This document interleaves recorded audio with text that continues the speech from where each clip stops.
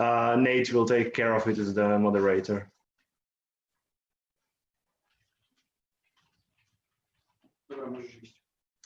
Okay, we're live. All right, so we are live. Welcome, everyone. This is the second day of the World After the Pandemic conference. Today we are going to focus on the second topic, which was finding hope. Yesterday we had some very lively discussions about facing reality. As promised, the second day is going to be about finding hope in these difficult times and looking for hope, looking for areas where we can sort of develop better and learn from what happened. And I'm going to pass on the first panel to Nate Gonzalez, who is a student at BISLA and who's going to be the moderator of the first panel today. So I wish you a great conference. See you all.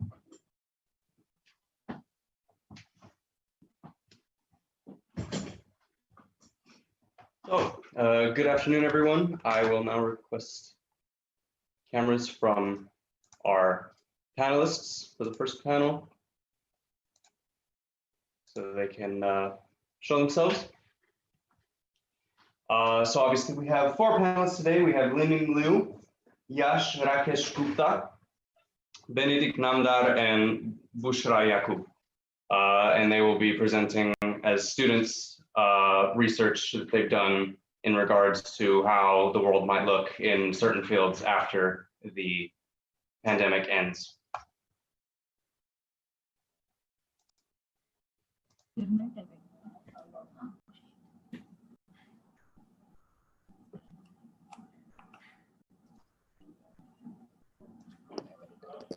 So if our panelists can turn on their cameras, please, just to show themselves very quickly.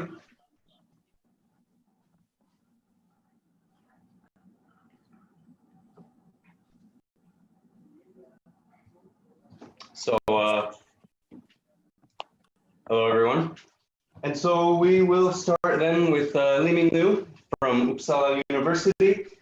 He is a postgraduate student in digital media and society studies, and he particularly is interested in social media, internet products, and political communications in the English and Chinese context. And so Liming has a presentation for us, and you have the floor now. Thank you. Thank you. First, thanks for organizing this amazing conference, and it's my great honor to attend this, and also as the first presenter for today's conference. And this is my presentation for today, Mediatization, Digital Space, Online Support. This outline for today's presentation will be including three parts: introduction, findings, and conclusion. And the first part, I will give you an overarching introduction about, and this is the pandemic in Sweden, which is the background of why I do this research. And on the top part, which is the data from today, which is the Swedish pandemic situation I just updated several hours ago. And on the bottom part, which is Swedish government policy for gathering. On March 11, government banned over 500 people, then continued to ban more than 50 people on March 27. And following this background I mentioned, I'm curious about the religious institutions because they are always gathering people for religious practices. So the current challenges by religious institutions. Therefore, I investigate this research question. What are the transformational practices of religious institutions during the COVID-19 epidemic? This is my theoretical framework, which I combine into two different parts. The first part is from mediatization to mediatization of religion. Mediatization is mediation through technical media to saturate daily life, society, and culture. And for the mediatization of religion, which means how the mediatization affects religion as institutions, also social and cultural activity. Another part, which is a place to space from the cultural geographical perspective. Place is standing for several cultural characteristics, which says about who you are. And the space is the meanings merged with place. Space always abstracted than place. And this is my case, Svenska kyrkan, which is a former state church and headquartered in Uppsala, Sweden. And I observe its Facebook page and explore the content changes and the meanings during the pandemic. Especially the band gathering policy influenced the content of Svenska kyrkan. I use the critical discourse analysis method to analyze 45 posts from March 11 to April 12, which from the first day of Swedish government banned all gathering policies to the Easter day in Sweden. And the second part, I will show you some of my findings from my Facebook page observation. The first finding is live worship. Because the traditional religious practice has been challenged in this situation, and the worship is a typical one. The church transformed some practices online, and the first live worship was on March 16th. Then the church cited every Tuesday and Thursday as a router. And also, during the Easter Day celebration, the live worship became an important religious ritual in the pandemic situation. And my second finding is content transformation. Because the content has been transformed from religion related to public related, such as before the pandemic, the content always related religion, such as the quote from Bible, pray for different professions, but now it's already transformed into public related, such as the posts care about the people in the pandemic, such as I showed in this picture, and also multiple types of content have been used, such as articles, videos, and also mixed types. My third finding is the spiritual support. The content transformation also shows the spiritual support. More posts are delivering the encouragement and hope as this picture showed. This is article Svenska kyrkan post on March 20th related to the mental problem, like the public don't feel any worry. So this is a way for church to deliver their online spiritual support. And based on this finding, there's my conclusion. My first main conclusion, which is mediated communication. Facebook page becomes a digital space as a partly functional church.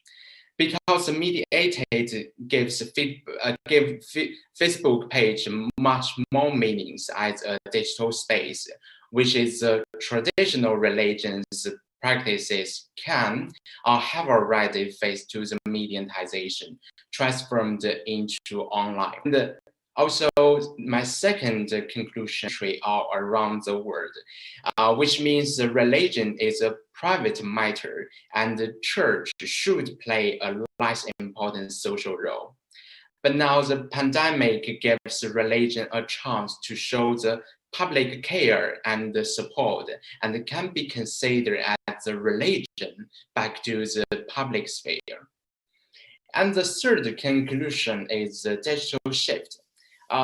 Because when we consider what will happen for the world after the pandemic, at least in my mind, for the religion in Sweden, more religious practice can transform into a mediated way, and the church can have more social responsibilities and play a relatively more social role in the society through the digital ways.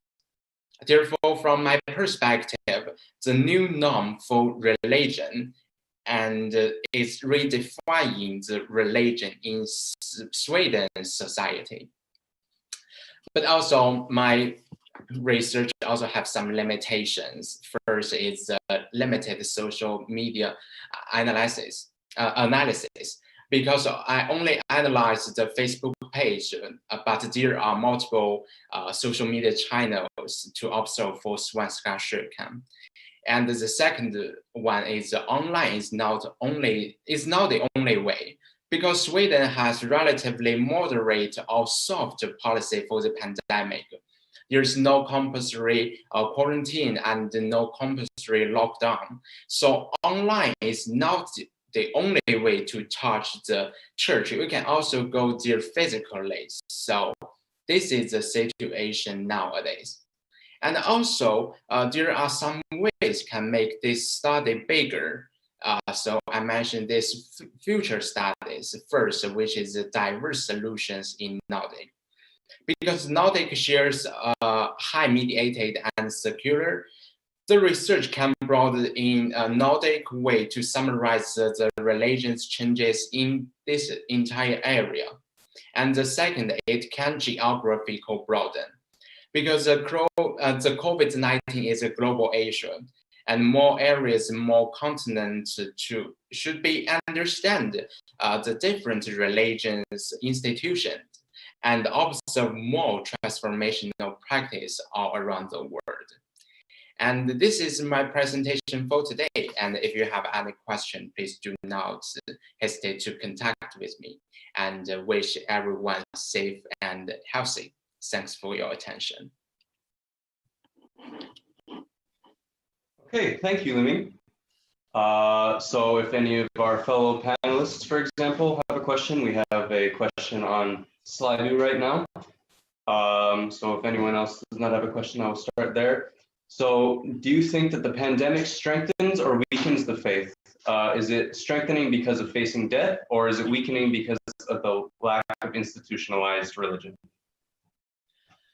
I consider that pandemic situation, at least in Sweden now, is redefining the religion itself, because when the pandemic happened in Sweden, people are not go to the church or the religious institution for seeking help. They back to God and some suggestions, but now they are more objective, and religion starts to have as I showed, the online spiritual support, or the religion have the real spiritual support. At least we can realize that the religion is support and make effort to help everyone, to help the public in this situation. Okay, thank you for your answer. We have a question from panelist Benedict. Feel free to ask Benedict. Hi. Hey. Thanks for your talk. That was very interesting.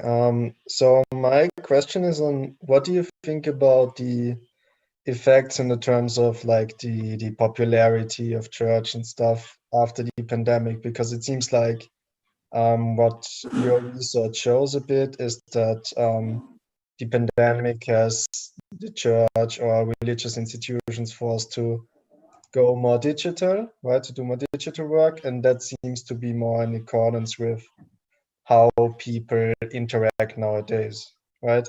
So that seems to maybe let the claim arise that the church will, or religious institutions will be strengthened by the pandemic after all, because they learn how to interact in a way that is in accordance with the zeitgeist, with how people act nowadays. Yeah, I must admit this is a unique and a specific case in this pandemic situation. So church have this kind of solutions to interact with the public now. But I don't know. It will be changed in the future after the pandemic, that the church will still have this mediated communication way. But in this process, we can see the Sweden, which shares the high mediatization area. The church also has the high mediatization of religions. So they can have this mediated communication way to have fluent interact with the public. But for the future, I can just say that maybe they can still have tried this way, as I showed the love worship. It can be broadened the worship or the religious practice itself. So maybe it can be a new norm in the future. Great, thanks. Thank you. Okay, any other questions from the people in the call? It does not look like it. Okay, and then so on Slido, we have another question. Do you think that thanks to the pandemic, the religion could become more modern and closer to people? In my mind, at least in my observation, I can feel that it is more close to the public people, because before the pandemic, the religion in Sweden is such a private matter. It has the less important social role. But now the religion looks like back to the public sphere. They show there as a public service sector, and they try to support the public in their religion's way. And I consider, and from my observation and my analysis, I consider it's closer to the public now. Okay, and then I guess a follow-up question that I would ask to that is that, from what I understood, Sweden is a relatively liberal country. Didn't have that much of a focus on religion in terms of like social context, but do you think that because of these factors that it can become a larger aspect in terms of social roles? I consider this can be the larger exercise, because this is not as I mentioned, at least for the pandemic, is not the area Asia, is a global Asia, and Sweden, the entire national, is facing to this Asia. So, but from my observation, actually, it's not too many churches have this kind of transformational practice. But I can see this because Svenska kyrkan is the headquarter state church in Sweden. So it can be a lead, a model for tell other churches. This can be a transformation way in some pandemic Asia or in any huge matter situation. So it can be a larger exercise. Okay, thank you. So I'm not seeing any more questions.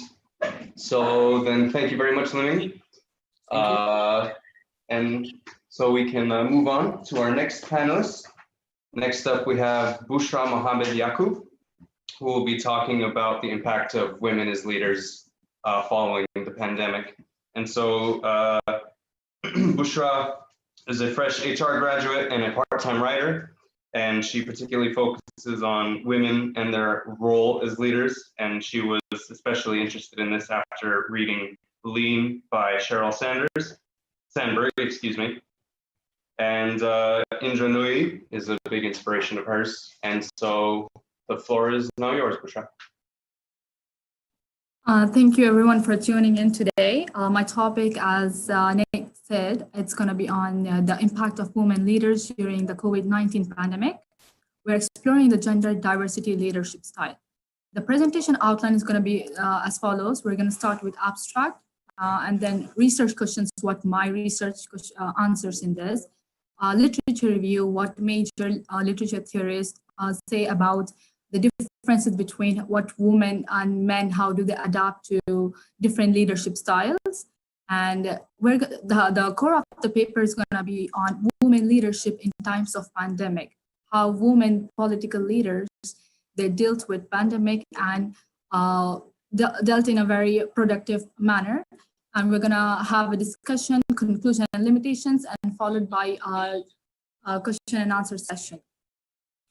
To begin with the abstract, this paper, it's gonna analyze the importance of women's leaders' response during the global pandemic crisis and their incredible techniques at saving the economy. They say that it's during such tumultuous times, the true leaders, they are unearthed. So, and this entire thing, whatever I'm saying, is established, and it has a growing evidence that women leadership in political decision-making process improve them in political combative environments. Like you could say with the novel coronavirus, women have politically played a central role.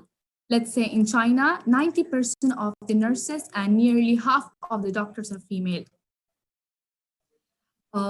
Research questions. We are going to answer some questions like why women have remained underrepresented in many high-stake positions. Second one, what leadership traits are unique to both the genders? And how did political women leaders combat the COVID-19 crisis? The literature review, it's going to be divided into two main parts: the emergence of gender and leadership theories, the history behind it, and what exactly is the gender leadership gap. Over the past 50 years, the dynamics on leadership landscape has evolved continuously, and so did theories on leadership between genders.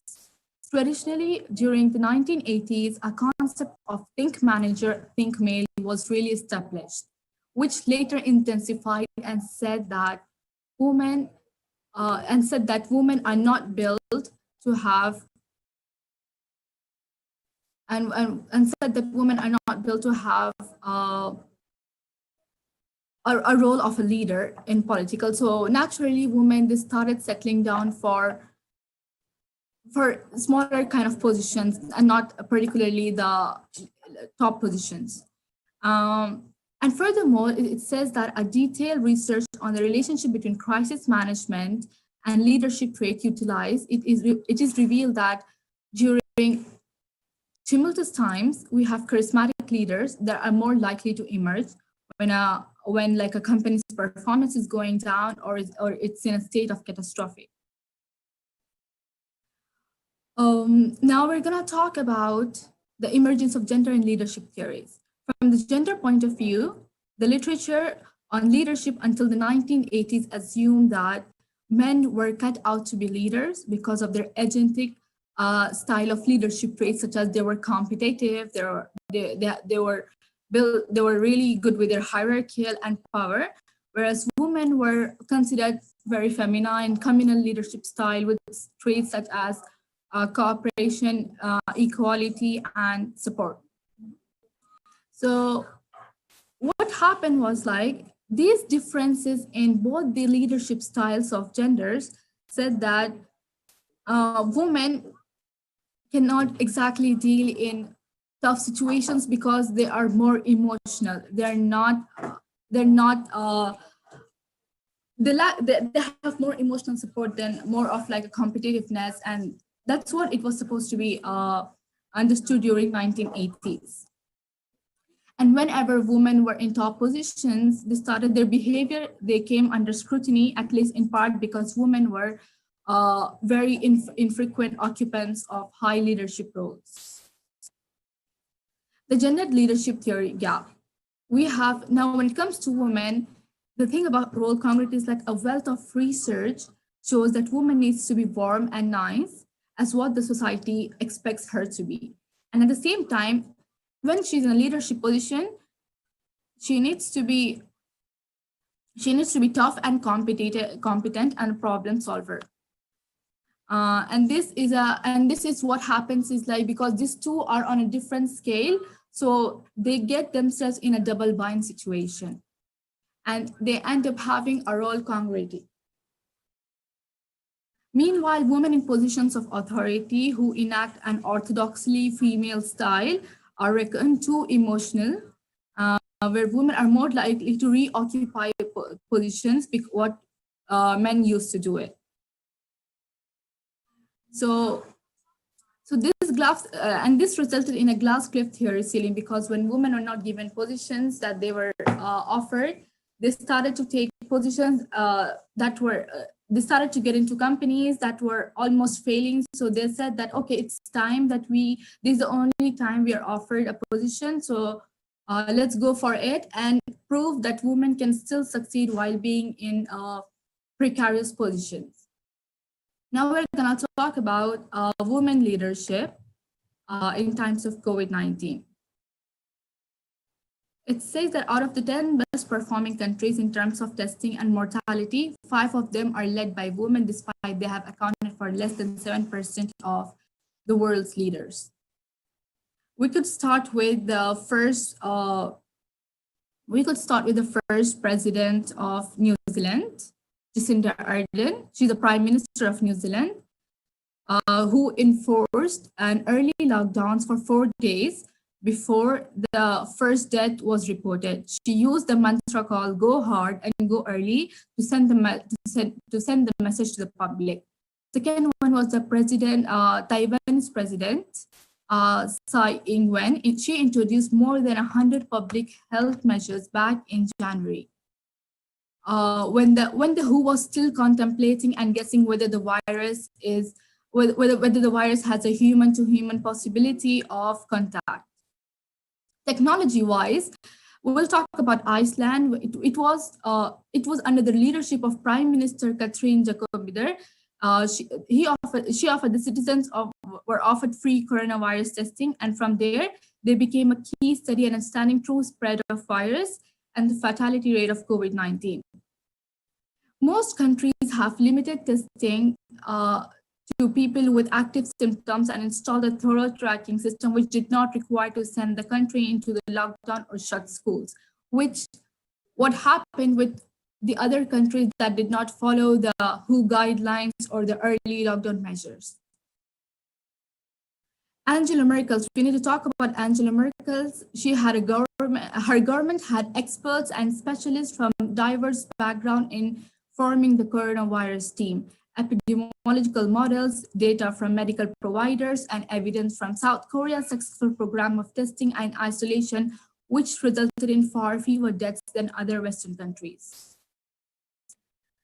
Now, drawing from the past researches and the literature review of gendered leadership styles and gendered leadership, it is inherently understandable that there is an existing phenomenon of problems that are inhibiting women from reaching or climbing the leadership ladder due to phenomena such as glass cliff and double bind.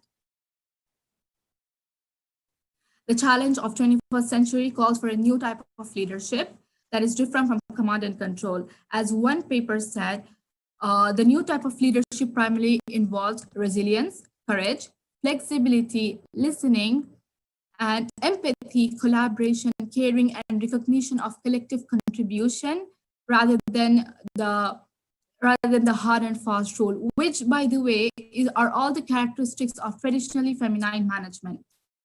Interestingly, the ability of the political women leaders to steer the countries during the time of pandemic grabbed the public attention and remained successful due to their straightforward and inspiring message.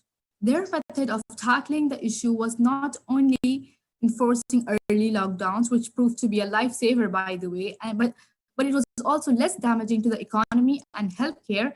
And these implications bought them time to think about the actions that they could take proactively in terms of future.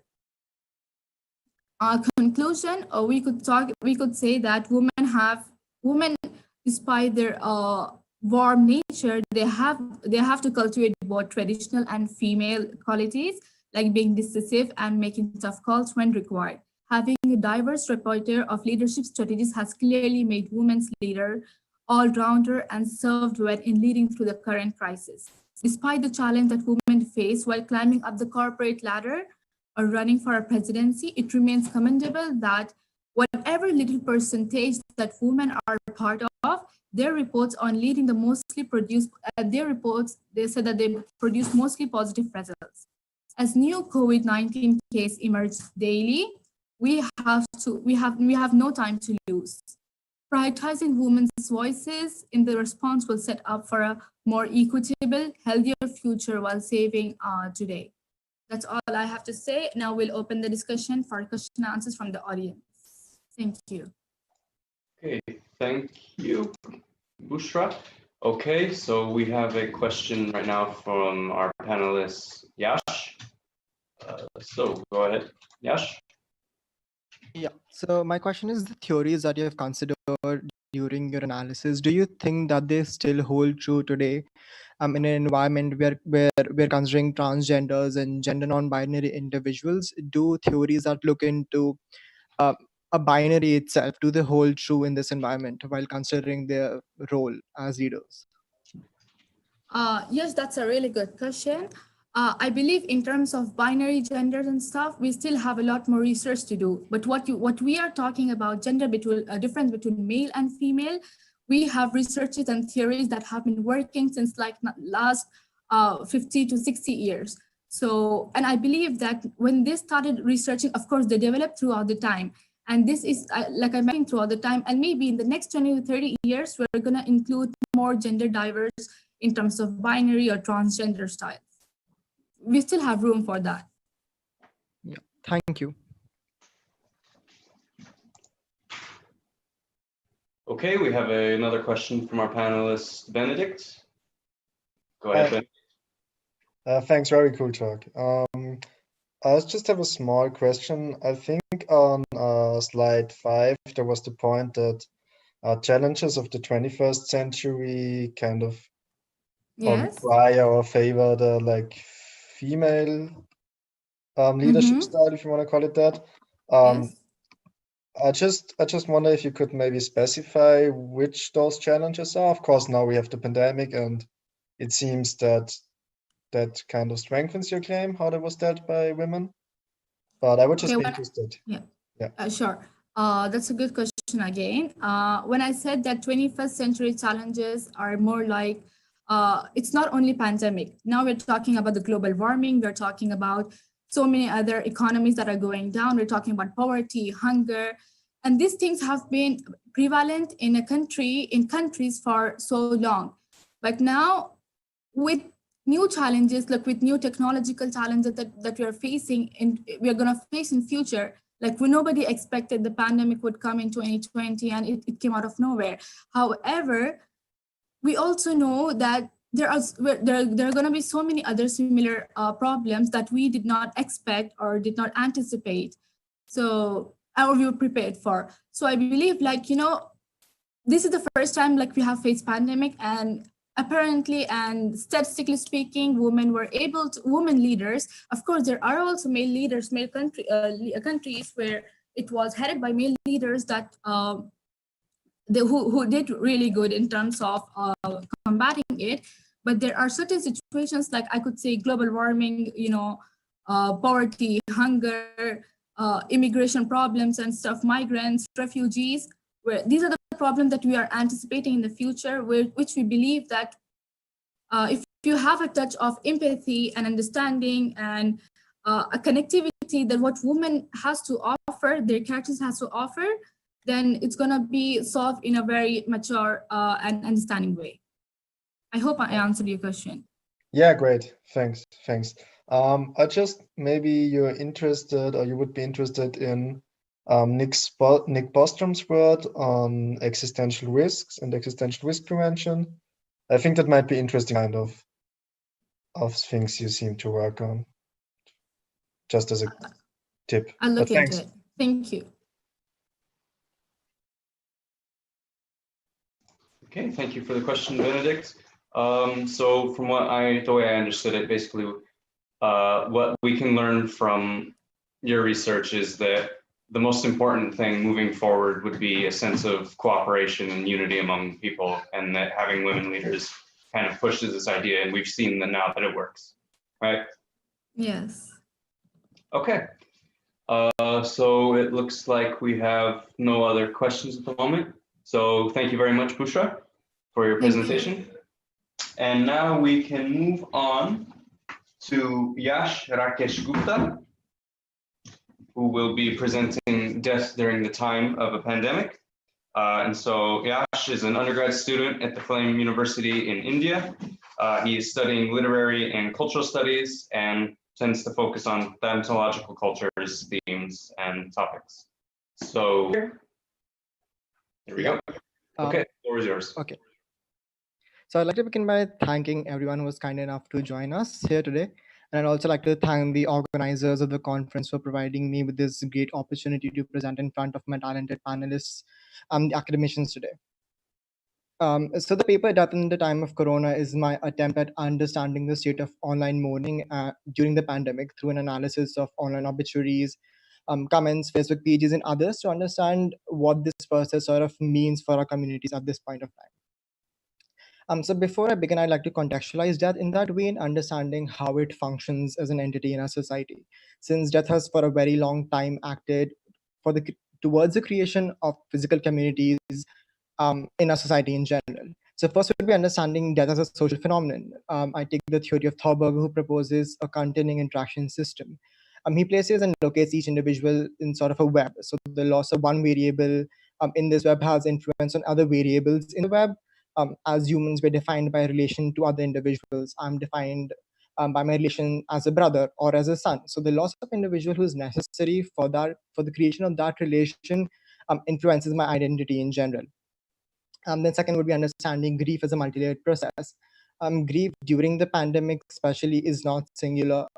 In essence, we are coping and mourning the loss of normalcy itself. And it's defined by two things, anticipatory grief and complicated grief, where anticipatory grief is grief in anticipation.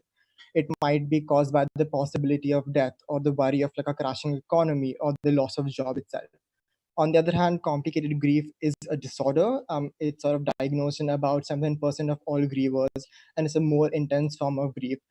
Considering that death or the nature of COVID-19 death itself is sort of unnatural, it's sort of isolatory in nature, we can see a hike, and researchers do suggest so that there will be a hike in numbers of complicated grievers during the pandemic itself. And it's the complication of these two forms that I argue sort of exaggerate grief. It creates an environment where people are more predisposed to grieving behaviors.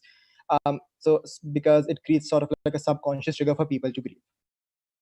The final would be understanding the dilemma of theorizing grief right now itself. Most of the theories that were created that have been created for grief in itself have been created in what we can term in a time of normalcy.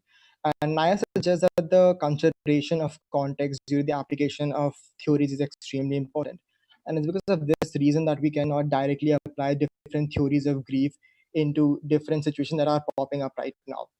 For example, Kubler-Ross's theory, which is one of the most well-known grief theories out there, would require an introduction of a phase-based approach, where we'll have to consider each stage of denial, anger, bargaining, depression, and acceptance as an independent phase in itself. Furthermore, we'll also have to introduce something like an individual consideration to each individual's level of death, acceptance, and the cultural norms that might surround it as well. It is in these contexts that we need to place ourselves to understand grief during and death during the pandemic itself. So ceremonies such as wakes and funerals have been replaced by online funerals. They've been replaced by delayed cremations and regulated wakes, and normally not more than 10 individuals are allowed in these wakes. It is during this period that the internet has taken a very huge role in helping us process our grief. And one of the biggest growths of this time would be the different compilation pages that have been popping up around, especially news pages that have been compiling different obituaries by people. And these have been acting as like mass graves where people can come together and grieve. So I've analyzed the different obituaries and I've tried categorizing them in about 6 different categories, and they've been influenced by Wohlfeld's understanding of the functions of a funerary ritual itself. The first would be a virtual black band. These are black bands, sort of mirror the black bands that were worn during the Victorian era. And they sort of work to announce that an individual is a griever in an online context. And they sort of take the form of RIPs or I miss you. The small comments that sort of help us understand who is a mourner in that process itself. Second would be admiration posts. These sort of parallel funeral speeches and burial testimonials. They also act in a similar way to preserve biographical knowledge of the deceased through a positive lens. The third would be creation of biography. One of the most important functions of the funeral, according to Wolfeld, is the creation of biography. In normal physical rituals and funerals, people would come together socially, talk to each other, share stories of the deceased. What we are doing right now is, while we are sharing these stories online, there is this small chance of conflict where individuals try gaining a stake in the individual stories that, or the deceased story, which might lead to conflict in the longer process. Fourth would be establishing belief. And this might take the form of religious comments, while it might not do so. It depends on the individual itself, or the person who's posting the comments, and sort of act to expose the ideologies or the beliefs of the individual, the deceased individual, and the people who are mourning themselves. Fifth is celebratory grief. Celebratory grief, it's always acted as a platform for mourning for different individuals. We've been using celebrities for a very long time, turning them into platforms where we have an acceptable place to grieve, since society does not allow us to grieve. Gibson suggests that celebrities sort of act as a release valve, which is especially true for this period where we have this environment where we are already predisposed to grieve. So grieving over a celebrity allows us to relieve those emotions in the longer run. The sixth one, and I think the most important one, which is very specific to the pandemic, would be the idea of heroes of Corona. They've acted to glorify individuals who were engaged in the front lines of Corona itself. These comments emerged from the need to memorialize individuals in the massive Corona death. So since we know that there are a lot of people who are dying due to the coronavirus, there's sort of a nameless mass, if you could call it that. So at this point in time, it sort of works like an intellectual occupation. You give them a name and it sort of allows people to remember them from that mass itself. So in this way, online mourning sort of helped us a lot. It's provided a lot of opportunities for people to thrive in. It specifically worked to enfranchise narratives of people. While a process, mourning is a process that demands acceptance, it demands people's support from the society. Normally, mourners are sort of they face judgment, they face critique from society for mourning or grieving altogether. And this especially happens if the disease belongs to a marginalized group. And a marginalized group is normally refers to any individual of, let's say, a suicide victim or a pet mourner. And this becomes extremely important where internet enfranchises or gives power to these narratives, especially considering that the rate of suicide might hike after the pandemic, as a lot of reports suggest.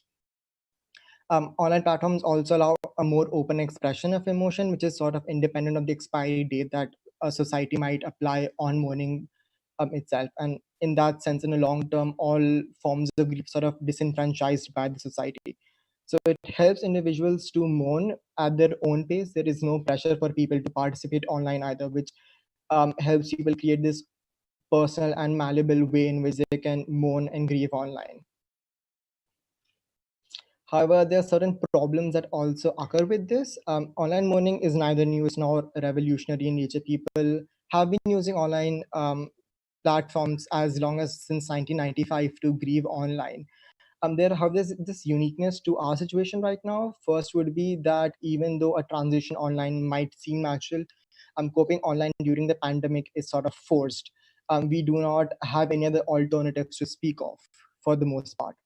Secondly, there are no physical rituals that sort of substantiate our online mourning. In all the literature that was found, online grieving is sort of always considered secondary in nature. It's not primary tool, so considering it as a primary tool right now is sort of more difficult to theorize. It's difficult to understand what people are going through because there is no physical touch that people can talk about.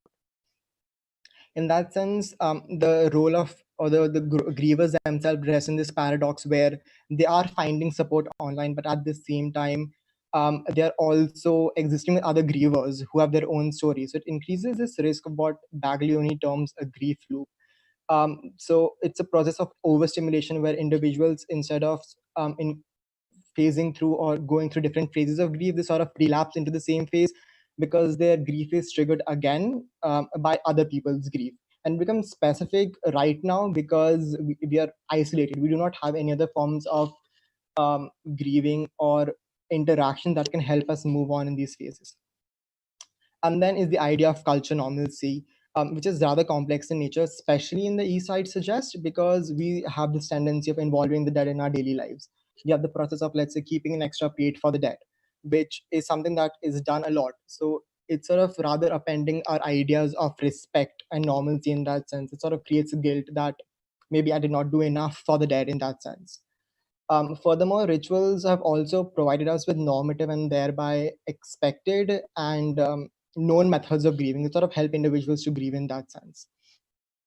And again, a social and a physical ritual helps individual come together. The hugs or the touches are a sort of sport during a ritual is extremely important psychologically, as well as it helps in reducing anxiety and stress through the release of oxytocins and endorphins released through the touch itself. And what's specifically lost during a ritual then is the whole creation of identity that happens. As mentioned earlier, we exist in relation to other individuals, and rituals help establishing in this. For example, in Hinduism, the son of a deceased individual normally takes part in the ceremony of skull cracking, which establishes that individual as a grieving son.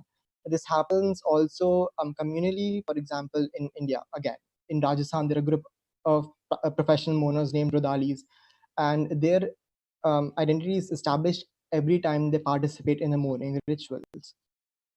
The rituals in general, in physical sense, would allow a physical acknowledgement of these roles.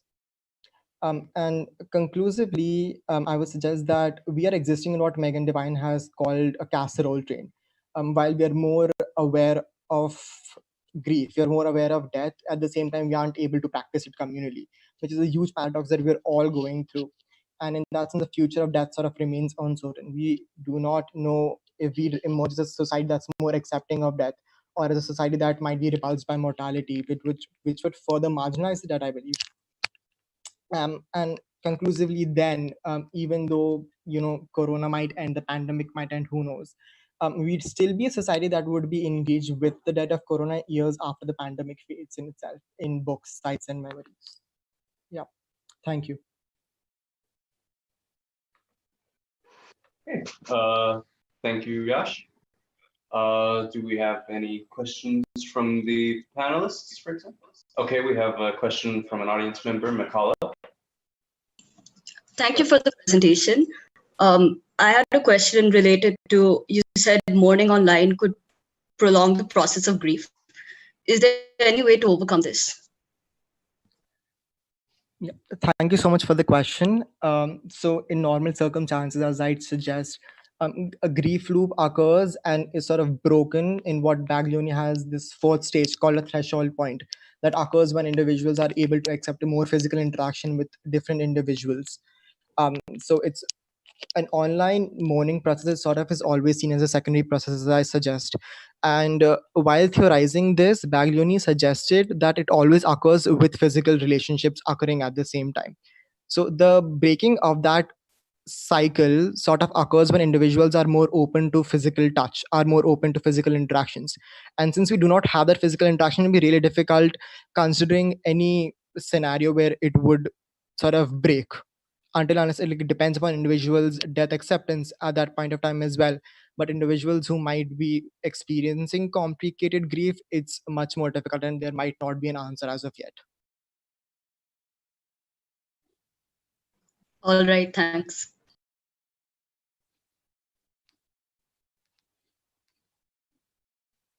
Okay, we have a question from panel member Liming. Go ahead, Liming. Yeah, thanks for your presentation. It's a great research. I prefer to ask, what's the online grief for the families? Are you consider they are making a collective memories during the death at the time of Corona? Yeah, thank you so much for the question. It's a new perspective that I sort of did not look into, but at the same time, for families, it sort of works on that physical level as well. A lot of sites have come up with guides for individuals to sort of go through it, and it focuses specifically on family. Having video chats with them, creating memories, creating online albums, making a song list, for example, that might be dedicated to the deceased. And so family sort of plays a very important role in this, but again, there is no physical touch. You can't hug an individual, which is what makes it a lot more difficult. And we do require families in this process, which makes it a lot more difficult, because families, for a lot of people, they aren't around. I hope I was able to sort of answer you. Thank you. Thank you for your answer. Okay, and we also have a question from Bushra, I believe. Go ahead, Bushra. Hi, Yash. The presentation was really interesting. I think the topic was really something that was worth listening to, although everybody had good topic. I would like to know what exactly do you mean by celebrity grief? How exactly does it differ from a normal person or a person who's not a celebrity to a celebrity? Yeah, thank you so much for the question. So it mainly depends upon, for example, I'll take the example of Princess Diana. You must have seen the amount of grief that was, sort of expressed on online media. The thing with celebrity grief is that the media sort of works in a way that we feel an emotional connection to the celebrity, even though we do not know them. And so there occurs this disconnect between you and the celebrity, and the grief that you're feeling at that point of time is quite different from the grief that you might be feeling for somebody you knew, because the image of the celebrity you knew is very different in that sense. It's also a grief that's directed towards somebody you do not know. In a sense, in reality you might not know the grief, but it sort of works on the basis of media itself, where media creates these images of celebrities, whose law sort of acts to they sort of act as like release valves, as I suggested, and they also act as cultural symbols for a lot of people. So when a celebrity dies, it's a part of that cultural identity also dies with them. So it's different in the sense because the identity of the celebrities or the way it's created is very different when compared to somebody you know. Oh, I get it. Yes. Thank you. Thank you so much. Okay, so I am not seeing any more questions. I'm checking Slido. I don't see anything. So I guess we can close it here. Thank you very much, Yash, for your presentation. And so now we'll move on to our next panelist, and final panelist for this panel, Mr. Benedict Namdar, who's a master's student at the University of Graz and a research assistant for the practical philosophy field at the university. And he focuses on normative and applied ethics, and especially in terms of climate ethics. So the floor is now yours, Benedict.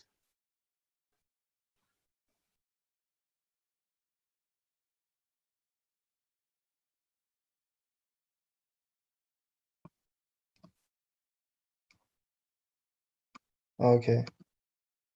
Do you see my PowerPoint? I'm sorry, I'm not quite familiar with that stuff.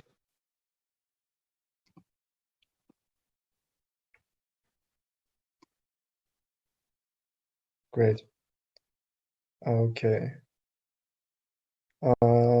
So I'll talk about how academia can learn from the COVID-19 pandemic.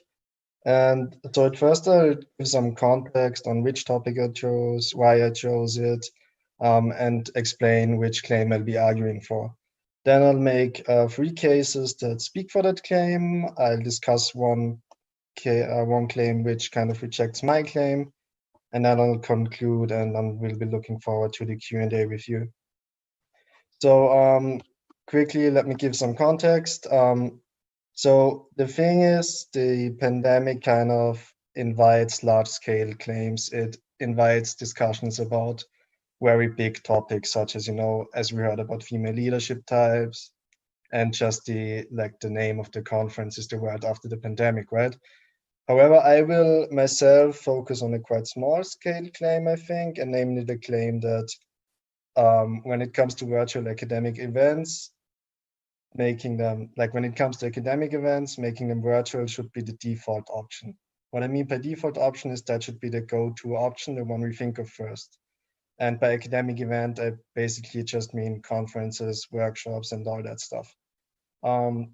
So why did I come to think about that claim? That comes from my personal experience. So I was in January accepted to a conference in Florida, which, being accepted to a conference for me as a student is still a big thing. And at first I was very excited, very happy about that. but then quite quickly challenges of attending that conference came to my mind. And what I'll do in the course of this talk is basically explaining these challenges and why they established a claim that virtual academic events should be the default option instead of conservative face-to-face events, right? So the first case I make is what I call the financial case. So of course, academia kind of relies on intellectual exchange between people from different institutes, from different countries, even from different continents, and that's just essential for the discourse we are having, right? And that just kind of lets the necessity arise that some event attendees will always have to fly in, or in most cases have to fly into events, right? And that can be very expensive. And first of all, in most cases, funding is available, especially at later career stages. However, for example, in my case, there was no funding available. And when it comes to students and people in earlier career stages, that's often the case. And that in some cases leads to the exclusion of people with lacking financial means. And that's not what you want to have in a, supposedly egalitarian academic culture, where that should not play a role.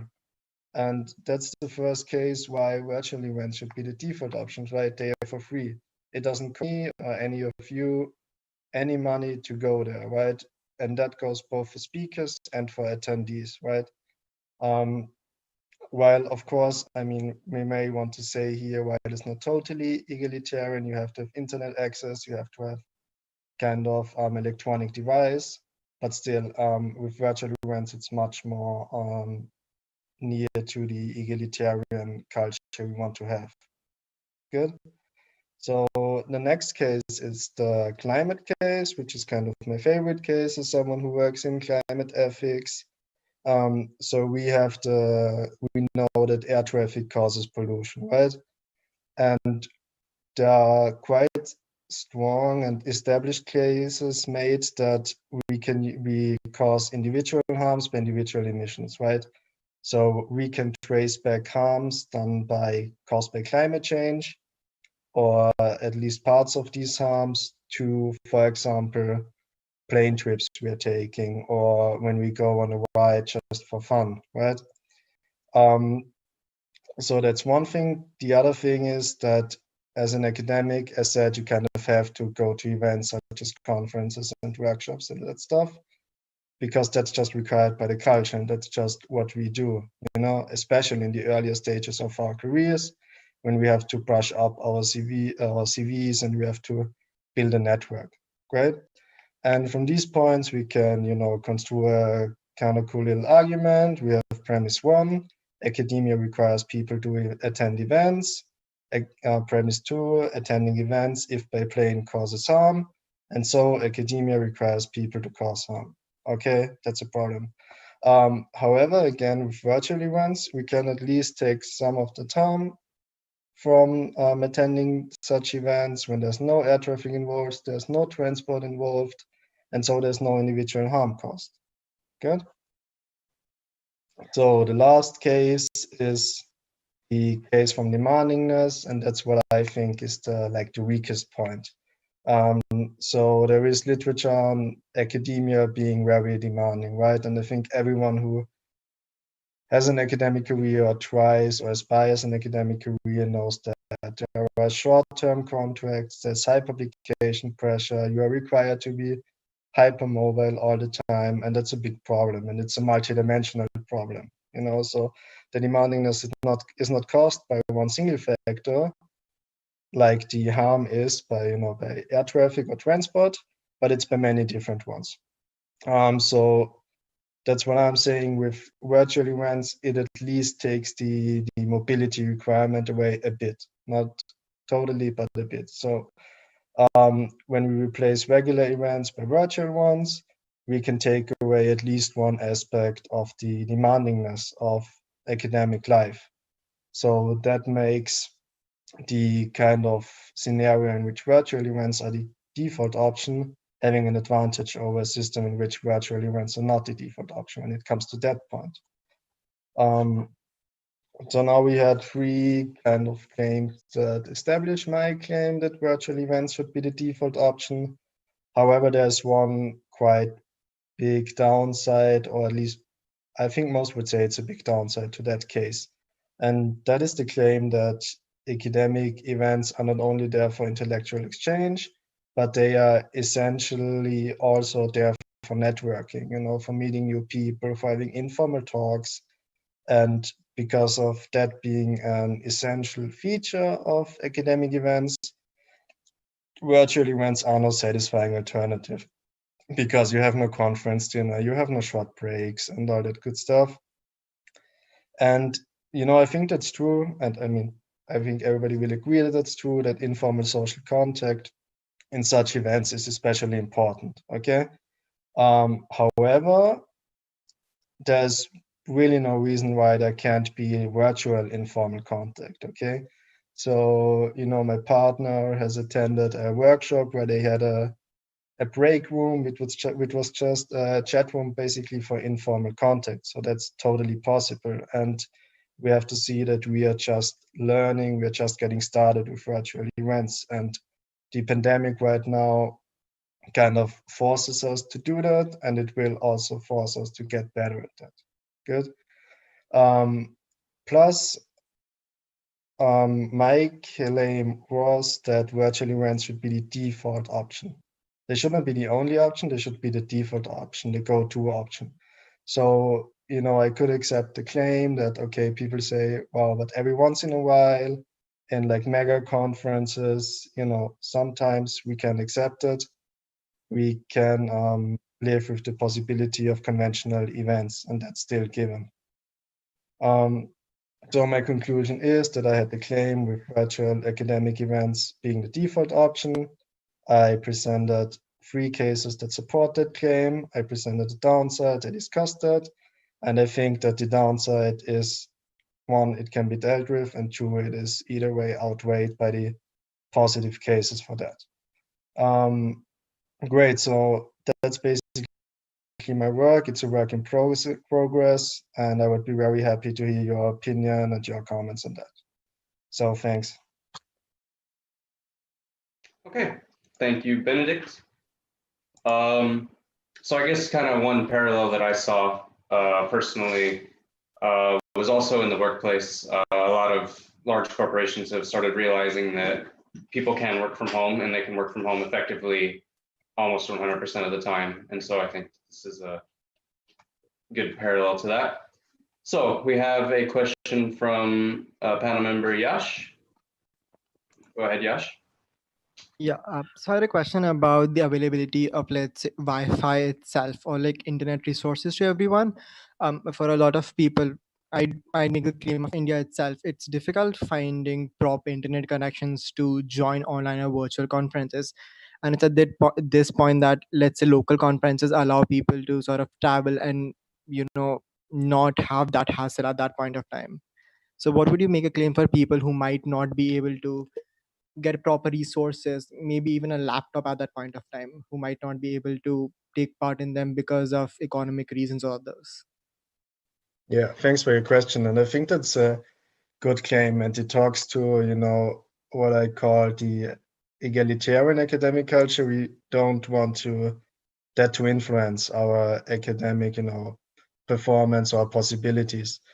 And I think the only thing I can offer here is to say that, yeah, virtual conferences or events kind of raise our level of equality in that sense, but it's not perfect, exactly because of the things you claimed. There are people who don't have access to electronic devices, to the internet and stuff. So I think that's a good point. And I think I can't give you more than that it just raises the egalitarian level we have, but it's not perfect, right? Okay, thank you so much. Yeah. Okay. Moment, please. So I don't see any other questions from the panel. Give Slido a second, I suppose.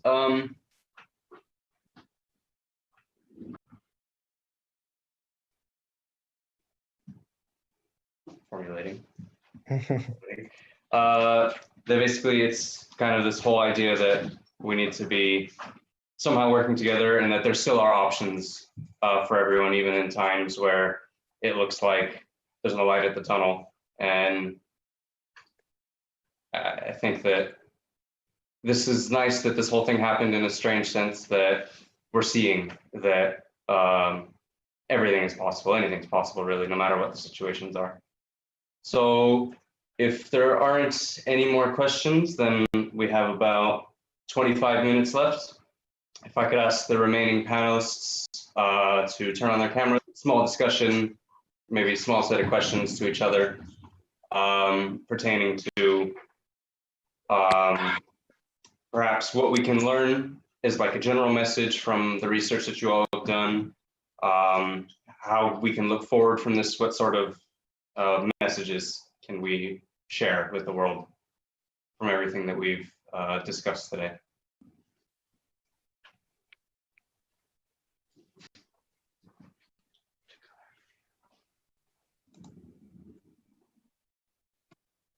Was that a question to us? Like how general? The question that I would ask each panelist would be, what is the main sort of message that you think, and not just in terms of the specific findings that you found, but as like a general sort of message that you would like to convey that from your research? I'll just start, and I think, you know, Bushra's presentation kind of revealed that also. I think we're expectations and our ways to deal with everything, basically, because we live in a globalized society, first century. Everything is digital, basically, so that gives us a lot of option. And the other thing is that we are seeing that it's not only the pandemic, right? It's climate change, for example, a huge problem, economic crisis, huge problems. And it seems like they are all intertwined. And maybe what we can learn from the pandemic, or what we can take from it, is that we just take it as a wake-up call to restructure, to build the economy in a greener way, to build our way of living together, and living together with non-human animals, with the whole environment in a different way, just to rethink that, because the pandemic kind of reveals our vulnerability, and it reveals how bad things can get if we don't deal with them properly. So I think it might just work as a large-scale wake-up call. I think that's the best way to see it. Okay, and from the other panel members, any sort of notes that they would like to add? Maybe I can add my personal reflection, because as a media major student, I consider the pandemic is the ideal time for do a lot of digital or mediated research, because we can try as much as we can for the digital method or digital methodology, and such as observing Facebook group, that kind of stuff. So I consider this is also a way that redefines the academia and the academic research. So yeah, the pandemic offers a good opportunity. Leaders versus bad leaders, whether it's women or men, it also opens so many opportunities in terms of online or going a digital world. Now, if we're not, it was not even existing in the first place if there was no pandemic going around. But then despite having problems or obstructions, we're still making it run, and that happened digitally. That means that there are opportunities for companies, for every other thing that has been existing physically, to go digital. We have room for that, and we need to think more in that context now, in that narrative, than just still the old-fashioned rule of being physical. Okay, thank you for the comments. Yeah. We have a couple leftover questions, unless anyone else has anything to add. I had something to add. Yes. Used everything, every chink that was there in the system for all of us, for all of our governments, for all of our social structures and systems. In that sense, we can finally see what poverty looks like. We can finally see what misery looks like. You can finally see what's happening with our medical systems. And I think it's, well, as much as elitist it may sound, it's a great way, or like a great point for a lot of people to learn. And there are people who might not be able to learn. They might not survive because of the systemic apathy that's sort of been exposed again. But again, I think it's a great time for us to sort of understand the problems we had and sort of work upon them. True.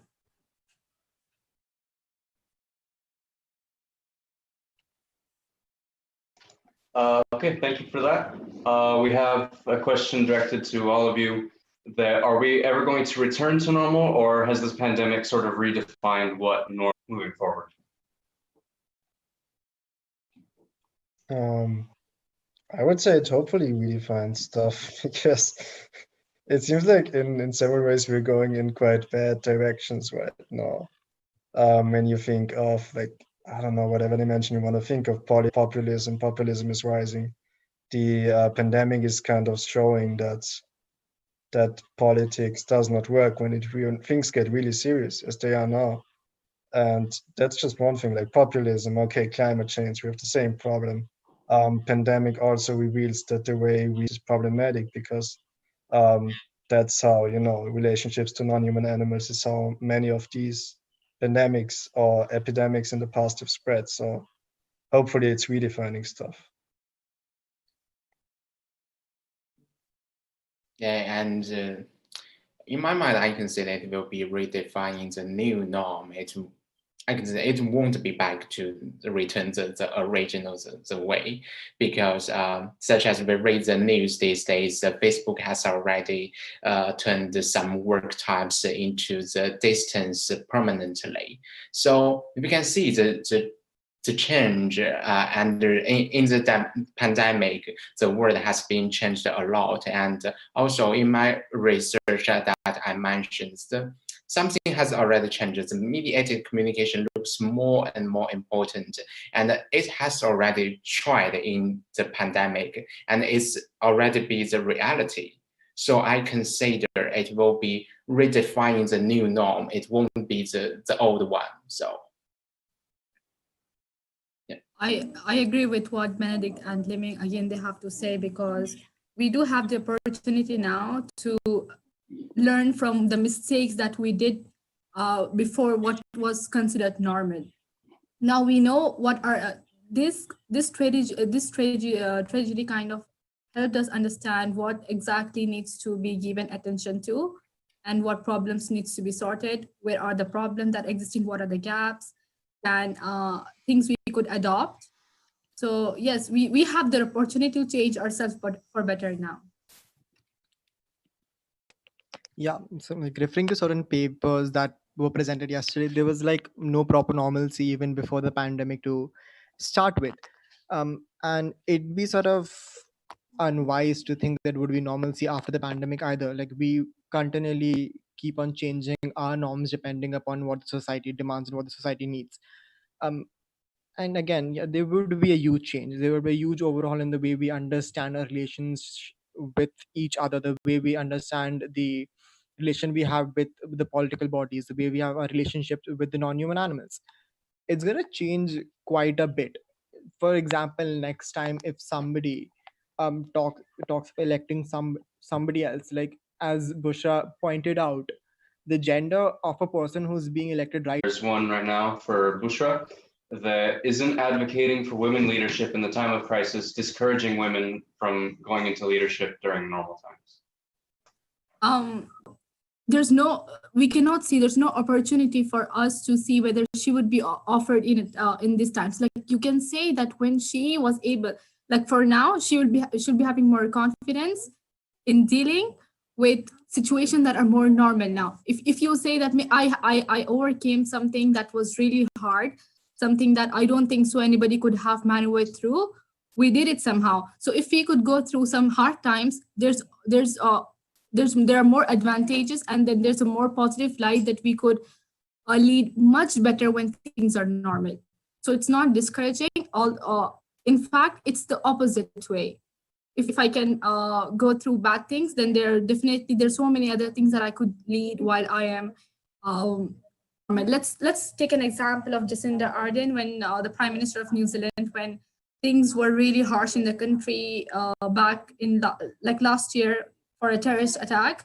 Nobody, the way she handled the crisis, the way she empathized with the people who suffered, with the victims, showed that, you know, they placed her on a high pedestal, saying that she is a woman leader, or basically she's a leader, what everybody needs to address to. Because prior to what happened in the New Zealand during the attack, it was not the first time that was happening in the history. We have had numerous attacks in so many other countries with so many different genders of leaders, but then the way she approached it set an example for other male and female leaders to follow afterwards.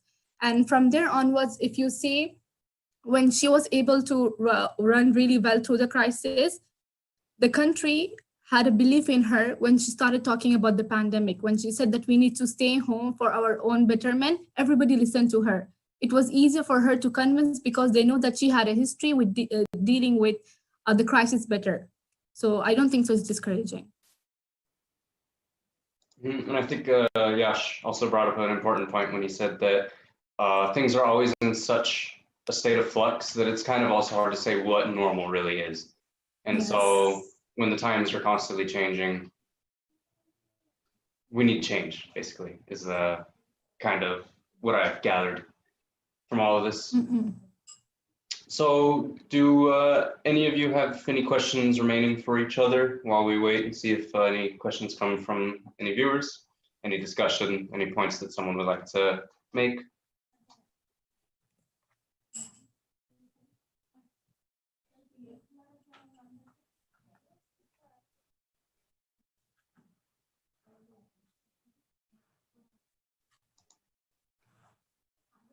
There's not, okay. I have a question for Benedict. Okay.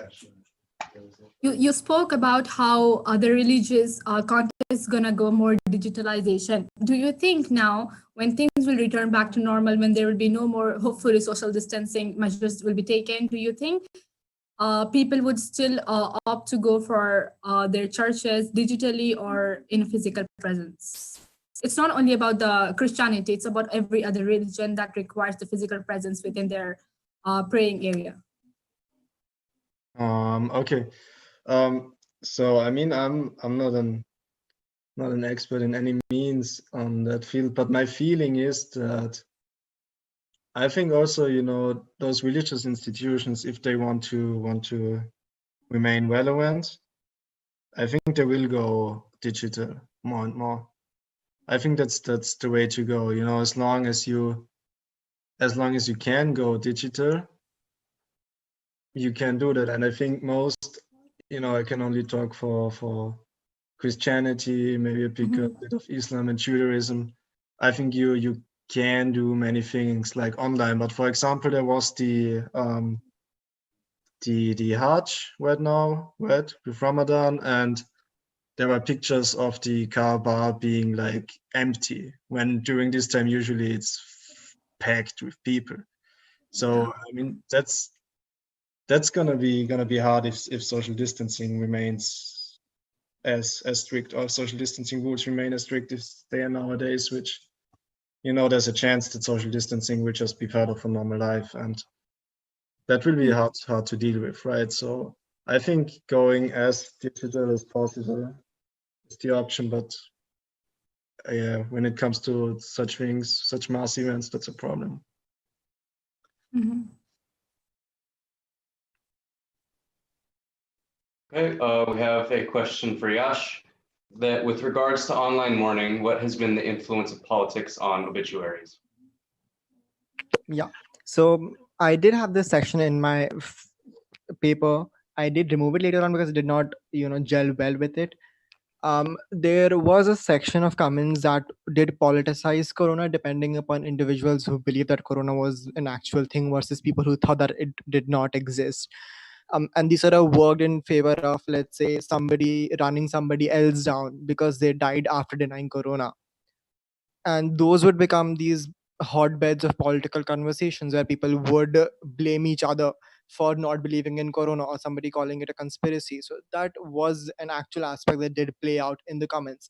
and it was a good amount of it, but while it did not sort of stick with my research question, I did remove it. But again, depending, for example, in America, we know the conditions and we know how politically active that place is right now with regards to the acceptance of corona as a conspiracy or not. And that played out, as I suggested, in the way that people defined each other. So, for example, my Death Space, which also runs a Facebook page, there were several different obituaries given out for people. They would tag different individuals, suggesting that this individual sort of ran somebody else down for believing in corona and now they're dead. So it sort of sanitized and also made fun of those individuals, but also sort of politicized the way and reflected what political conditions are sort of prevailing in that area right now. Great. Thank you. Okay, so if we don't have any more questions, then I suppose we can wrap up the panel here. I would ask the panelists to stay on the Zoom call for just a moment after it ends officially. So thank you everyone for your time. Thank you for people tuning in, listening, and thank you everyone for your questions that you asked. And we can move on from here.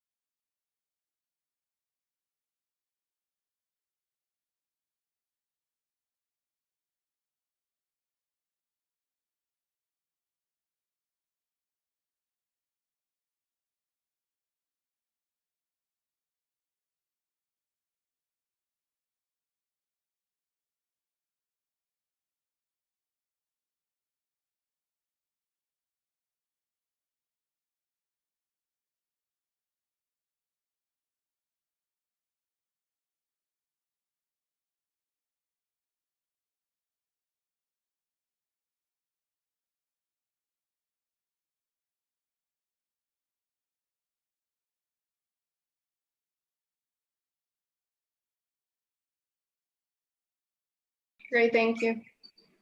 Okay, so hello again, everyone. I would like to welcome our panelists, Ms. Barbara Kellerman, Dr. Priya Joshi, Dr. Peter Mantello, and Dr. Douglas Ponton. Hello, everyone who are watching us through our live stream on YouTube. I would like to remind you that you can ask questions on Slido platform #pandemic, or here in Zoom you can ask your questions by raising hands, and I will try to moderate your questions accordingly. Or you can also ask questions on YouTube in the comments under the video. So we can start, I think. The first panelist is Ms. Barbara Kellerman, sorry. She's a former BISLA student. She continued her studies at London School of Economics. Currently, she's a research associate in a security advisory firm in London and works in security risks. Her expertise is in China and Asia, but she is focusing mainly on counterterrorism and history of Islamic terrorism. So the floor is yours. Thank you, Micah, for the introduction, and also thank you for the organizers to giving me the opportunity to speak here today on such an optimistic panel. I hope my presentation is not going to be that bleak, but I will talk about the threat perception within the society as a main driver behind changes on three levels: institutional, individual, and on the societal level. First, I will talk about those changes that we've seen after 9/11 regarding threat of terrorism.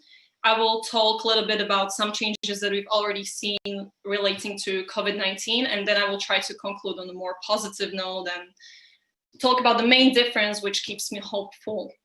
So let me start with terrorism, that in 2001 wasn't a new phenomenon. In fact, the term itself has a long history already with century, and the threat also wasn't new because Al-Qaeda had been carrying out attacks against international targets well since the 90s. What has changed on 9/11 was the perception that suddenly became global. Suddenly, a lot of states found themselves to be targets of potential terrorism, and this led to change of foreign policy globally. On institutional level, we've seen a lot of changes, either regarding prosecution or privacy. However, probably one of the best examples is air travel, that today is heavily securitized, and many people don't remember how the air travel even was before. I want to point out a specific, let's say, a difference or restrictions that we currently have on liquid amounts that you take on board. This is specifically related to a plot from 2006 where 12 men were planning to smuggle liquid explosives on board of the airplane and detonate them mid-flight. Thankfully, the spot was prevented, but it led to global restrictions on liquids. So this is a good example of how very specific threat actually led to global change. On an individual level, again, in my paper, I'm referring to integrated group theory, which is a social psychology theory that highlights that once there is a shared threat perception within the society, it can lead to real world negative stereotypes, often related to a group that is associated with this threat. When we think about air travel, I mentioned a lot of stories by passengers that have been wrongfully accused of being potential terrorists and often led to delayed flights or canceled flights. Again, when members are aware of these stereotypes, they start to self-police their behavior in a certain way so they don't get identified as potential terrorists, although they themselves they didn't commit any offense, or they don't have a reason to behave in this way. What is maybe more important is also that we have other passengers suddenly policing others. In this regard, I encourage everyone to go on Google and try to search for how to spot a potential terrorist on the airplane.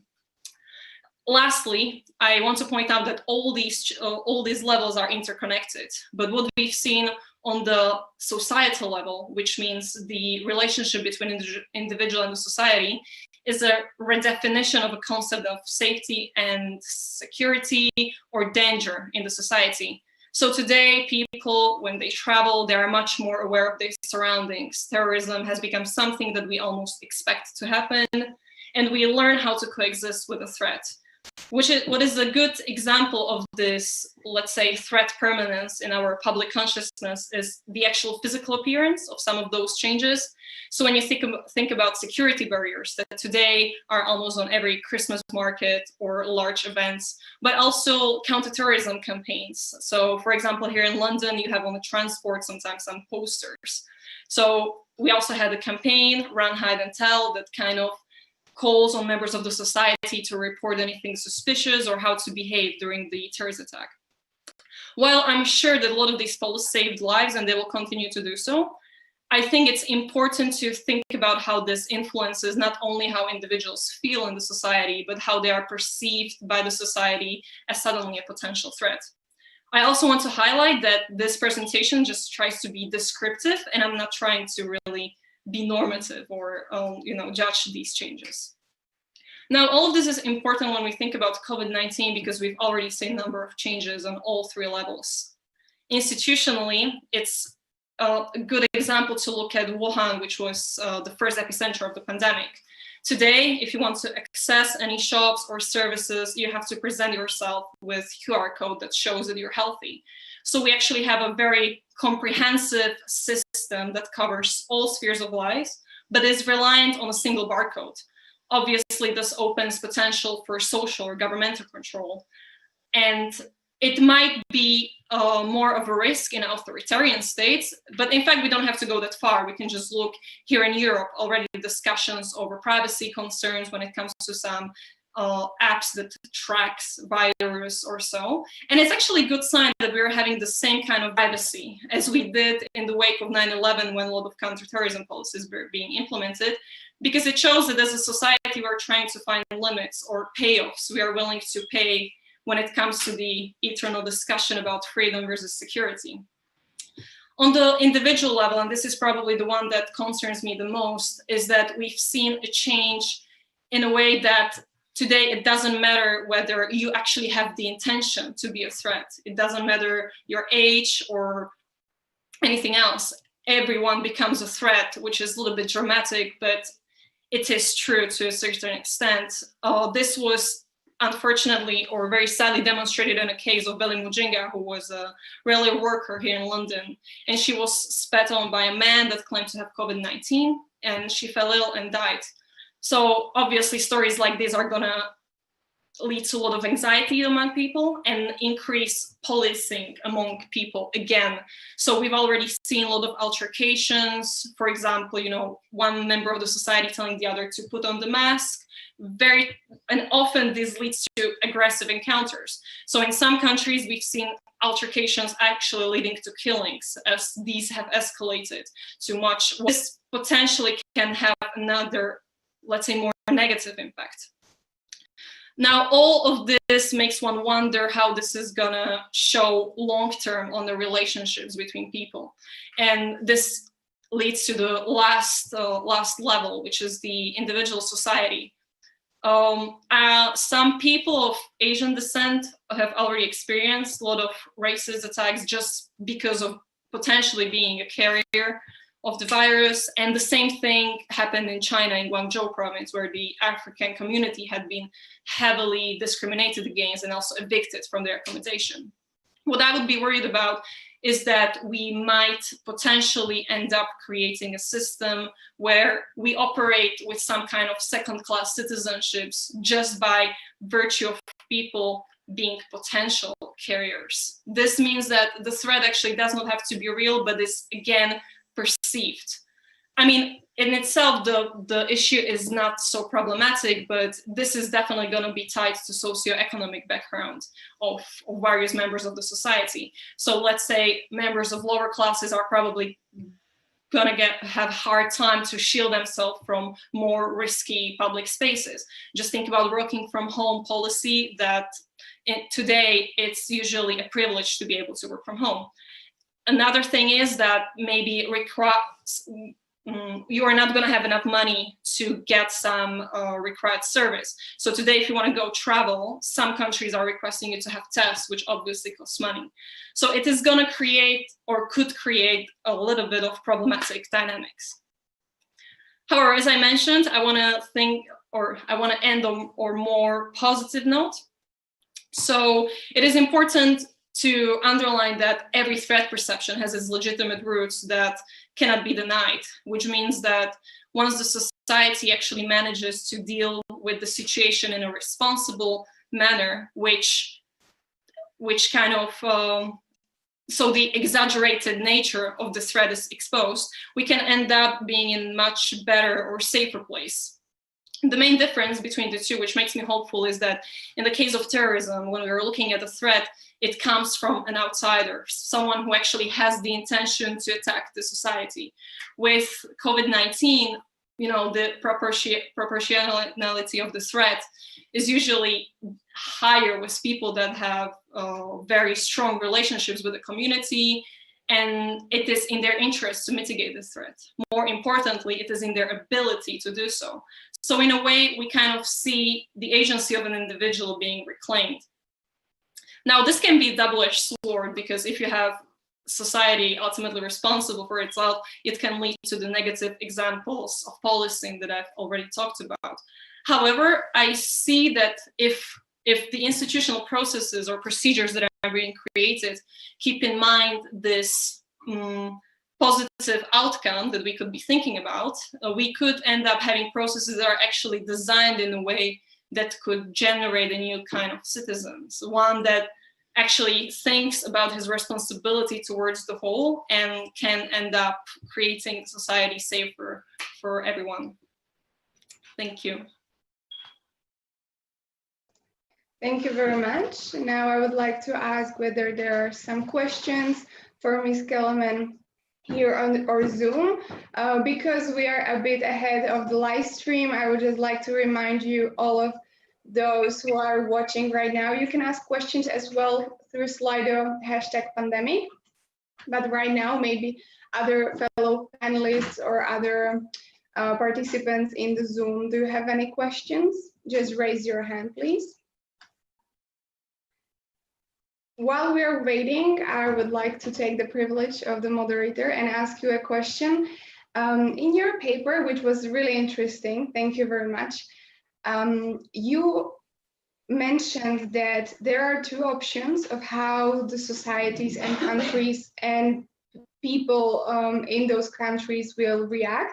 First one was to close themselves, and the second one is to more open themselves to the other world. And I would just wonder, in the connection you mentioned about the new citizen, to what extent do you think that the responses of the governments and head of states will influence this? Because even now we can see the divide between the world.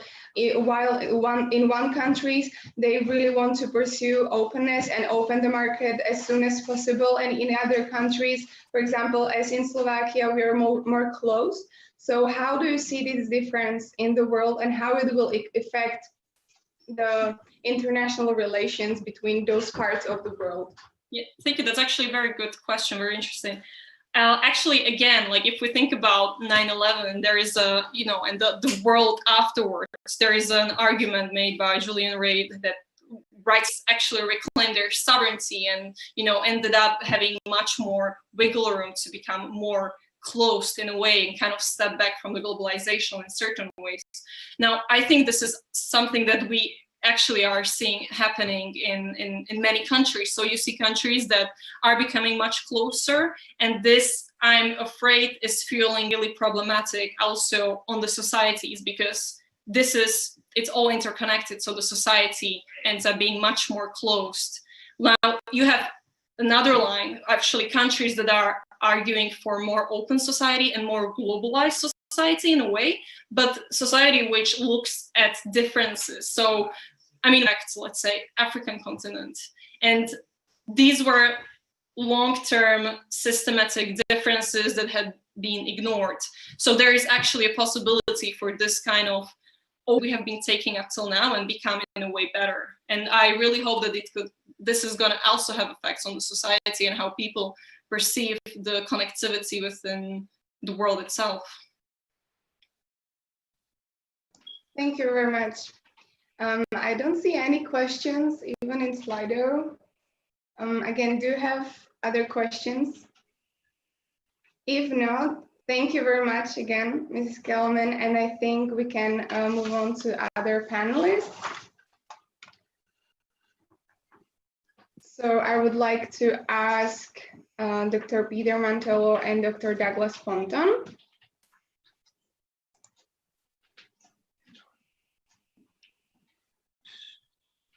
Okay, so we have a PowerPoint we want to present. Can we start? Let me just introduce yourselves. So first, Dr. Peter Mantello is a professor at Ritsumeikan Asian Pacific University. He focuses on intersection between technology, conflict, artificial intelligence, and surveillance. And Dr. Douglas Ponton currently works at the Department of Analysis of Political, Social, and Institutional Process at the University of Catania. He does research in pragmatics, semantics, and discourse analysis. Please, the floor is yours. You can share your screen and presentation. Okay. We're going to start our presentation, and yeah, here we go. Can you see ours? Let's see now. Okay, so here we go.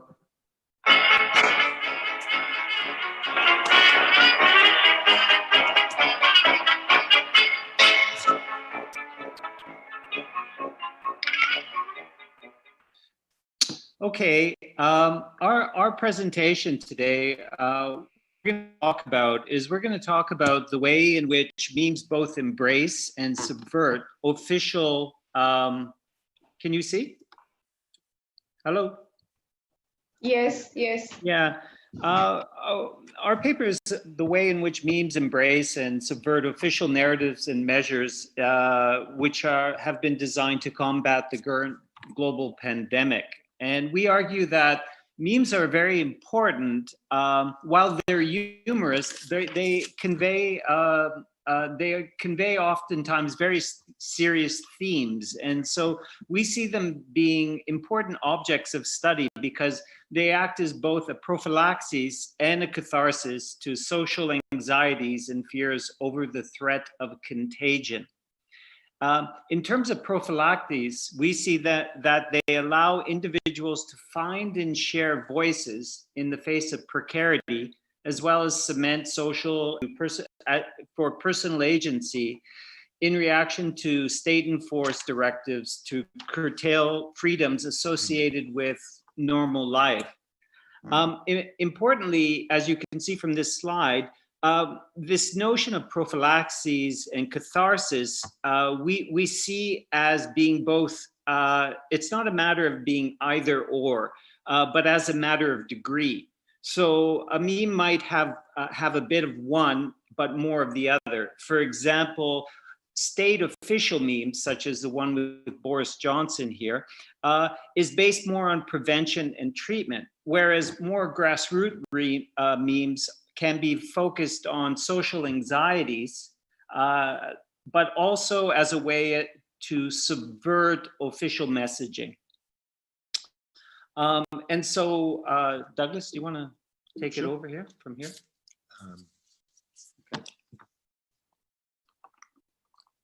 Okay, thank you, Peter. Yes, so we problematize, I suppose, the notion of war on the virus, this metaphor that's been used by several political figures.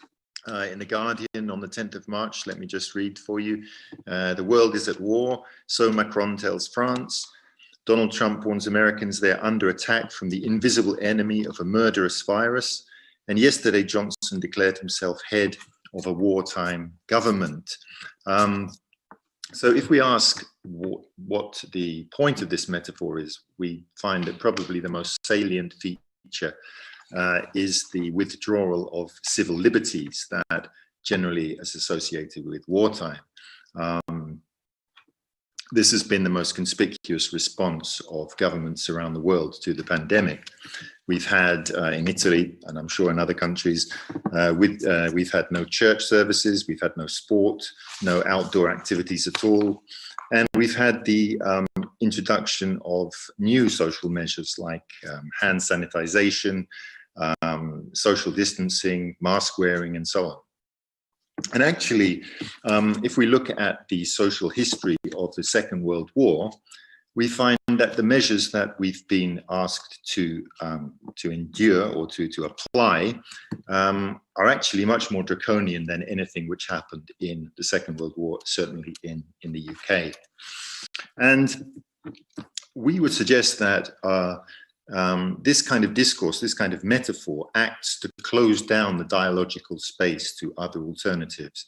So, for example, it's been questioned online. We've had controversial videos like Plandemic, which has been suppressed by YouTube and Facebook. We've had Dr. Witkowski, for example, who's come out and said that he's a virologist, a specialist, and he said that herd immunity is actually long-term the only effective way to defeat the virus. And we've seen countries like Belarus and Sweden try a softer approach. But if you go for a heavy virus like not heavy virus, if you go for a heavy metaphor like this idea of war on the virus, you close down that space. So as a linguist, I'm using the idea of proximization as a heuristic to approach these memes. Proximization deals with the idea of bringing closer in temporal and spatial terms something that is distant. An example, well-known example, would be the famous claim back in the early 2000s. I don't remember the year exactly, when it was claimed that Saddam Hussein had the ability to, the capacity to attack Great Britain in 45 minutes. So this was bringing much closer something which was distant. And we think that memes do something similar. I'm also looking at them from a pragmatic perspective, Grice, what's going on below the surface of discourse. Text and images are involved. And we try to explain also why they're funny. So the comic resource of incongruity will be found to be quite important here. In a meme, well, this is Hobbes on juxtaposition. Two powerful but unrelated images are presented to us individually, and we are forced to discover their relation. Juxtaposition seems to promise coherence and thus impels us to try and construct coherence. And long ago, Schopenhauer theorized that incongruity was fundamental in humor. He says that the cause of laughter in every case is simply the sudden perception of incongruity between a concept and the real objects which have just been thought through it in some relation. And laughter itself is just the expression of this incongruity. So let's have a look at a few of the softer memes. I would say these are not political satire, these are more social satire, socially directed satire. So some kind of catharsis, you would say. Here's a very popular one. As you know, in the United Kingdom, there was panic, not so much at the idea of dying from a virus, but for some reason that one might run out of toilet paper. This was seen as something extremely dangerous and threw many people into crisis. So you would say here that incongruity is construed via the juxtaposition of this well-known iconic image with the mundane objects in the foreground, this shopper's trolley and loaded with toilet paper. And I suppose pragmatically you would explicate the humorous effect of this text image by imagining a voice which was audible only to the central figure, that the supermarkets have run out of toilet paper. So this is provoking the anxiety. But also there's the associations of this iconic postmodern picture, which would be usually discussed in terms of existential angst, anxiety, and so on, which is quite appropriate, I think, for our current time. Moving on, we have another iconic image in a different way, the Abbey Road meme from the Beatles. I'm sure you all know these memes. You probably have others which are even funnier or even more appropriate.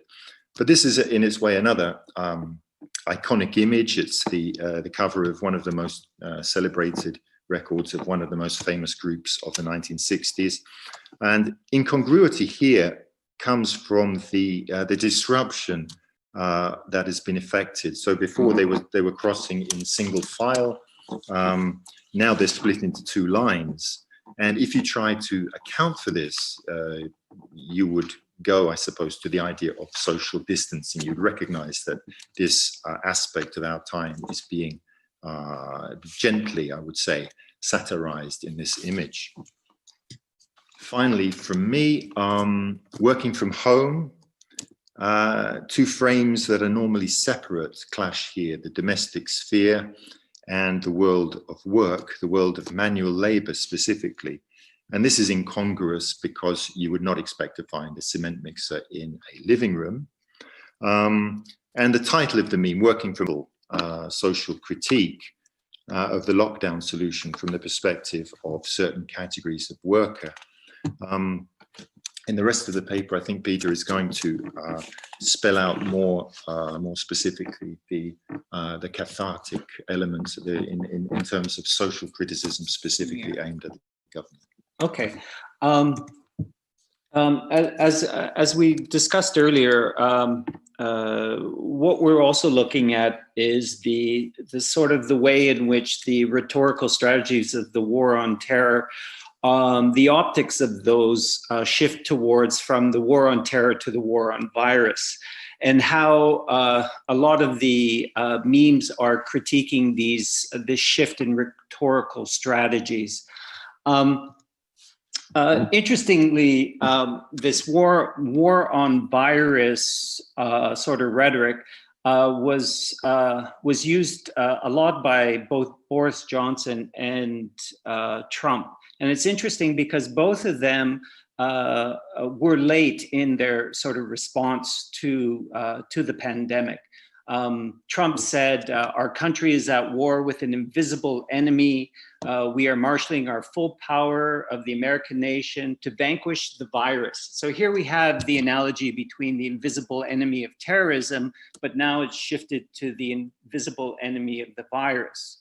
Also, the Surgeon General of the United States, Jerome Adams, a week later said in a speech, this is going to be our Pearl Harbor moment, our 9/11 moment. And so what's interesting in this is it recalls some of the work by David Noon, who wrote a very interesting paper called Operation Enduring Analogy, which is when George W. Bush, shortly after the aftermath of 9/11, used Pearl Harbor as his sort of defining critique of 9/11. And what Noon says is that by using wartime analogies, it becomes more prescriptive than descriptive and analytical. And by harnessing collective memory, it triggers emotional and subconscious responses that that make it easier for political leaders to garner support for certain initiatives. And of course, when we have to understand the analogies of Pearl Harbor and 9/11, by using these and conflating these to the war on virus or the contagion, what they're saying is that Pearl Harbor was a surprise attack, 9/11 was a surprise attack. They're disowning themselves of responsibility when in fact there was clear and present warning weeks and months ahead of time that there was a virus. But in Trump's flagrant dismissal of it being just like the flu, and also of it being gone by the springtime, he sort of, he was in many ways dismissing the threat. But then what we see happening is we see a complete U-turn in policy. Now, going towards the memes, there's three that I picked out, and I'll go through them quickly because I'm running out of time. The first one is from it uses the image from the movie 300. And what's interesting here is its dialogic capacity to connect two various ideas, and one being the final scene in the film, which is based on the Greco-Persian War, And as you can see, King Leonidas's 300 soldiers have been killed. And he says that the text says the virus war has begun, when in fact, the irony of the situation is it's already taken place. And the second one being bring on the bleach, which in terms of the actual thing it's talking about Trump, one of Trump's stream of conscious solutions for the problem. So here we have a critique on the sort of dominant discourse at the time and the lack of preparation by America. The next one is using a very iconic image of perhaps one of the most famous intergenerational characters, which is Tom. And Tom and Jerry has been syndicated around the world. So its intertextual capacity is something that resonates with many different generations. And here what we see is we see the idea of the World War III meme, which has become very popular within the last year because as a response to the growing hawkishness of US foreign policy, most notably towards Iran and Iraq, and of course, North Korea. So this is very interesting because the first two frames sort of say, the idea here is that Trump is Tom. And so, Tom figures out that, or is told that his war is canceled, which means his hawkish responses to North Korea and China. And of course, he looks off stage in the third, which could be construed as being his way in which to make the coronavirus an opportunity. But of course, his preparation, his lack of preparation ends up with him being slapped in the face. And very quickly with the last meme, I'm going to Costco. This was probably one of the most famous memes. And one of the reasons why it probably was so famous was because of its ability its deeper dialogical reference, which in many ways, the story is based on the film I Am Legend, which the narrative of that film is about a virus that destroys the world. And in this situation, New York becomes sort of a battlefield between a single person and a lone survivor. So in many ways, this meme really does talk about the notion of precarity, the notion of vulnerability, and especially in America, a public that is sort of seeing the rising death tolls, but at the same time, there's this pay for healthcare system, which does not avail the public to any sort of recourse. So a great deal of vulnerability that is associated with this image. Run the dog. Okay, so I think we're over now. Yep. Okay. Okay. Thank you very much. I would like to ask you to stop sharing the screen and just turn on your video so we can see you. Well, I think we ran out of time. Well, we got a minute. Okay, we had one meme that we wanted to play, but do we have time? It's a video meme. It's a minute long. Yes. I think we can do it. It's fine. Okay. I think you made the right choice. I was petrified. I didn't get why Mom was suddenly always inside. My daily naps were now cut short and sneaking on your bed was done. There's no more barking at the mailman. What's a dog supposed to do for fun? But now you're home, and it's pretty fun. We played fetch for 7 hours in the backyard in the sun. I get belly rubs and treats. I never have to hold my pee. I don't know what a pandemic is, but it sure is good for me. So let's go. Let's walk out the door. We've already had 4 walks a day, and we'll probably do 3 more. In a time of stress, you can rely on man's best friend. And while I hope the world recovers, I'll be sad when this all ends. On the bright side, the pets will thrive. Every day that you are here with me is the best day of my life. If you stay, I won't eat all your shoes. I'll even stop the indoor poos. The pets will thrive. The pets will thrive. Hey, hey. Okay, thank you. At first Thank you. I was afraid. Stop it. I don't want it again. Okay, yeah. So how do I stop? Okay. Thank you very much. Okay. So I think I can do it. Yeah, I can do it for you. And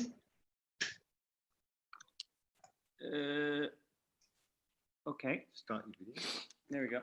Yes, great. Thank you very much for your presentation and for your paper. Again, it was very much interesting read. So I would like to ask, anyone here in the Zoom call whether they have questions for you. Or on Slido, again, #pandemic. If not, I would like to ask a question. It was very interesting to read about how it is important to laugh in this situation, and how can memes help us in this to turn maybe really like harsh times into something more positive. But I would also wonder to what extent those memes, especially those who are which are criticizing the political views or actions of political actors, can start some kind of a social response of the citizens, maybe more engagement in the politics. What I think is interesting, and you know, I see a lot of similarities, and I'm really glad that Barbara started, because we a lot of the measures that are taking place, the state of emergency, the state of exception, a lot of the measures that are being put into place are very invisible right now. And so I think it's really important that citizens start to create a dialogue to the extent to which these practices are going to remain.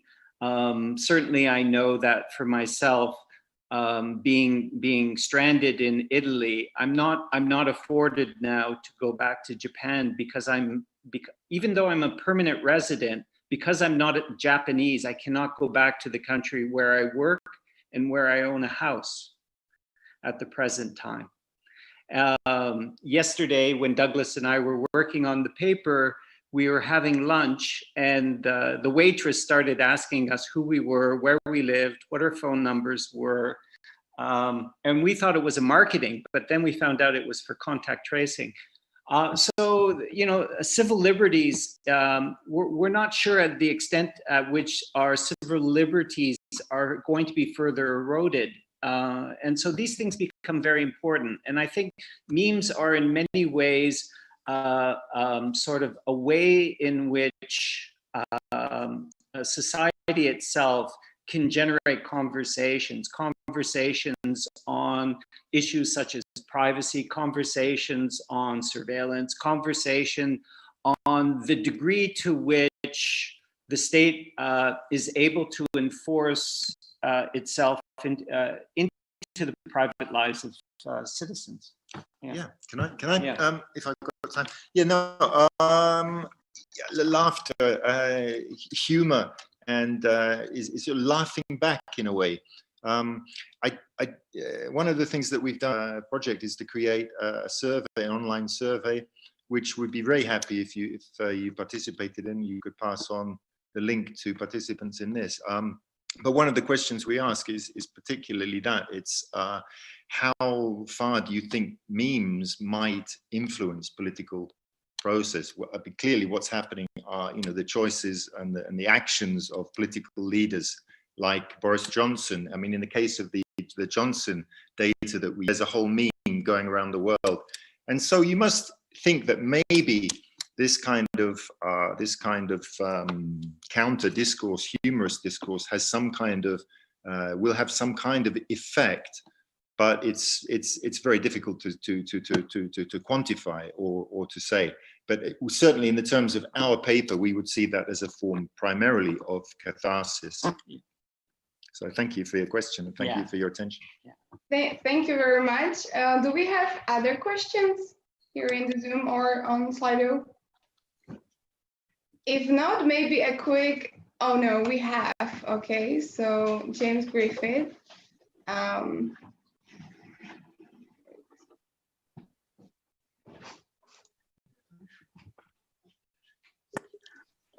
Hey, oh. James, you know James. Okay. Hey. Hi. Peter.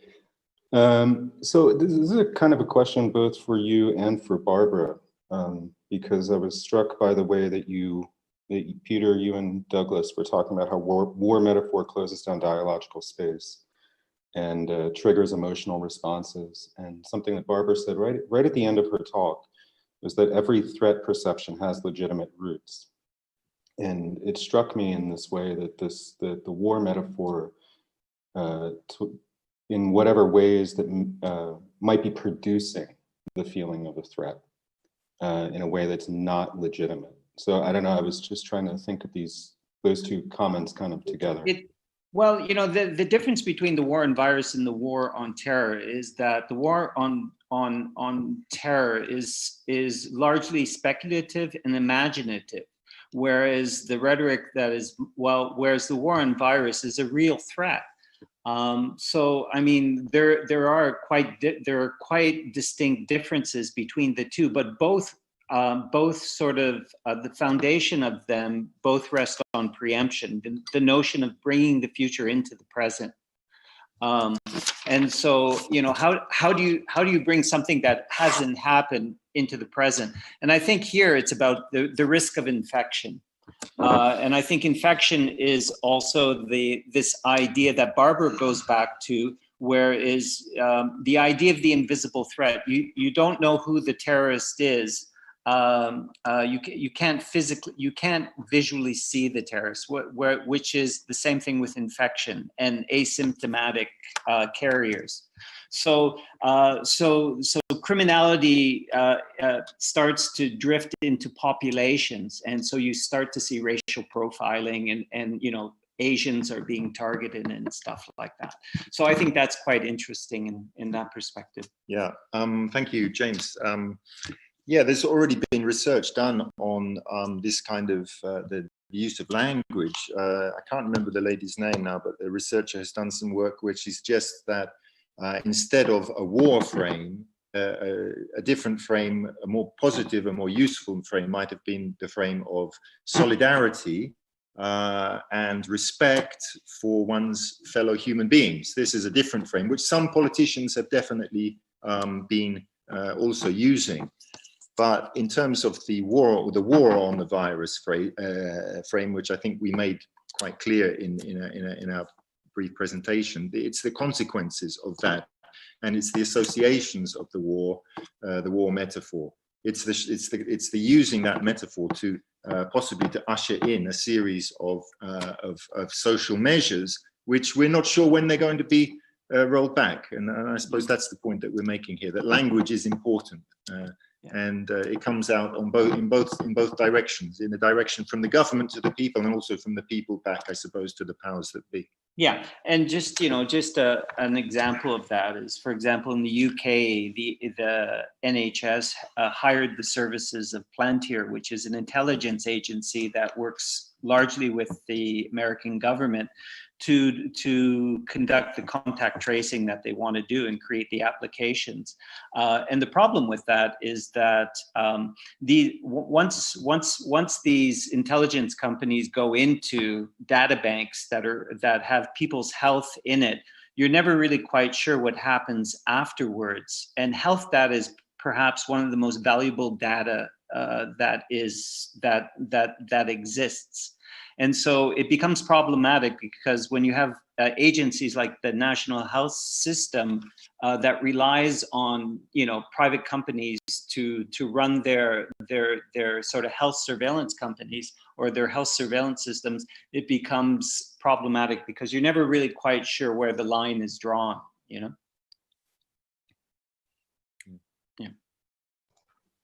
Thank you. Thank you very much. I would like to ask Ms. Kellerman whether she wants to react as well, because I understood that it's a partly question for her as well. Yeah, sure. I think it's very interesting point, and I think one of the things James is referring to is to what extent that like what I said, that the every threat perception has its legitimate roots, whether that can be somehow not true. I still think that it stands when even if you employ rhetorics, like you probably in order to create the threat perception, you will have to definitely create the enemy for people or for whoever is supposed to see this as a threat. And I think that if you, yeah, exactly. So if you think about creating a threat about something that people will all agree that it's not a threat, it's not going to work. So I think that what happens with this kind of rhetoric is that you will exaggerate the threat. And I think that's what we've seen with both with COVID and terrorism, that in some cases the threat was really exaggerated by deploying not the best type of rhetorics in this case. Great, thank you very much for the presentation and the discussion. And now we will proceed to the last panelist. Okay, sorry. Okay. So Priya.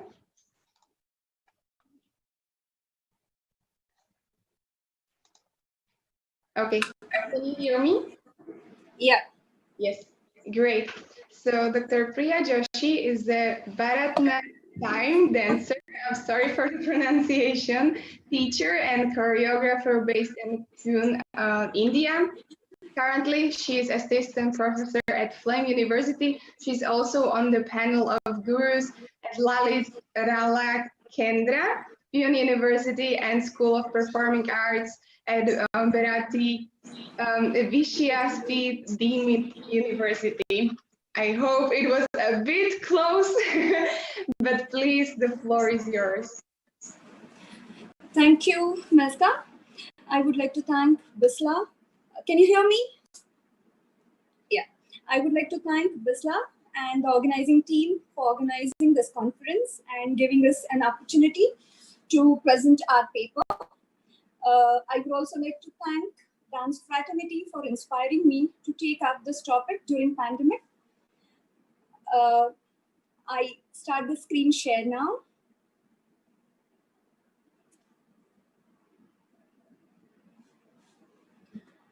Indian classical dancers rising to the challenge of the pandemic. The world. I would like to thank Dr. Sairaj Patki, Dr. Poonam Gandhi, Dr. Akshay Dhumi, Saidi Kedar, Zvi Shankar, and Shaunak Joshi. The world is struck with coronavirus and the pandemic situation. It's perhaps the first ever situation in the global history where mostly the world is shut down. Threat is created to mankind, irrespective of class, caste, race, or culture. People are compelled to isolation, implying a huge social, financial, physical, and psychological impact on them. Artists are no exception either. Art has recorded the history in many ways, and history has changed the arts in many ways. Dance history has recorded hazards like world wars, epidemic like plague, and disruption caused due to it in the artistic world, particularly dance. It not just influenced the artistic expression, but also changed the direction of the artistic work. It's considered as a twofold situation where arts help to sustain mankind during crisis, and crisis contributes in development, growth of art in myriad directions. The role of arts in human life in crisis is questioned many a times, yet it continues to exist in different forms. Artists in the past have played a vital role in helping people to envision a better future. This research focuses on understanding the response into the COVID-19 and studying its effect on Indian classical dancers from the perspective of rasa theory of Natya Shastra, a Sanskrit text on dramaturgy. It's an important opportunity to study how Indian classical dancers coped with the adverse situation, Embracing Social Media Expression, Communication and Creativity, 15th March to 15th May 2020. 236 posts were observed with the aim to elicit data on the impact of COVID-19 on Indian classical dancers. The data was analyzed by using qualitative approach. Results. The data was analyzed on different parameters, on the basis of different parameters, which is shown in the figure. The results are: thoughts and emotions were 23%, dance videos were 20%, generating awareness, funds generation posts were recorded as 20%, discussion posts were 15%, live streaming of performance or dance festivals was 8%, dance teaching, workshop and riyaz, that is practice, the posts were 7%, initiatives undertaken were 5%, and fitness-related posts were 2% in the total sample that we collected. Discussion and analysis. The response of participants were broadly divided into three categories. One, expression of thoughts or emotions, pursuance of dance and related areas, and lastly, different activities undertaken during the pandemic. The first section, that is expression of thoughts or emotions, shows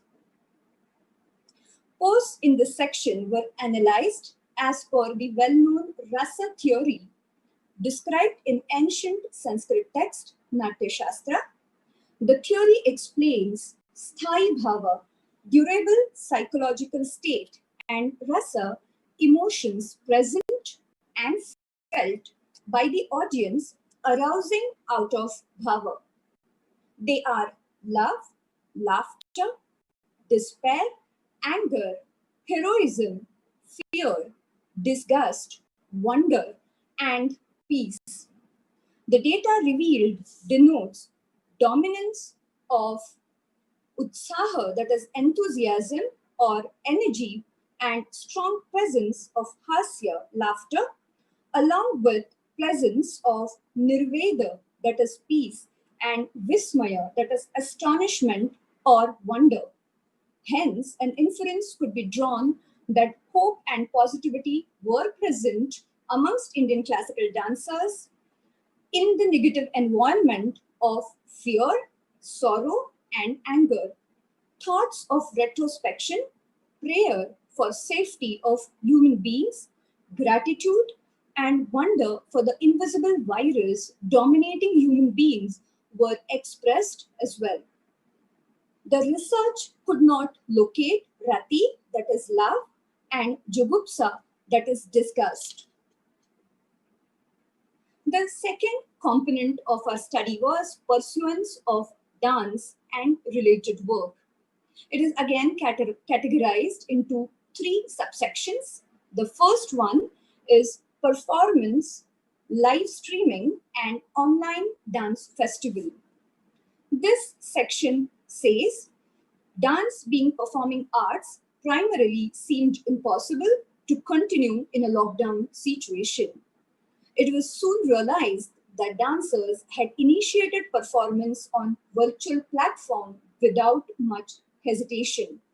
This act itself was an act of utsaha, that is energy and enthusiasm, and hence inference could be drawn that participants were working during the pandemic, they were active. It was unusual in Indian dance history for a dance institution to conduct a virtual dance festival through live streaming to celebrate International Dance Day. This was due to the compelling situations of lockdown and pandemic. The title, very apt for the situation, suggested peace benediction for the universal welfare. This implied the Shanta Rasa, that is peace, and serenity. Dance videos were exclusively created during the lockdown. Dancers created and shared dance videos. Through this activity, they brought various dimensions of content, creativity, and contribution to the world outside. It was noticed that they responded to their inner instincts along with reciprocating the external forces through their videos. Online teaching, conducting workshops and riyas, that is, practice. Indian classical dance believes in personalized training system known as Guru Shishya Parampara, that is, mentor-pupil relationship. Due to pandemic, participants migrated to online teaching modules and virtual dance workshops. It was mentioned, though, that such method of training could not be considered as a replacement to the personalized training method, but just a way of continuing of teaching and learning during such odd hours. Online sessions for riyas, that is practice, were thoughtfully organized by participants to instill the feeling of togetherness and assurance amongst their students. Such an act would fall under the category of valor as per the rasa theory of Bharata, hence underlines hope and positivity. The last section was undertaking of different activities. The subsection in this category was posts related to generating funds or creating awareness. Participants proactively shared posts from different sources regarding creating support for dancers, bringing awareness regarding different socio-economical and political implications of the pandemic with the dance fraternity to keep them prepared for a normal new situation. Engaging in such an act of support and welfare of the community is an act of courage and sympathy as per the rasa theory. Therefore, it leads towards positive future. The next subsection, unique initiatives undertaken during the lockdown period. Dancers undertook creative and educative initiatives to engage the fraternity and to deviate them from the stress of the pandemic. One such initiative included organization of a virtual talk series focusing on the needs of contemporary dance field like dancers and social media, economics and dance, fitness and dance, and so on. Another initiative included Love for Footwork. The series allowed dancers to engage with the technical, rhythmic aspect of Indian classical dance. According to rasa theory, such act of zeal will be underlined as an act of valor and hence creating hope. Physical fitness posts were comparatively less. We can think that it was probably because of lack of motivation or lack of availability of enough space required for maintaining fitness. The last section of this particular category was based on discussions on socio-economic aspects, life, and dance during the pandemic. This section was one of the most vibrant sections of the study. It reflected the inner aspects of the dancers through various questions they raised, thoughts they shared, techniques they discussed, and hope they shared with the community around. Traditions, values, compositions, choreography, dance techniques, creative decisions, collaborative work, music and composers, dance history, art during crisis, domestic violence, child labor, cosmic well-being, healing, Mother Earth, Mother Nature were some of the topics discussed with zeal and concern. The range of topics further included practice and improvisation, advanced methods of teaching online, free art made available online, being responsible citizens, questioning the government on key issues, and intolerant neighbors for discussion by dancers during this period. Limitations of the present study. It was based on urban or semi-urban perspective, represented only dancers, participants who were active on social media and therefore lacks perspective of those who were not active on social media. Conclusion. Dancers showed hope and positivity. They demonstrated strength, valor, peace, sympathy, courage, and humor by overcoming thoughts of fear, anger, sarcasm, and distress. Like the global community, Indian classical dancers were forced to social distancing and homebound activities, yet the present research unfolds the picture of concern and creativity, sustenance and support, entertainment and enlightenment, strength and adaptability, hope and positivity. Digital technology served as an important tool to connect to the world outside as well as an alternate space for work. The global audience was welcomed to the personal space of dancers. Online transition by classical Indian dancers not only helped to resume the disrupted connection with their work and the world outside to Indian dance history. Thank you. Thank you very much. So do we have any questions, Priya, in the Zoom or on Slido? Again, #pandemic. You can ask whatever you want. Just raise your hand in the Zoom call. If not, I would again like to, as a moderator, ask you, while studying your topic, again, thank you for your paper. Do you think that such behavior as was unique only for dancers, or could you find some parallels with other kinds of artists as well in your country or maybe internationally as well? I actually honor to look for artists from other fields in my country, but yes, I'm aware that in the field, but also regarding dance outside India, I was aware that in different parts of the world, there were different collaborative talks and performances were taking place in the US and also in the Europe. And since the world was shut, since performances were cancelled, many of the freelance artists, dancers were affected badly.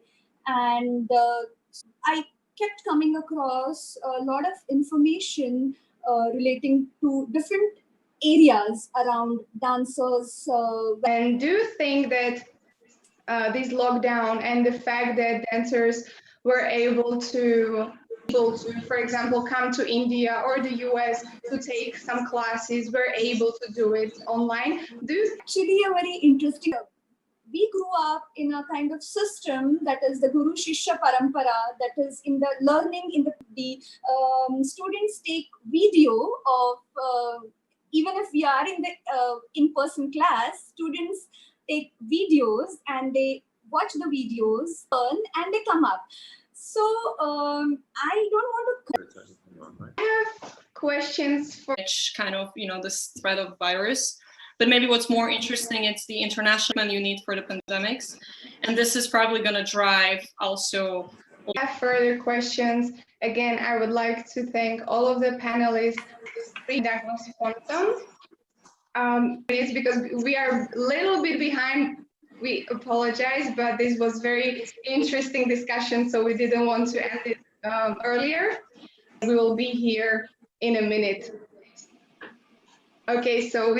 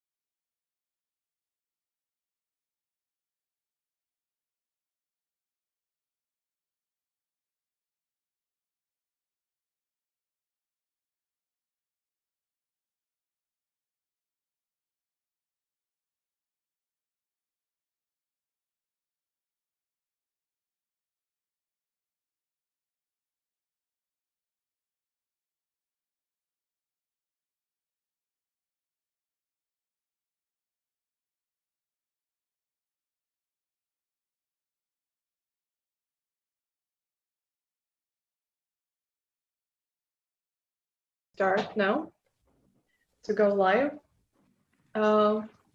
So hello, good morning and afternoon, wherever you are watching us. My name is Alexa Telopchakova, and I'm the moderator of the second day of the conference expert panel with the topic Finding Hope. I would like to welcome you and introduce you to our amazing experts.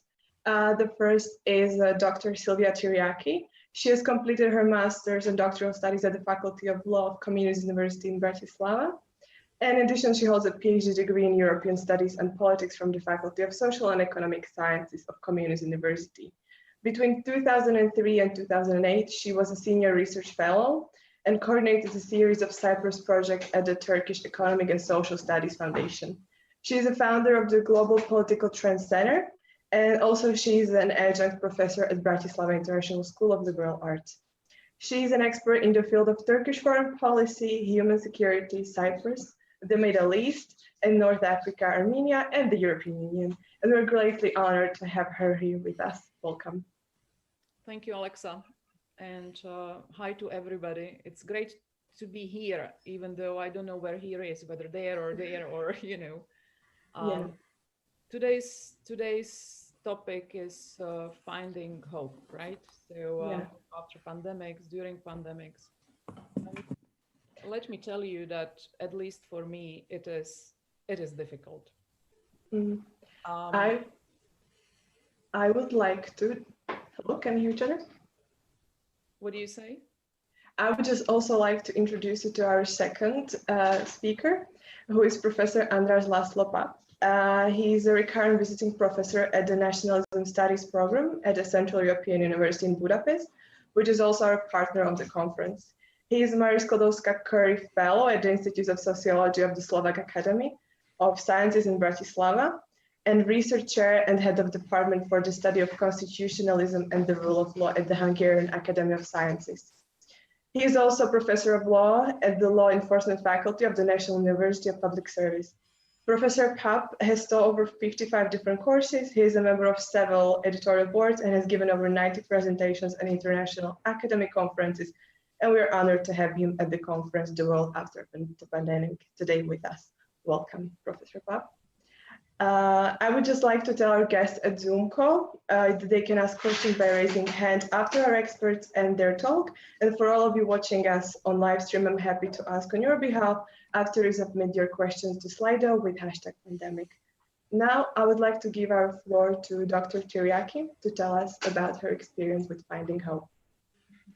Hi again. Sorry for the abrupt beginning. So yeah, as I said, like hope is an interesting topic, and I have to admit that finding hope under current circumstances is difficult.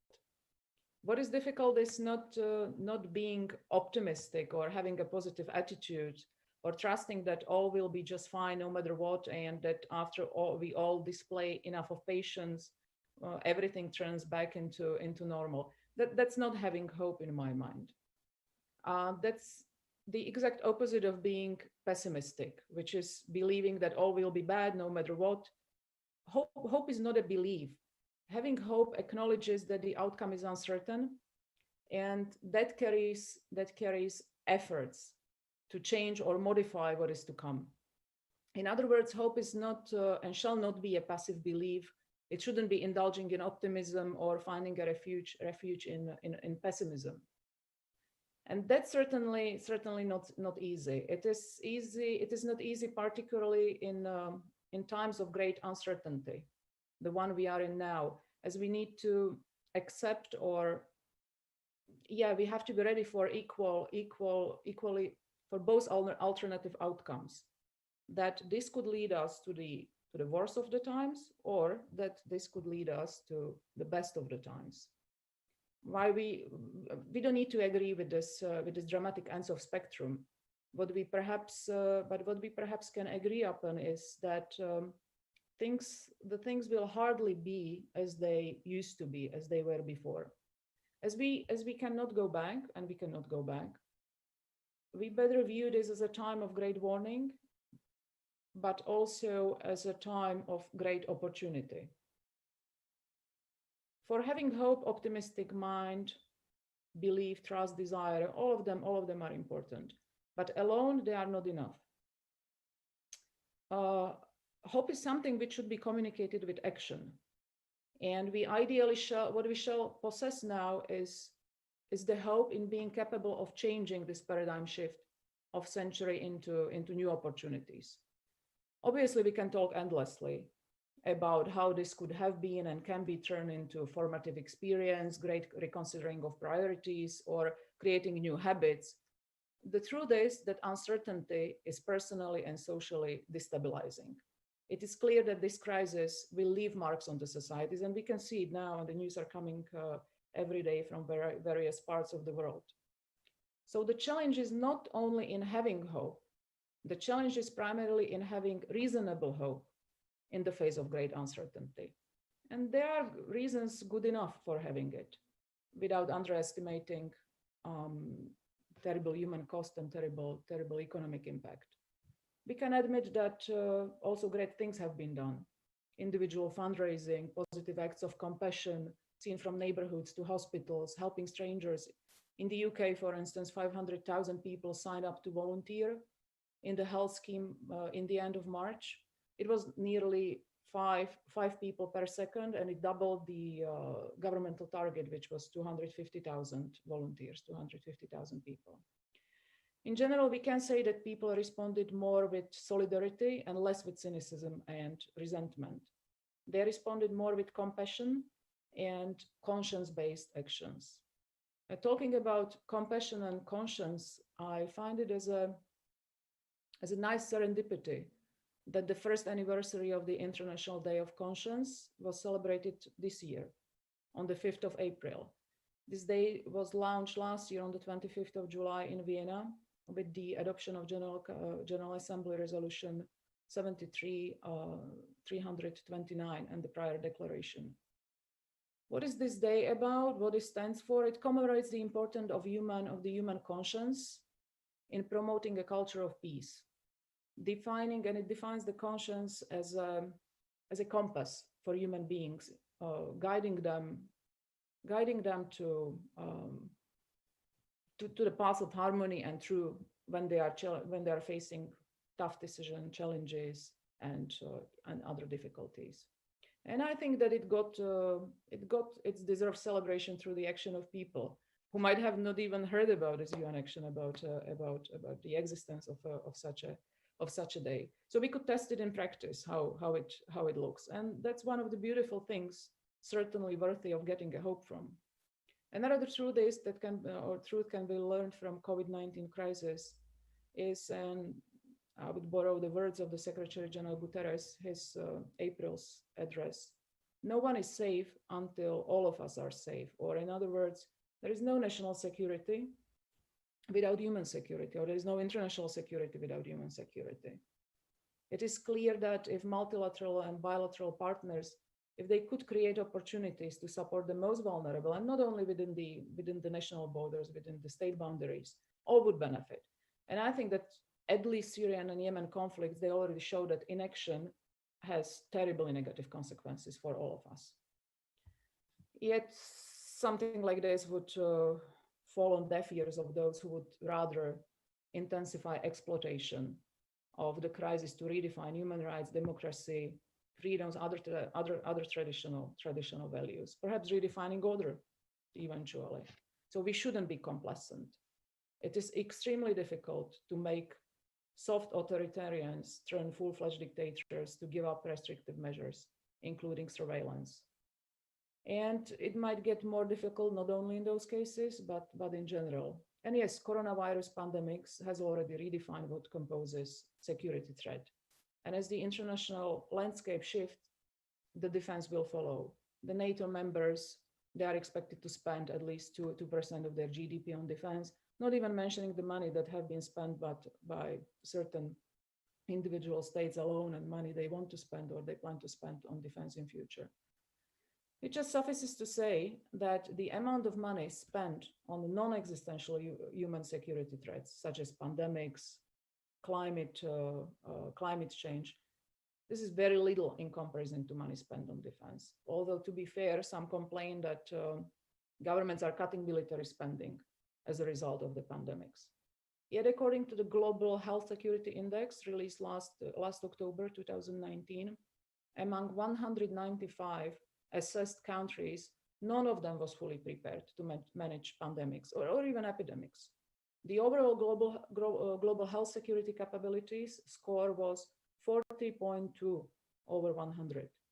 China's index resulted for 45 under the label prevention measures out of 50 and 48.6 under the label responsiveness out of an overall rank 47.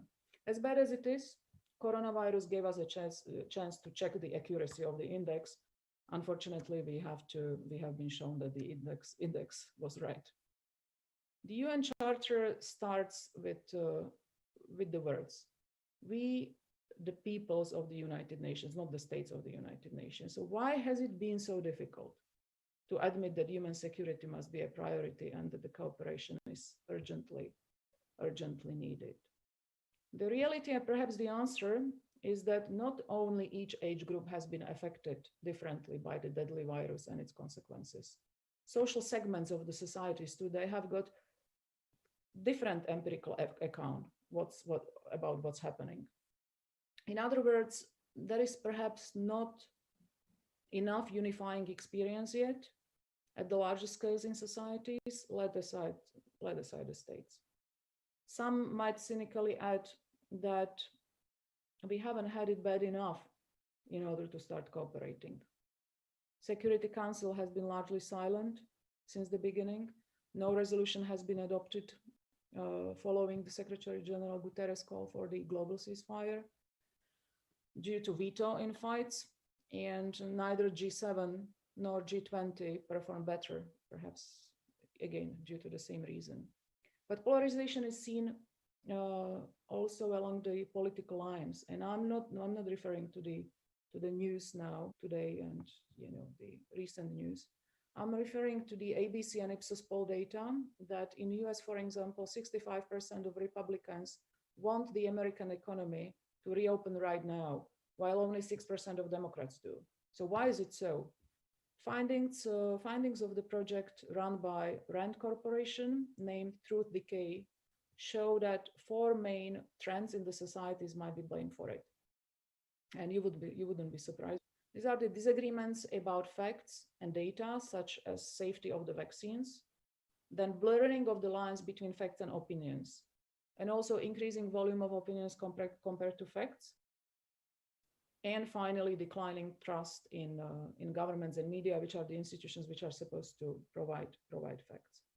These cleavages, they have been there with high probability for some time, and COVID-19 crisis only strengthened them and shed some more light on them.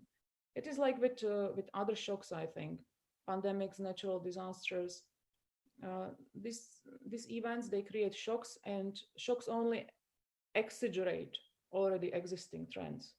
And in fact, it might not be really a bad thing that this pandemic exacerbated these tendencies, because they became more obvious, and hopefully it would be then a bit easier to address them.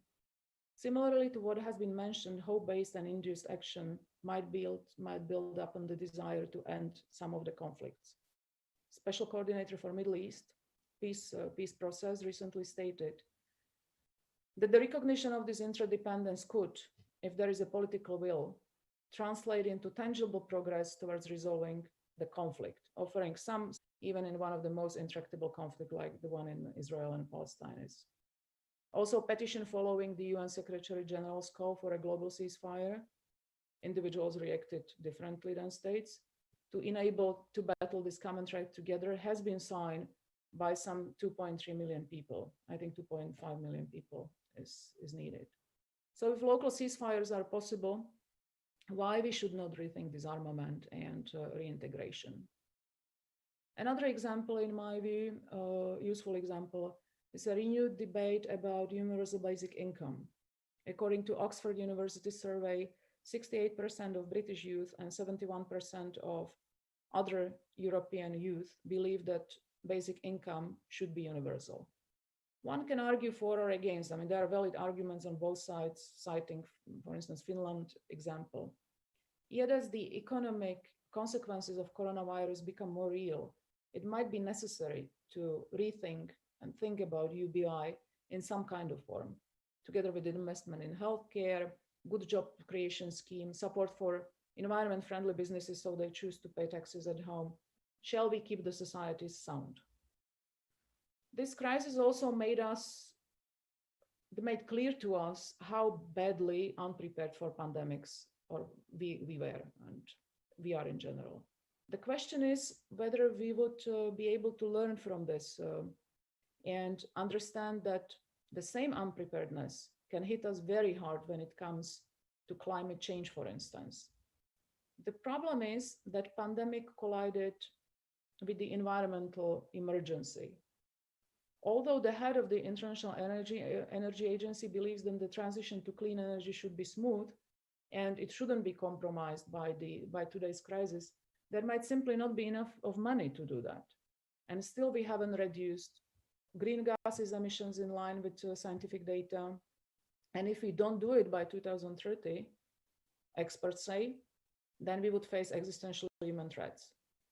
So, and the financial cost of inaction is estimated at $600 trillion by the end of the century.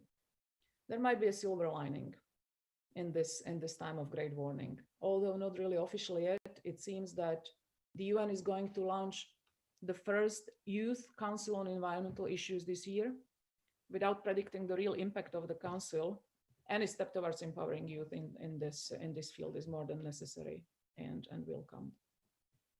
And youth in general does deserve more attention, and not only because of 53% of young Europeans trust authoritarian regimes more than democracies with climate change, according to Oxford University survey. Simply when it comes to discourse and analysis of this pandemics, I believe that young people have been impacted the most by the pandemics, but that's a discussion for another panel. So how to wrap all this up? This virus will stay here for some time, and when this one passes, another might strike. We might develop vaccine, or we won't. So the question is not what we do if we don't have a vaccine. The question is what we do with our lives, and hardly there is a way back. And it's also true that transformative pain may be more than we can bear. But some aspects of this shift would become obvious sooner or later anyway, with or without pandemics. There's nothing can be gained from yearning for old good times. We better see the new opportunities in silver lining of everything that this cloud has brought about. And we better learn from how unprepared we were caught out this time. During the lockdowns, we were physically distancing. That's correct. But we were not really socially distancing. Many of you probably have attended more conferences and meetings than in the times when we used to live in a relative health security. And it was IT that has helped us to be more human, and it's helping us now. There are many things to demonstrate hope-based actions, to cooperate, to continue having discourse on reshaping societies, to claim back moral language from marginal and radical groups, and to appreciate each other, to appreciate each other as human beings, not only as human doings. So while acknowledging fears that the government responses may lead to authoritarianism and over-securitization, we can imagine and also hope that this virus crisis brings about cooperative collective action and transparency, and reminds us of interdependence and shared humanity. And if society is a social contract, this shall be an opportunity to try to construct it better. Thank you. Thank you very much, Dr. Tiryaki, for your amazing talk. Now I'm going to give a space for those of us who are with us on Zoom, so they can raise a hand and they can ask a question. if there's no one yet, we have a few questions at Slido. You touched upon this topic a bit during your talk, but there has been someone who is asking, how is COVID affecting the Middle East and how is it changing conflict in this region? Should I answer? Yeah. Well, it's not only Middle East, it is conflicts in general, Yemen, Syria, or even conflicts that have been already solved, because there is no reason to believe that conflicts like in Angola, I don't want to ring a false alarm, but in these countries, the numbers are low because they don't have conflict like Yemen. When you get a fever, you can get a fever from typhus, from dysentery, from tuberculosis, from war injuries. It's the same for, this is valid for another conflicts in Middle East and in other parts of the world. So I think that once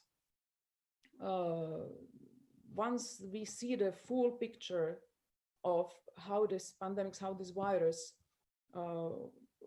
it has caused in this in the conflictual areas, then we will be facing further difficulties. And that's why I said no one is safe until all of us are safe. I mean, it's very naive to believe that if we pretend that these problems don't exist, they would disappear. I mean, this might lead even to collapse and bankruptcy of certain states. Just take Afghanistan. So yeah, this is how I see not only Middle East but all the conflicts. Yes, thank you very much. If there's nobody at Zoom yet, there is another question at Slido, and the question is nature greater threat than fellow humans? What do you think about this? Is nature a greater threat than fellow humans? Fellow humans. Well, I mean, we are part of the nature, that's another thing what we shouldn't forget about. We believe that we can disassociate ourselves from the nature, and the nature strikes back, and we are surprised at how come that we are victims of those things.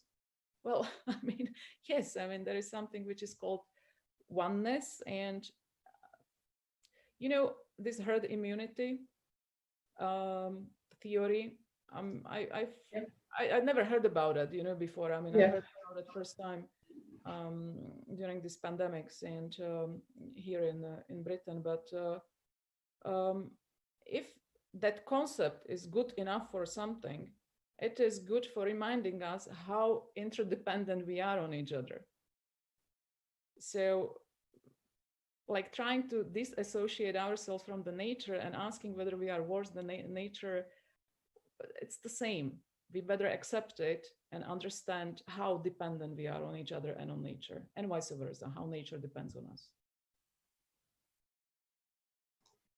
Thank you very much.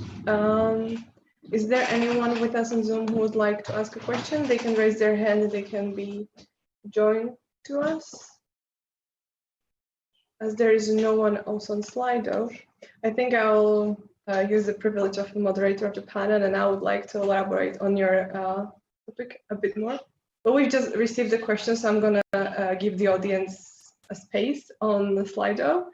The question goes, can they within the UN Security Council feasibly contribute to the reorganization of the UN system?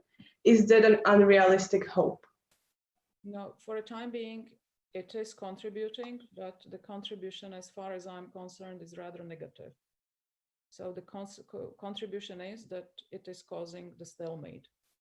How it can be solved? I mean, obviously, so together, solution must be found. And whether it's going to be a reorganization, we were not able to reorganize it by now. I'm not sure whether this pandemic is bad enough. That's what I mentioned. Maybe we haven't had it bad enough. Maybe we really are so silly that we have to wait for a greater disaster to realize how this veto in fights, how it simply crippled the whole international system. Okay, I would like to thank you now for your talk, and we will move to the next speaker, to Professor Pap, who will join us.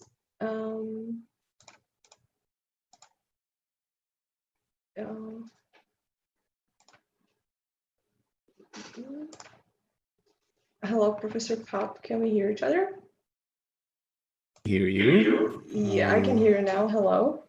Can you also see me? I cannot see. Yeah, my video is not on, I guess. I mean, I'm trying to. Okay. Now it is. Yeah. Okay. Well, thank you so much for having me here. It actually is not only a true honor. I was really impressed and very happy when the invitation arrived, but it has also been a source of inspiration for me in the past couple of weeks. The invitation came about a month ago or so, because I thought, okay, well, finding hope, avenues for hope, how are we going to do that? So I thought that I will be, as one's trying to live, from one day to the next and try to process reality. I also thought, okay, the methodology I will use to prepare for this is to look at the world from this particular angle of how I can, what should I be talking about when May 30th comes. And I've also asked my friends every now and then, my family, okay, what do you think can come out of this? So what I will do is I will, can you see the slides that I have? Yes. Okay, so what I will do, I will try to present a random collection of potential sources of optimism, which is very difficult to. Most of them and I'm pretty sure it's almost impossible to believe in all of them. So I'm very much in a similar position to what Sylvia said, but I think these are potentially there, right? So I'm not even saying I believe in these, but maybe I hope for some of these to happen, and I think they're definitely out there as potentials.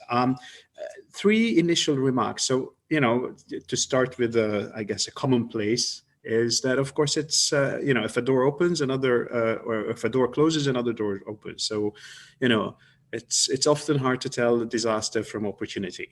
It may also be an opportunity for us, if you've been following these initiatives by Hollywood celebrities like Madonna and others, that yes, maybe this is an opportunity for us to not return to what used to be normal a few weeks ago or a few months ago, because that's not necessarily something we want to get back to.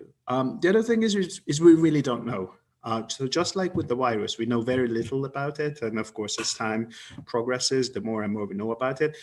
But even a month ago, when your kind invitation came for me to talk about this, I actually thought I had a completely different perspective of what I was actually thinking of, how the world is going to be in 2 months, in 5 months, in 2 years. So it's all very much in flux. And I think one of the interesting features of these few weeks or months have been what they refer to as info collapse. And when we know very little, it's very difficult to tell what's relevant, what's not. So it's certainly a very interesting and inspiring time for intellectuals in this regard. And again, in line with what Sylvia said, maybe this is not going to define our future. Maybe it will just expedite some of the trends that have already been out there. So there's a lot of talk about outsourcing, things to IT platforms and stuff. That has been going on for a while, and maybe we'll take us to the next level. But okay, let me get to a couple of I guess randomly collected potential features of the pandemic that may be sources for some sort of optimism for the future. One of them, and something that had been inspired from my personal experience, I'm based in Hungary, is that I think if the crisis, if the health or the pandemic crisis continues, this could be the end of populist autocracies.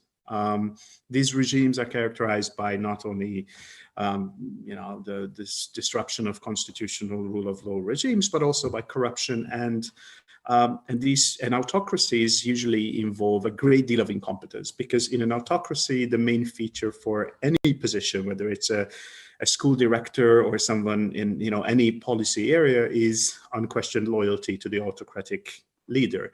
Now, this may work in peaceful times, but you can't solve issues and challenges with propaganda, intimidation, and the dark psychology that these regimes rely on. So, in a way, a lot of people are in a schizophrenic state of mind in autocracies, because at one point, of course, they're happy that the epidemic hasn't been extremely severe and you don't experience dozens of thousands of deaths around you. But also, a lot of people think that, if this was actually a breaking point, if this was a test point for the regime, this could just as, there's a saying that when a plane is about to crash, you don't have atheists on board. Everyone starts to believe in God. It's very similar in this regard. When you have an epidemic like this, everyone starts to think in big state, right? Also, we think in terms of nationhood. It's always been interesting to me. If there was an earthquake thousands of kilometers from Hungary and another continent, the very first thing that the news will come up whether there was a Hungarian survivor, whether there was a Hungarian victim or not. Now, this has been, what we've seen is that, people tend to think in terms of nationhood and state when issues like this come up.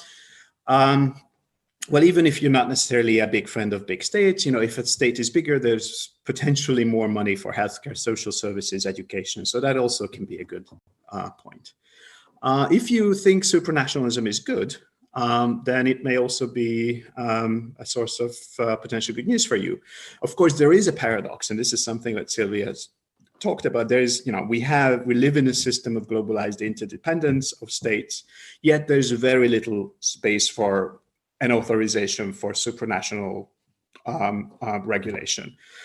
So one of the consequences of this would be that maybe this is time to give authorization to the UN, the WHO, whatever, because we're basically in a globalized risk community. The same with the European Union. If you're a friend of EU federalism, then this, of course, then again, it may be something of a potentially good, potential avenue for hope for you. Of course, what we see now is the total crash of the EU. It was, but again, we have people have been burying the EU many times, and also, maybe this is a point of evolution or extinction.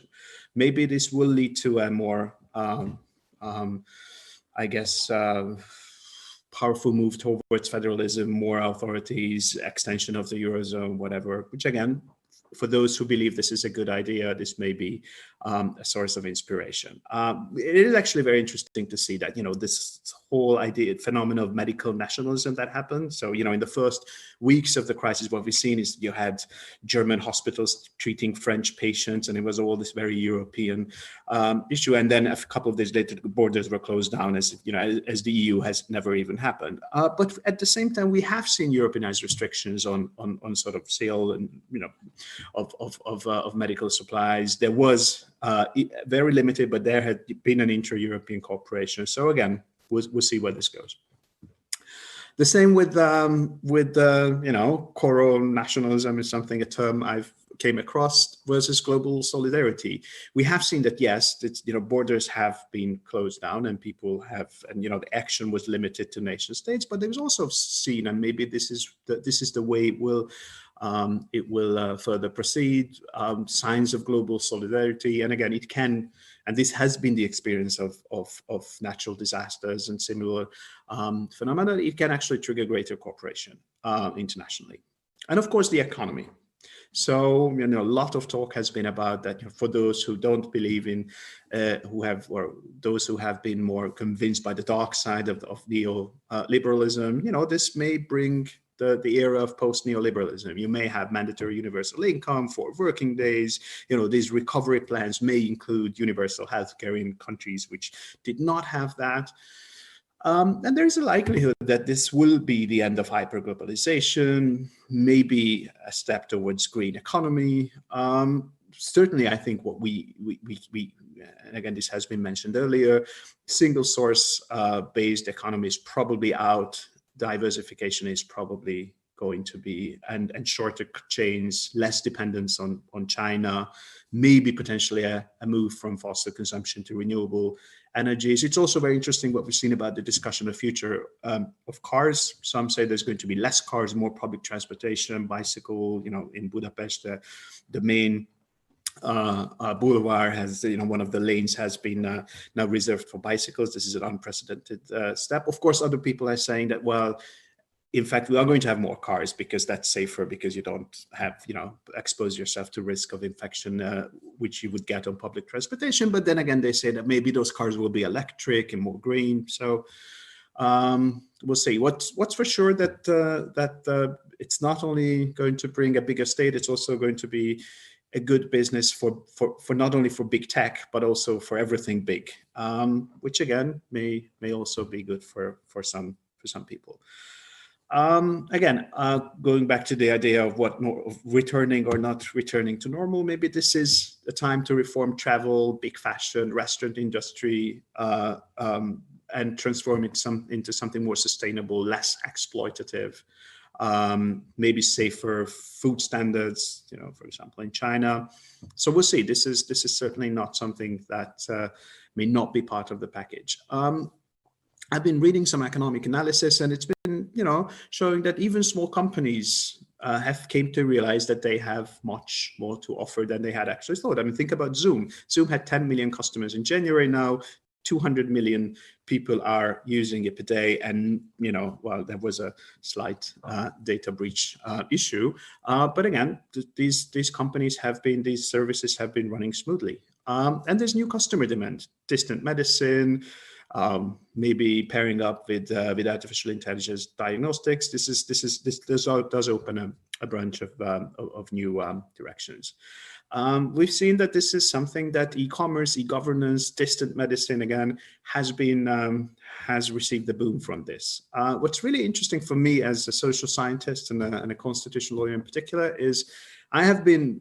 But again, we probably don't have a lot of time to talk about this. I'm very much interested in whether this is actually going to bring a change in how human rights and this whole, story is being perceived, and what our role is in this. But there has been a very large gap in privacy, in how privacy is seen by lawmakers, by advocates, by human rights advocates, and reality. So the GDPR is basically that my experience as a person and not as an academic working on this field has been a new one. It's been something that has been an irritation for most people. They wouldn't read anything. So at the same time, we have been pushing for much more stronger standards for privacy and data protection, whereas life was going in a different direction. Now, maybe all these, these past couple of months, at least if you look at, how, for example, the German, the limited data on what we have, on how, for example, people in Germany have been reacting to all this. The convenience of online life feels less disturbing to consumers and all these features of digital capitalism and surveillance capitalism. Again, I think I'm not a business expert, but we've seen that also this is what I have been reading, that this is not a bad time to start innovative business. So even though the US, the number of unemployment claims are staggering, this is 40 million people as we speak today. That's like every fourth or fifth member of, working, member of the labor force is actually now unemployed. But at the same time, we still have seen 500,000 employer identifications, so new businesses starting in the US, which is slightly down from last year, but still this is something that, shows that, this is not maybe entirely that bleak. Maybe, I don't necessarily believe in this, but maybe it could be lead to a consolidation of real estate prices. We see we don't know where rent strikes are going, leading in the US, or bankruptcies in this regard, but it may actually change the rules of the game. Same with education.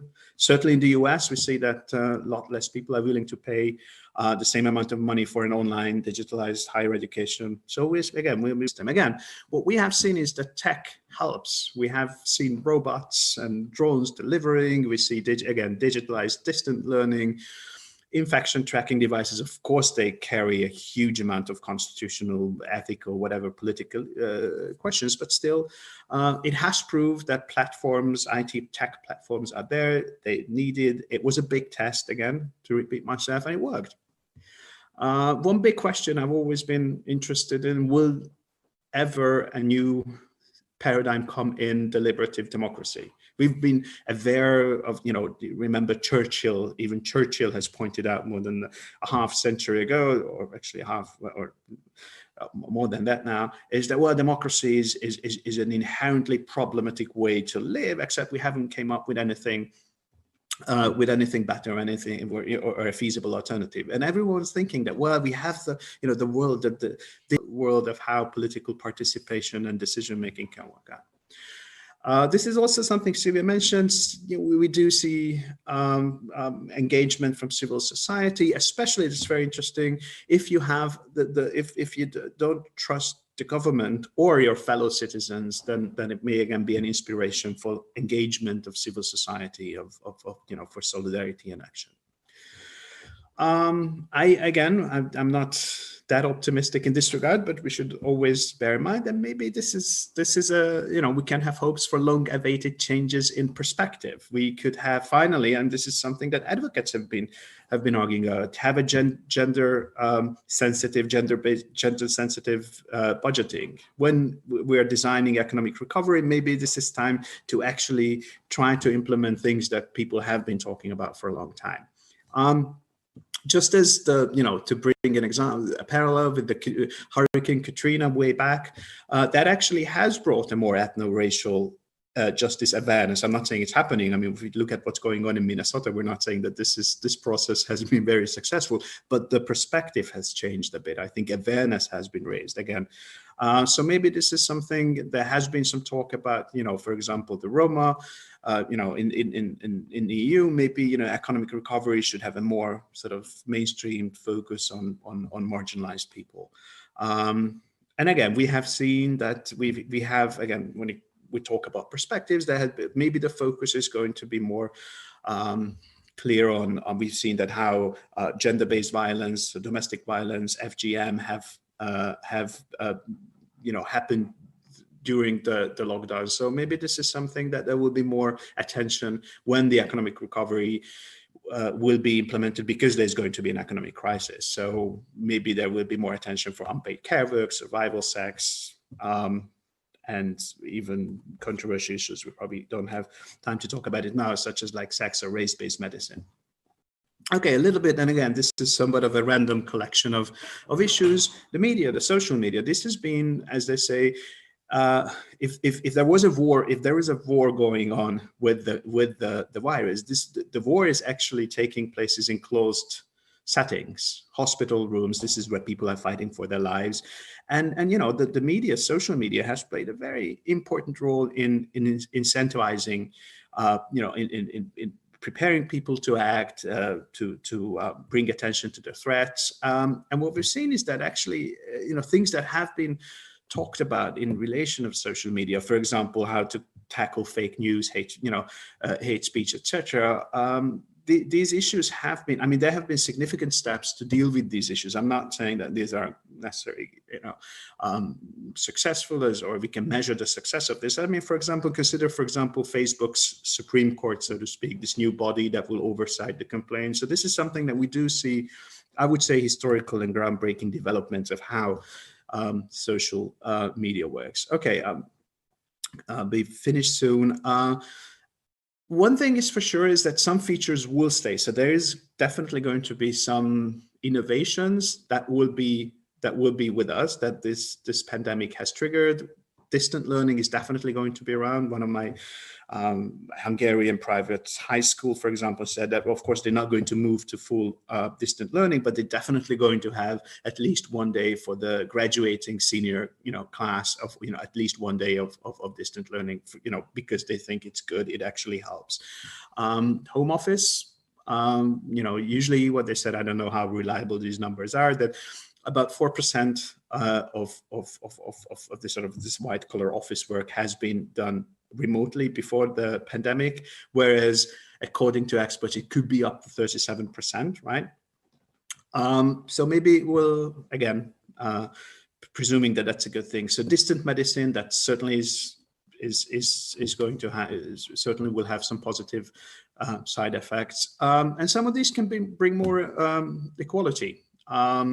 Despite there is a digital divide, sometimes this actually counterbalances traditional inequalities. Just give you one example. It is something a friend of mine was telling me. She's a psychologist, and of course, as a psychologist, you have to go through all these on-the-job trainings and have courses in order to keep your license. Now, all these trainings have been in Budapest, which is Budapest in this regard is very similar to Bratislava in Slovakia. Everything is there. It's the over-dominant location. Yet it takes a lot of it poses a burden on people, professionals who don't live in the city to go there. To if they can do it distantly, it is actually a form of equality. Again, the US, just again, random example, there has been a long-going debate whether the US Supreme Court should have open hearings and whatnot. Now, for the first time, they started broadcasting it. And, even temporarily, there are some things, better air. You can see Mount Everest from Kathmandu, you can see the pyramids from Cairo, flamingos, appearing. Well, we probably shouldn't think that this is going to last, but at least for a while, it is, Okay, another thing, again, this is being a random collection of issues, smaller prison population. Maybe this is the time for those countries, especially the US, but not only, to rethink mass incarceration. Social costs have been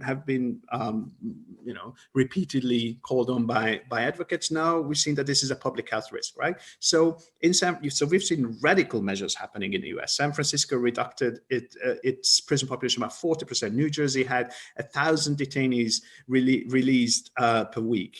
So police departments were issuing fewer arrests, especially material witness warrants. Anyway, I can come back to this in the Q&A. One potential, I don't really believe in this, but again, one potential positive outcome of this could be less anti-intellectualism, which is something that's very popular and it's a good political strategy, but with the role of, scientists and sort of academics and trying to forecast the future, which of course is not usually what scientists do, because scientists usually work on the present. But anyway, this may be a positive effect. This is my last slide, I think. So I will finish soon. Okay, there's a couple of mundane things. I mean, think about, for example, a better office space, the clean desk policy and these cubicles that millions of white-collar middle-class workers' lives have been around. This is probably not going to last for long. Masks may bring a new inspiration for fashion. Trying to think of positive side effects.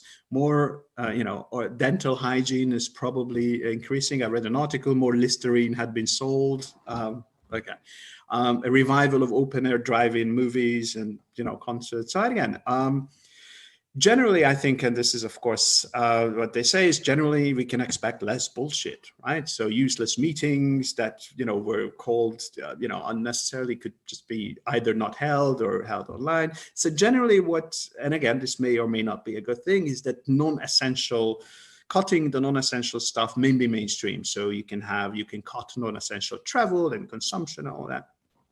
Okay, last thing, on a personal level, personal people. A lot of people, of course, those, I guess, lucky ones who have had a family where they were living, where they're, it may actually be a source of a good memory for children. They get to spend more time, unless, of course, their parents were fighting, and of course, they were facing all these hardships. I'm not saying this is applicable for everyone, but it could actually be a source of, of good memory for a lot of people. People get time to watch more movies, more books if they were interested in that. There have been some studies that, more housework has been done by men. I'm not sure, question how long that's going to last. But I think what also, and we'll see, time will bring whether this is actually true or not and what the impact of this, but we have seen that, new forms of empowerment for people on a personal level, people have seen that they have resources that they were probably not even aware of. In times of losing control, they have learned to cope with situations. Baking, we had this epidemic of showing pictures on Facebook of how people were baking bread. This is something you can take control of something you thought you did not have control. And one last thing, is I think, and again, we'll see whether this actually has a long-lasting impact, is that this was, I think, a unique time for us, for my generation and your generation, is people have been facing another form of personal public responsibility, something that is, how do you behave publicly? Are you going to wear a mask? Are you going to be doing social distancing? It's much more direct than, say, how you react to climate change. Are you going to recycle? Are you going to not buy, use straws or plastic forks?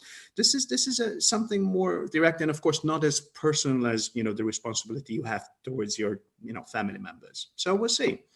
And really, lastly, I think it has been a time for people to tell apart the important and from the less important. I think people have reevaluated lots of things in life, which you do in peril, who you call, who are your friends, who are the people and things that are important for your life. This is something that people do in times of a crisis. So again, this is something that may have potentially positive impact for us. We'll see. Thank you. Thank you very much, Professor Buffer. Great sum up and presentation and your talk. There is someone on Slido who agrees with me, and I'm going to quote, "Thanks, it is actually hope-inspiring to see a list of possibly positive outcomes in one heap. Reminder not to despair and keep looking for solutions, humanizing." So it's also great to see that our viewers enjoyed both of your talks, actually. And there are a couple of questions for you, which I'd like to ask you from Slido, but if there's anyone on our Zoom call who would like to join us and ask you a question, they can do it by raising a hand. So there has been a question that is, do you think the response of the academia was in some case too hysterical? For instance, some UK universities already announcing online teaching till 2021. What is hysterical? What is rational? We don't know. That is the thing. That is the info collapse or something. We don't. It's very hard to tell what is the responsible decision. Of course, yeah. I don't think we have an answer for that. Yeah. Thank you very much. There is another question. Do you think the pandemic will strengthen the EU? That this will be time to reform its functioning, or will we become more skeptical towards EU institutions? That is a very good question. I would say we don't know. I mean, the thing with history is and it's also with personal history just as much as public history, is that looking back, everything makes sense. Everything is linear. Everything is, you see the consequences. The EU has been, has been facing several types of crises in its existence, and it has always been able to move ahead. The way we teach EU law or EU politics is this line of gradual progress, right? The big question has been, is it going to be, are we moving towards federalism? That seemed to have came to a halt. But again, if you look at it from the perspective, if you think federalism is a good idea, you can also see that, well, every year there is something that is assigned towards that direction. So I think the EU is in a crisis now. The EU has been facing numerous sort of forms of potential critical threats even before the pandemic. Think about, I don't know, say populist autocracies within its boundaries and things like that. I can and again, we don't know the gravity. We don't see the scale of the economic. It can be, I mean, again, 40 million unemployed in the US. That's, of course, we don't have that in the EU as yet, but that's something, so we don't really see that. I do see a potential for a European level crisis management and an EU level recovery plan. And again, the great paradox that we see with all these supranational regulations is that the risk community is globalized. It is and the competences are not there. So we'll see. I mean, this pandemic has shown that of course the nation state and sort of economic nationalism, medical nationalism, all these are a very powerful and potentially convincing frameworks to be thinking in, but it may not be where he goes. I think it is very difficult to tell at this point, but I definitely see a potential. This is how, crises move, move trends and move institutions. Can be the push factor for even radical change. Thank you very much. Now we have a question from our Zoom member. I would like to bring to us Dr. Michal Vašečka, who was an expert speaker yesterday. For those of us who are joining us for both days, I'm gonna unmute him now. And hello, Dr. Vašečka. You can probably hear me, but you can't see me. Yes. Here we go. Here we go. András, very simple question. And I must admit that we were discussing it last year, roughly at this time, in May, sitting over Florida in our favorite city, Big Apple. But I will repeat it again because we didn't finish the discussion. Speaking about autocrats, what is really the goal of Viktor in his whole game with Hungary? What is the utmost horizon of our imagination, what we can think? Let me mention that, autocrats usually should know where they go and what are their limits. And when they don't, usually they fail and they are defeated. Shaka Zulu is perfectly aware of his limits, and without all those possibilities that are, available to modern autocrats, he was able to create autocratic Zulu state. But exactly, he knew exactly what to do and not. But my at the moment is that he would like to maintain his power over Hungary, but at the same time he would like to be kind of an avant-garde of autocratic thinking and autocratic behavior for the whole Europe. And I think that that's too much for a relatively small Central European country. So again, what is the goal of Viktor? How if we really try to view it from today's perspective, for next 15, 20, 30 years? Great question. Okay. Yeah, I mean, the initial sort of framework of this conference is more the pandemic, and I'm not. And also, I'm in no position to see what's in Prime Minister Orbán's head. But let me, and I don't want to get avoid answering the question. But let me put it in a more sort of general term or frame. I mean, usually, of course, what we see is a great threat to even the resilient democracies with this crisis and surveillance and these, apps that are tracking your movement and emergency powers that enable the government for control and even excluding even, parliamentary control even more. So that's certainly out there. Of course, if you live in an autocratic populist regime, it's even these threats are even more imminent. But I think, and I think that the case of Hungary and also to a limited degree Poland, which are the two enfant terribles in Europe, are different from other autocrats outside the EU, and because what we've seen in this part of the world is that these were the big, this was an time of unprecedented economic support and influx of an unimaginable amount of money poured into these countries, well, certainly Hungary, into this country from the EU as all sorts of subsidies and funds and as well as multinational companies, mostly car industry and stuff. So it's one thing to build an autocratic regime or a populist regime with an incredible source of economic power that comes from outside, and of course you need to make your deals for this to work out. This is going to really have, you can postpone governance issues that require an efficient governance. You can postpone dealing with social issues. You can get away with a dilapidating or public educational system, because you have all of other alternative ways of satisfying a potential electorate, right?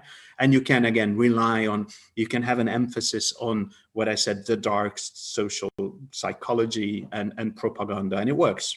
But this is again, the game is going to change. There have been attempts that the game is going to change in the EU, and there's going to be a resistance towards these sort of populist, anti-democratic backlashes, where of course Viktor Orban has been, and he's been very happy to be I guess the symbolic figure of this. But there have been talk about, okay, let's connect funding with democracy and all that. But then of course all these legal debates begin, and these legal debates are very difficult to follow, because you will always have a very convincing team of lawyers. Then all the discussion can get swayed away by this sort of procedural lawyering. But the other thing that's changing is, again, if there is going to be an economic crisis, this is going to happen. We're not going to have Hungarian economy runs on EU money and runs on multinational companies, runs on international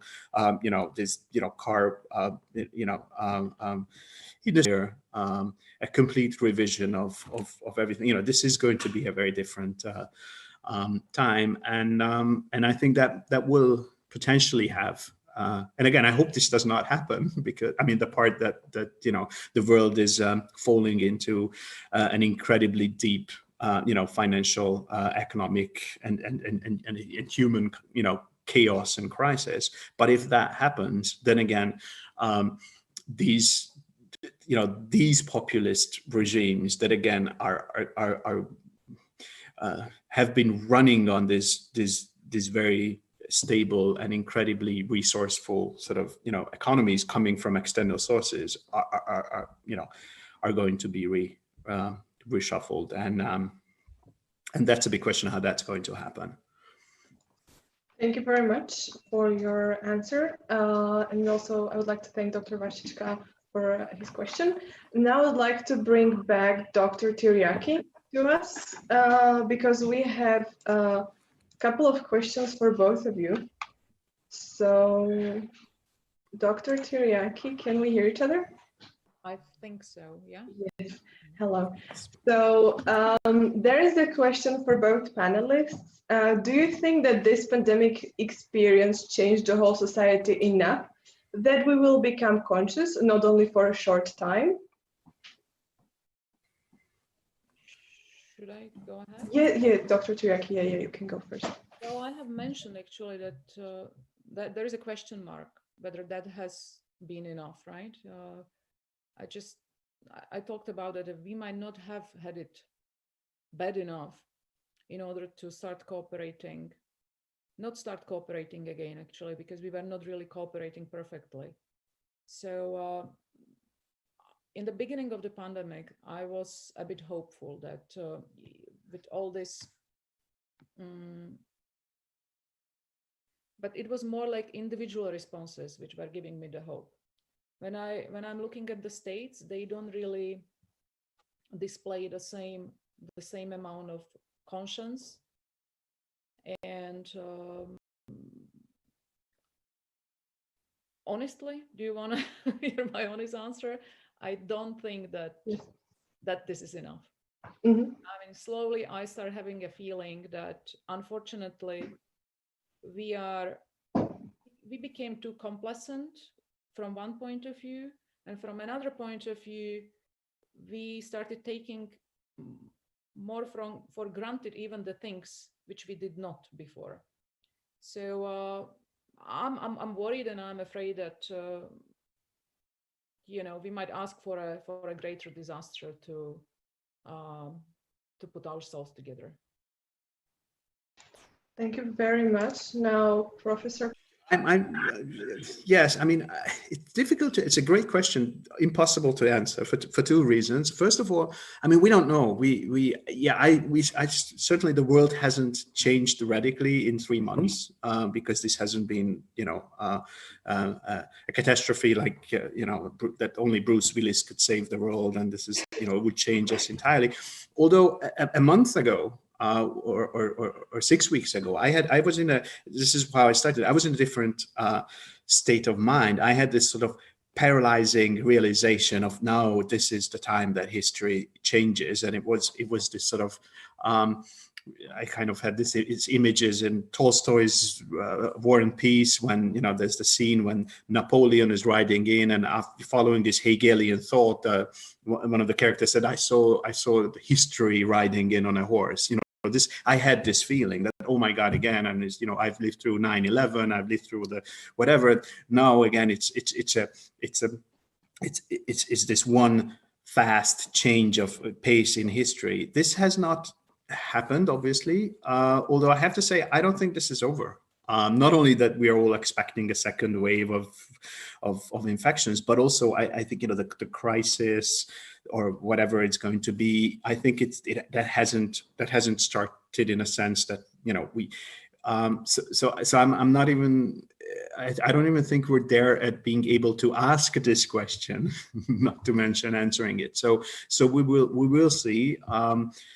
Maybe we don't need an even bigger shock, as Sylvia said. Maybe this will be enough, and it won't be as devastating as, you know. But I think we certainly don't know that. I think we don't. You know, we can say that, you know, no, we haven't changed. We haven't seen, you know, entire, you know, societies changing or as yet. But it's also, sorry, Dr. Tiryaki, say again. Start again, please. If I may add something, I mean, it's also what kind of change we are talking about, or what kind of change we are expecting. Minor changes, they have been there. So, I mean, it's not only that the negative tendencies have become more like obvious, also positive tendencies have become more obvious. One of them is we are much more conscious about the human rights, right? About the environment, and all these things were exacerbated by the crisis as well. Not only those negative patterns of behavior, what I mentioned before, but I agree with András that in the beginning of this crisis, when we were facing them, you know, the results of modeling by Imperial College of London, with zero distancing, what was the number they came up? 40 million deaths, right? With zero distancing. So yeah, I mean, people were more afraid, everyone was more worried and more cautious and conscious. Now it's people started enjoying a bit those, you know, also the not everyone was basically, you know, it's different in our societies to face lockdown, and it's definitely different to face it on the streets of Delhi or Mumbai. So when we talk on behalf of ourselves, I don't see much change. I'm not able to predict what will happen with societies which are having less of benefits or which are in conflicts. And there we might see the real changes which are not really predictable for the time being. So if I'm expecting a change, I'm expecting it from those countries rather than from societies all of us here are living in. Thank you very much. Here is another question at Slido for both of you. And it goes, World Bank predicts that Sub-Saharan Africa and South Asia will be most stricken. Do you expect the transnational responses rise to the occasion? Dr. Tiryaki or Professor Pap, whoever you choose to go first. Can you repeat the last sentence? Whether we expect? Do you expect the transnational responses rise to the occasion? Like correct responses or active responses, right? Yeah. Well, it's like I'm diverting from the topic, right? Because I'm supposed to give you hope. It's fine. It's yeah. Well, I think that UK's aid used to be, and I'm not sure about this annual aid. It was like I think 15 billion pounds. I'm not 100% sure how effectively how effectively Western countries, how they can actually continue even the presence, even their previous presence in this region. What I see is the reverse trend. Even the presence which was there before is much less now, and maybe it's just it's the interim period, because the the consulates, embassies are not really working as they used to be.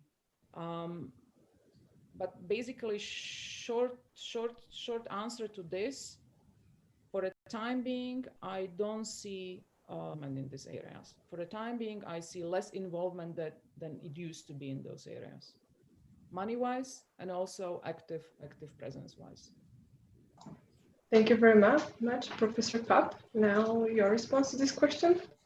I very much agree. Unfortunately, if I can be blunt about this, one of the things that I have been very much frustrated as a constitutional lawyer, as a person, as a human rights person teaching human rights, is the gap between the paradigm, the official asylum or refugee law or politics. I think if there's going to be an economic crisis that is going to affect the rich Western part of the world, there's going to be much less attention and much less. There's one thing that maybe is going to happen. We have a 1951, so early 1950s convention on protection of refugees, which basically said if you fall into this category of being persecuted for a couple of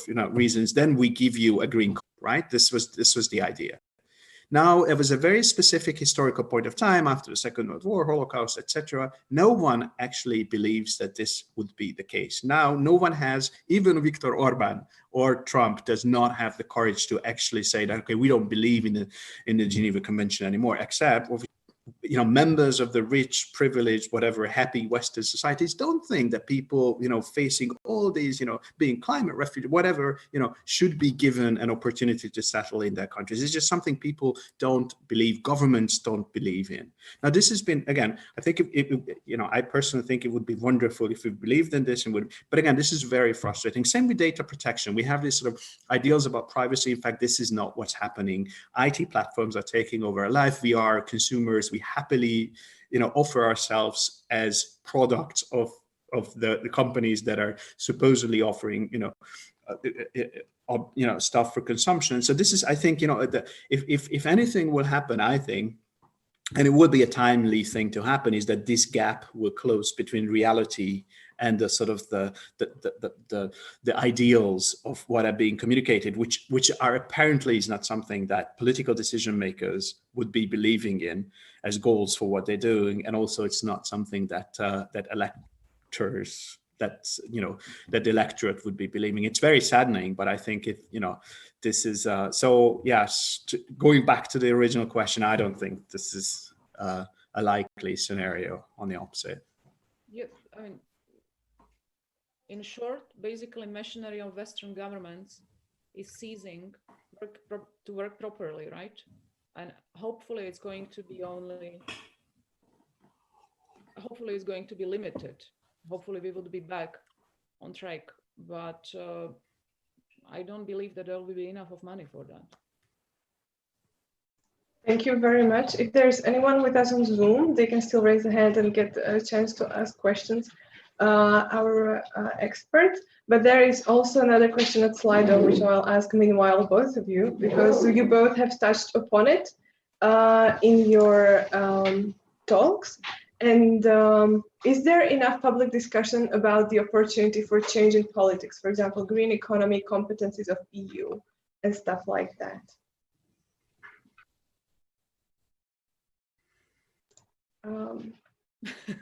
Dr. Tiryaki, you can start, perhaps. So is there enough of competencies? Is there enough public discussion about the opportunity for change in politics? So it's about giving, maybe, is there enough hope, in your opinion, given to people that how like, for example, like Professor Papp has greatly summed up the hope for us, and also you, Dr. Tiryaki. And do you think that this is projected in media or shown enough, or do you think that there is also still a great pessimism about the situation? Well, there is great pessimism, there is great optimism, but it doesn't mean that there is enough of hope. And if there is enough of, whether there is enough of public discussion, I think there is much more public discussion, right? Like everyone is discussing, just like András mentioned, the numbers of Zoom consumers. The number is huge. So I think that we have been discussing much more because there is not much to do, right? And during lockdown, what would you do? You cook and discuss. So we have discussed. Yes. It depends on whether this discussion change the things. So discussion is not necessarily an instrument for the time being that should be glorified. I think we have had enough of discussion. The important thing is what kind of discussion, at what platforms, and how it has been transformed to action. Because hope is supposed to be, ideally, combined with action. And that's the opposite of pessimism or optimism, because these are both passive beliefs that it will be bad or it will be good. But if we want to have a hope, then we have a response, or if we claim to have a hope, then we need to have a responsibility as well. And that's the discussion. Having discussion is not enough. Discussion plus responsibility and willingness to change something, that's something what is missing still. Thank you, Professor Papp. Yeah, that's a good closing line for our panel. But no, I absolutely agree with Sylvia that this is. I think there's always been more discussion, and I think of course discussion is what leads to action at some point. If discussion has the potential to mobilize stakeholders in our regards, I guess voters and then politicians would react to that. But yeah, I think it's I really wonder if this is going to be a historical moment for change, when we will talk about this is something, if we get to live to see about tell me about your memories of 2020 when the world started to change. Thank you very much both for your answers. Is there anyone on Zoom or at Slido with #pandemic who has another question for our experts? Please in Zoom raise a hand so that we can log you in.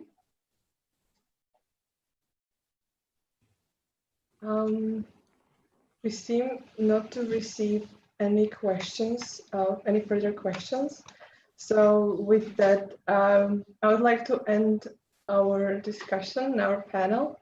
I would like to very thank our audience about giving us hope, which both talks have been very inspirational. You have mentioned, as we are trying to show the world, you have shown us from your own perspective how the world has been coping and how the world has been changing. I would like to very much thank you again for your talk. I would like to thank our viewers who are with us on stream and our guests who are with us on Zoom. We will see we hope to see as many of you for our next panel, for the last panel of our conference at 6:30 with our keynote speaker, Jean Luc Nancy. And thank you very much again, Professor Papp and Dr. Tiryaki, for dedicating your time in this type of history. And thank you. Thank you. Okay, so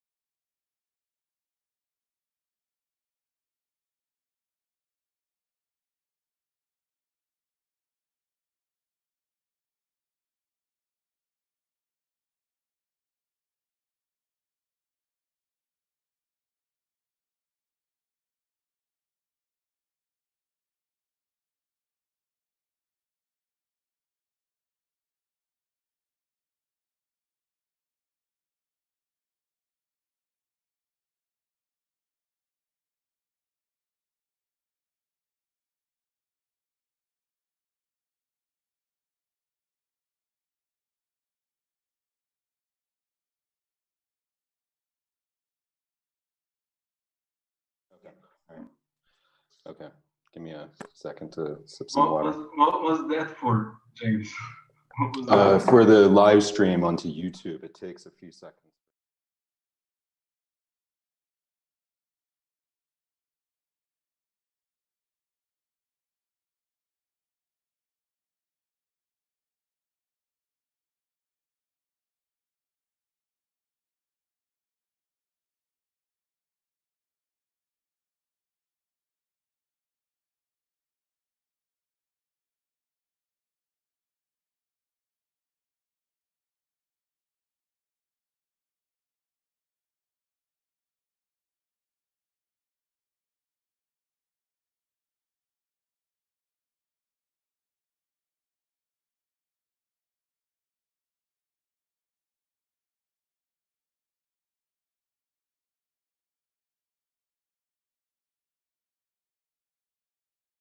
Okay. No, go ahead.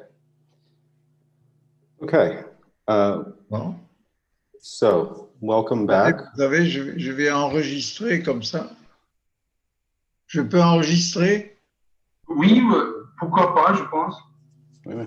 Non, comme ça, je garderai un petit souvenir de vous. Oui, bien sûr. Voilà. Okay. Well, welcome back to our final talk by Professor Jean Luc Nancy, titled "What Can the Virus Teach Us?" As a preliminary reminder, I will say, and those who are watching on YouTube, you can go to the website Slido, sli.do, type in pandemic if you want to ask a question, which I can then convey to Professor Nancy. And I also feel like I need to thank Rafik Gurman and Maria Moran for being on standby to help with the English and the French, given all the technological complexities. So by way of introduction, when the organizers of this conference first began to talk about keynotes, my first thought was to Professor Nancy. This is partly because I'd read the exchanges he'd had with Giorgio Agamben and Roberto Esposito and others, but also because his book, once the pandemic became clearly a pandemic, it became his book after Fukushima started to enter into my mind as something important. And so I was very excited and maybe a little overwhelmed when he agreed to give this talk. So it's an honor for me to introduce Jean Luc Nancy, Emeritus Professor of Philosophy at the University of Strasbourg.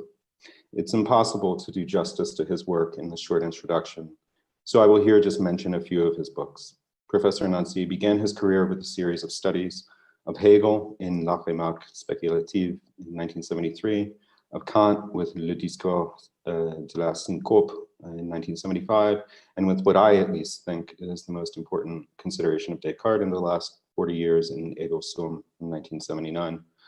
Over this period, he also began his collaboration with Philippe Lacoue-Labat, publishing their reading of Lacan on the unconscious, La Titre de la Lettre, 1973, and their investigation of the German Romantic concept of literature, l'absolu littéraire, 1978. From the 1980s, Nancy's work has increasingly focused on questions of the political and community. In Le Communauté des Souffrés in 1983, he argued the community is neither a collection of individuals nor something sitting underneath collective life, but is rather found in resisting or unworking political power. In Être singulier pluriel in 1996, he thinks through the importance of being with, showing that existence is fundamentally found in each of us, being abandoned to each other. And in 2002, La création du monde ou la mondialisation, he extended these considerations to globalization in order to think through what a world formation could be apart from a uniform global techno-economic order. And finally, in what I've been thinking of as a singularly important resource for the possibilities of this pandemic presents us with, L'équivalence des catastrophes après Fukushima in 2012, takes up the Fukushima disaster and its aftermath as exposing the fragility of systems meant to secure the globalized world, offering an equality of our incommensurabilities in lieu of techno-capitalism's attempts to calculate the incalculable. This year, he has published La peau fragile du monde, which takes up, after a poem by Jean-Christophe Bailly, the question of the skin enveloping technological autonomy and calls for an other of the law of that autonomy's operation. In addition, several of his contributions to the philosophical consideration of the political, economic, and technological causes and effects of the pandemic have been published, with viral exception and a much too human virus appearing on the website of the European Journal of Psychoanalysis. And all of this is not even to mention his thoughts on art, the body, sex, religion, and film. As I said, I cannot do justice to his work here. So acknowledging this impossibility of justice, I'll let Professor Nancy speak for himself on what the virus can teach us. So, Professor Nancy. Thank you. I have to apologize because my English is very weak, but I have 3 assistants to help me. And well, then the topic of this meeting is the world after the pandemic. And after is maybe not already there, but it starts now. We start to enter the after. So I want only now to propose you a few points to repérer, to give a repère. What is a repère? To give a mark, if you want. Yeah, to find one's bearing. So. Okay. So just four points to try to say. So how we philosophically, of course, of the philosophical point of view, where are we now? So 4 points. The first would be experience. The second would be self-sufficiency. The third would be bio. Comment on doit dire? Bio ou bio? Bio. And the fourth, equality. Well, first, experience. I mean, of course, we made an experience. We meaning this time, all of us, almost, I think, all of us, meaning everyone, the citizen, as well as the politician, the scientist, and almost in every country around the world, almost. So we made an experience. And in experience, we don't make experience every day. In a way, every day is an experience. That is, every day is new, and every day in the morning, we don't know what will happen. And everything can happen in the day. But we don't pay attention to this character of experience. And the character of the experience as such is philosophically very important. Of course, if we think about experience in the strong meaning of the word and not about scientific experimentation. The experimentation, at least in French, there is a clear difference between experimentation and experience. But of course, we talk in French about expérience scientifique. But precisely, if I don't say an experience scientifique, it is not clear what I mean with experience. And maybe it is absolutely the same in English, I don't know. But to make an experience is to discover something very new. I don't know, the first time I smoked cigarette, I made an experience. And by the way, it was a very bad experience for me. I was sick and I was terrified because I thought that maybe I did do something very dangerous. I don't know. Because of course, it was hidden, you know, and I was very young, and I was 13, something like that. This is an experience, and the experience is what is absolutely new, what is unknown, and in a certain extent, an experience, if it is real, true, authentic experience, an experience remain new and unknown through the whole event of the experience, you know. And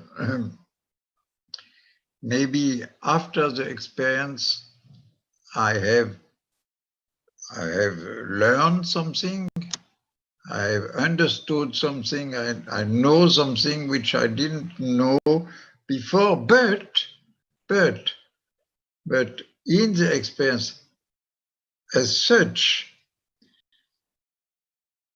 I do not learn, I do not take something, I do not capitalize something from the experience, but I am much more lost in the experience. You know.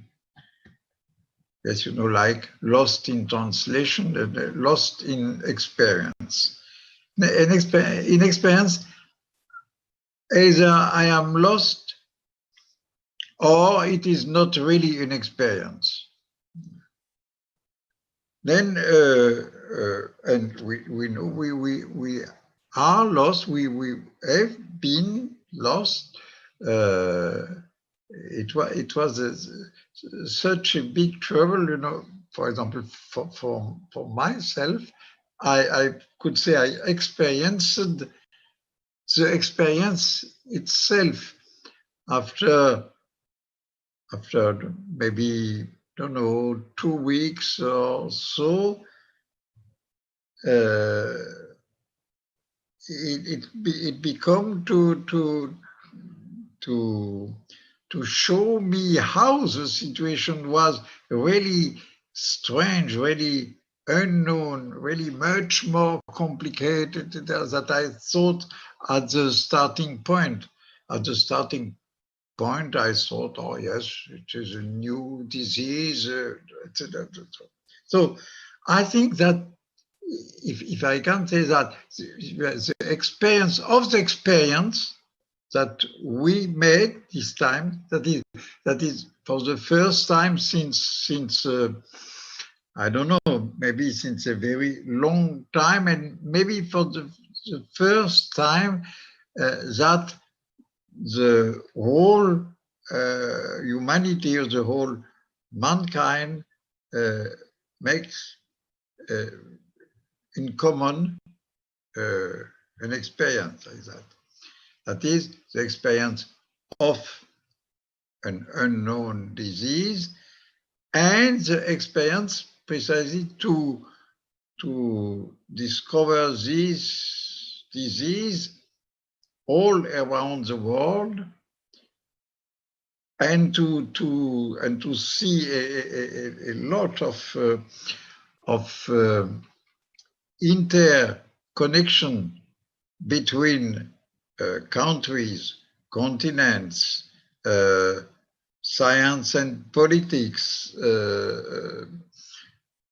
I don't know, and after a while, the different way the virus was developing itself, because it is so different between even inside my country, between the north and the northeast where I am living and the south and the southwest more.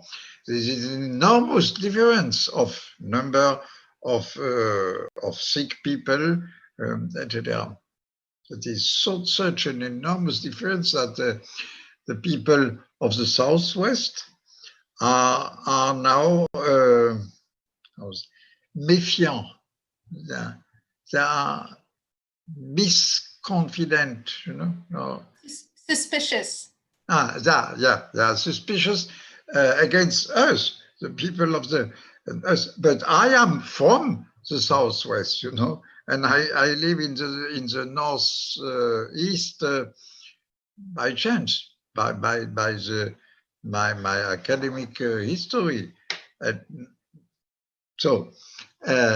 But if you look now between Slovakia and France, so difference is enormous, and it is not only a difference, a simple difference of disease, but a difference of relation between society and state, etc., etc.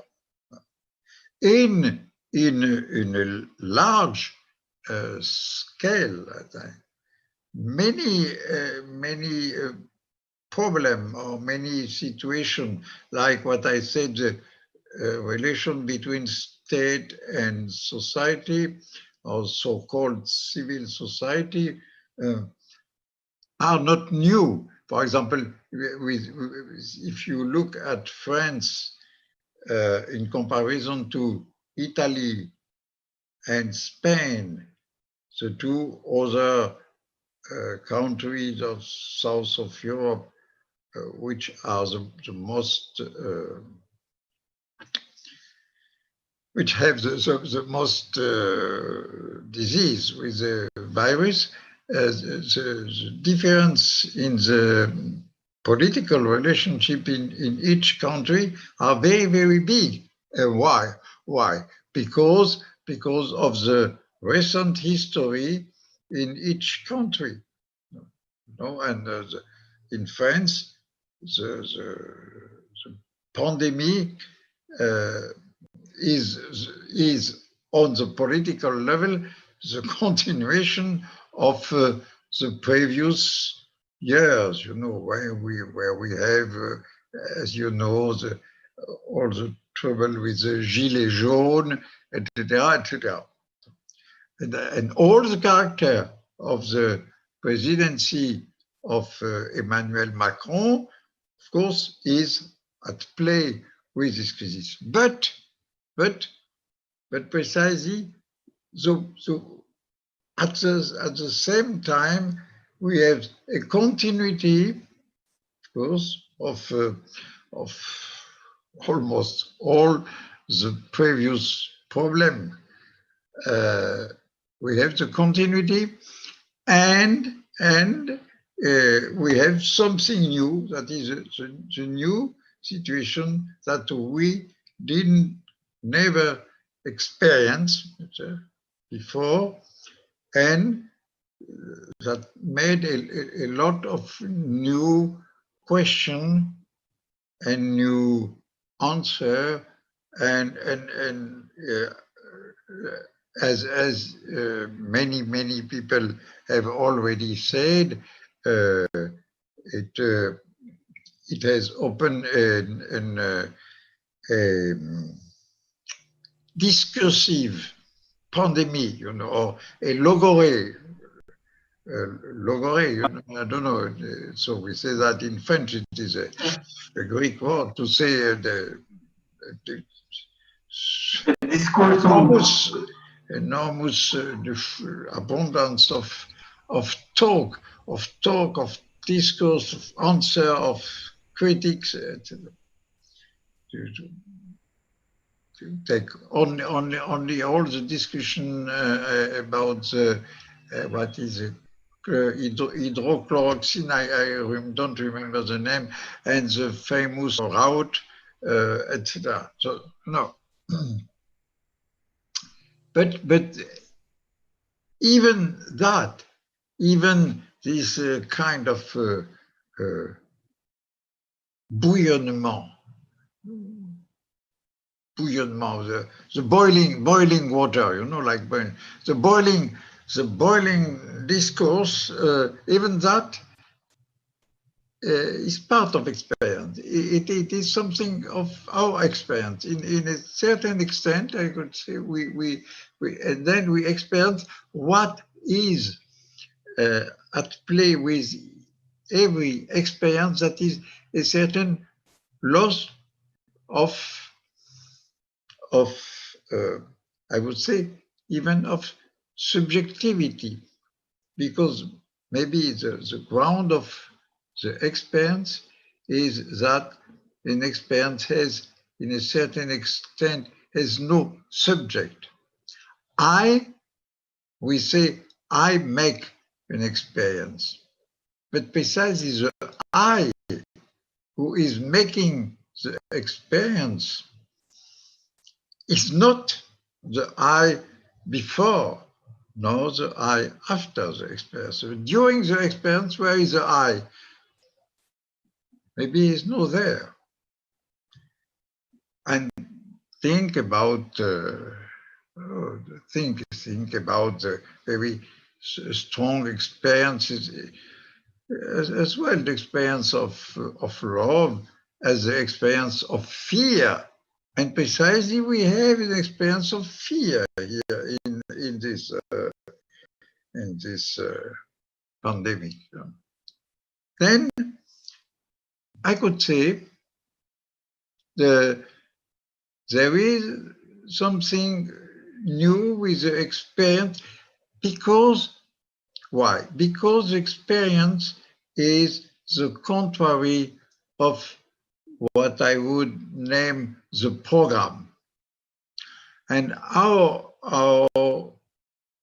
habit, our culture, our custom in all the developed countries is or was the program. The program, everything is in some way written, and we have just to follow the program. So this is the first point, which maybe is very important, because it is a strong point which comes precisely in a time where we did enter in doubt, in skepsis about history since already a long time. Foucault said that we are living the era of history at the end of the 60s, if I remember well.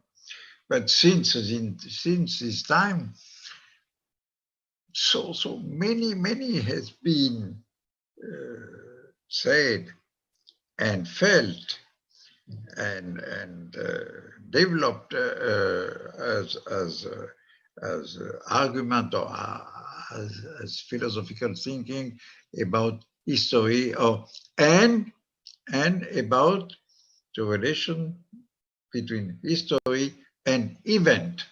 You know, if event has been such an important philosophical theme or topic in the last 50 years, this is because precisely our history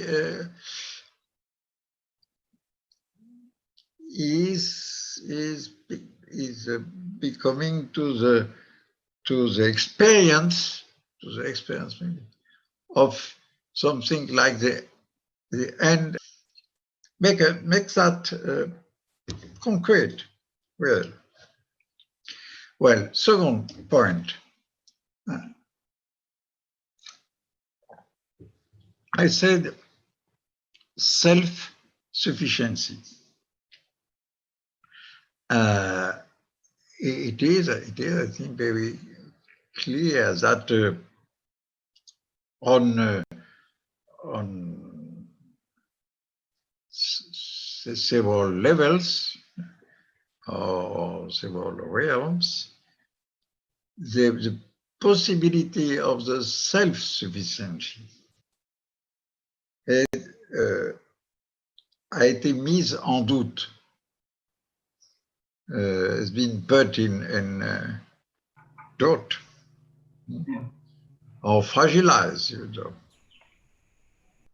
And what I call self-sufficiency in English, I would say that in French with the Greek autosuffisance.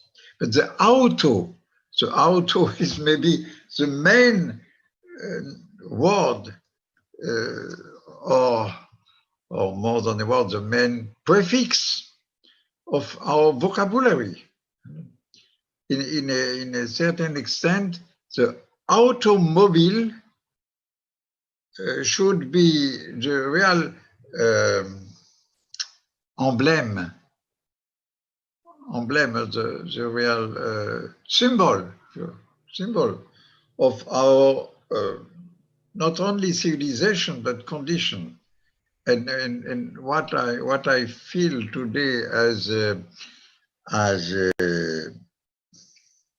don't know, as very problematic is that in France, but not only in France, everywhere where there is an important automobile industry, the question is how to save today this industry.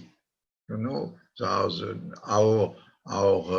Renault industry is in a very bad condition. But what we do, we put money there because there are many workers with Renault, and then so I know that Renault, like all the other automobile constructors, are thinking to other kind of automobile. But an electric automobile, and it is already known, an electric automobile open to other problems, starting with the construction of such automobile, which is very expensive, complicated, and it goes again with problem of matière première, some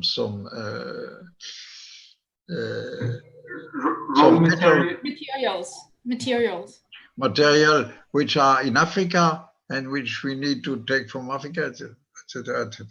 Then and if the model of the individual car, yes, automobile car, if the model of the individual car is still the same with an electric or an atomic or what you want. There's a symbol on the side, but this symbol is a real and a strong symbol. That is our civilization of the self. What is a model in our civilization? That is a self-made man. Of course, it is not good to be selfish, but in order to be not selfish, you first have to be the other. Directly linked with the logic as such,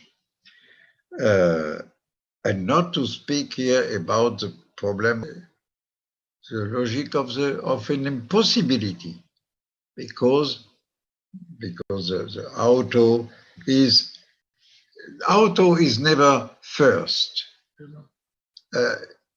As well, in order to have an auto, you need to have another auto before the first. What you already I would say you already go back to the other.